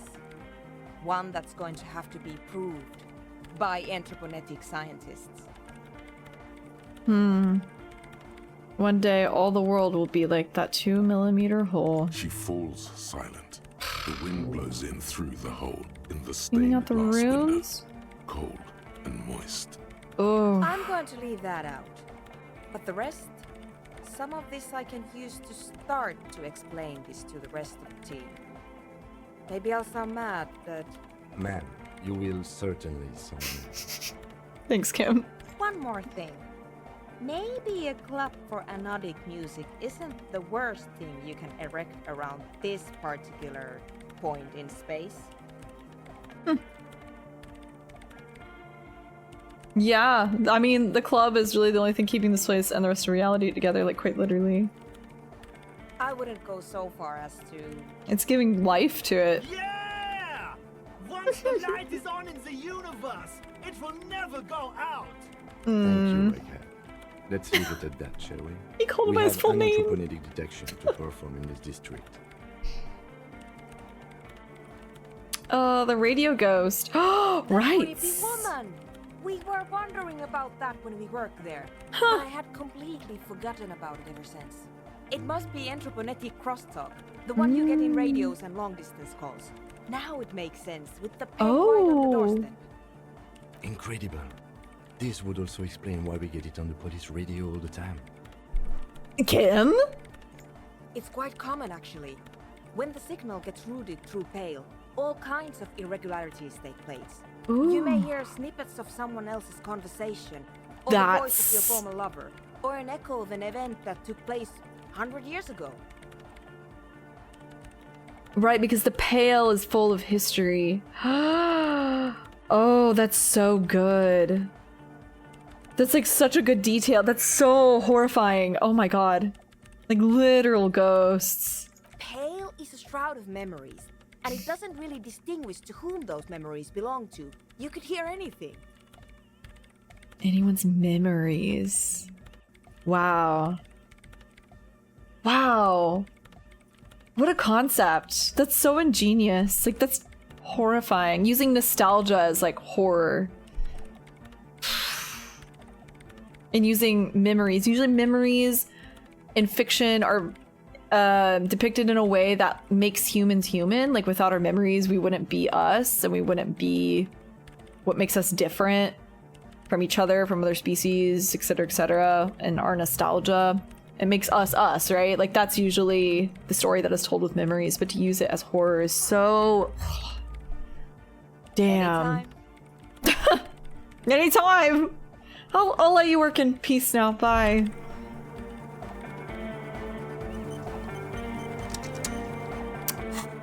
What did I unlock?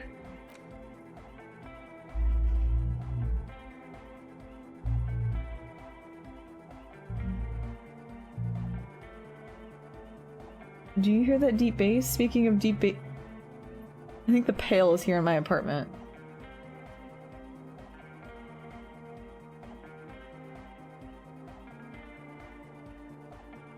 They're approaching. They're definitely approaching.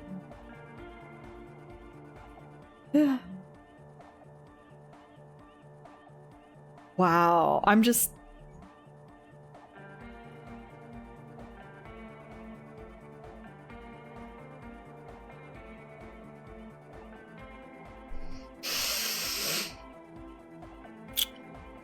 I'm constantly amazed how this game unfolds. How it peels back its layers.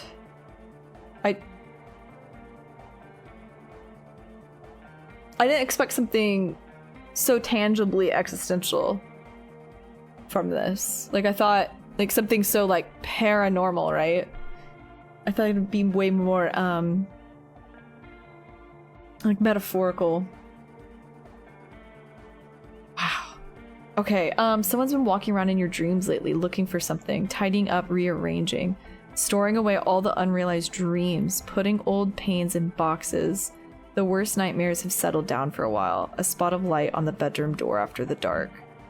The fluttering of eyelids in the spring sun, a thought that arises only to disappear again, and yet there's a pattern emerging.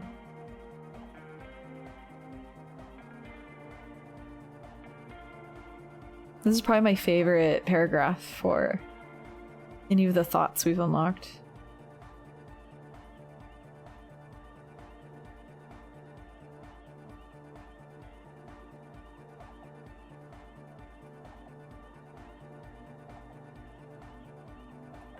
I think that's beautiful and horrifying.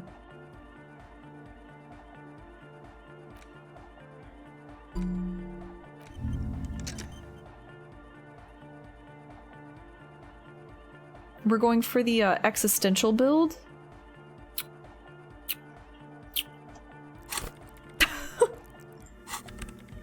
We got 2 level ups from this. Wow.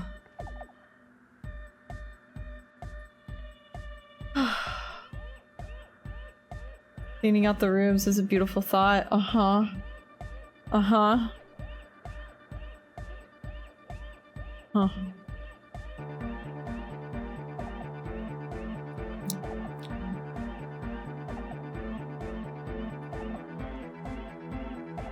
I feel like I've just been overloaded with so much information, existential information, and then I have this like anodic dance music in my earphones, and then like BTW. something else outside my earphones that they don't sound good. Let me just say that. It's just trumpet. It's just a lot of trumpet and a lot of random banging on drums. So I'm like processing these existential thoughts, and there's like and I'm like for the sake of my sanity, I feel like I need to end right here, and we'll just pick up right here. I'll better explain any other thoughts I have regarding this next time, because oh my god. The immersion is hard. It's hardcore out here. It sure is. The hardcore is at my doorstep. Ugh.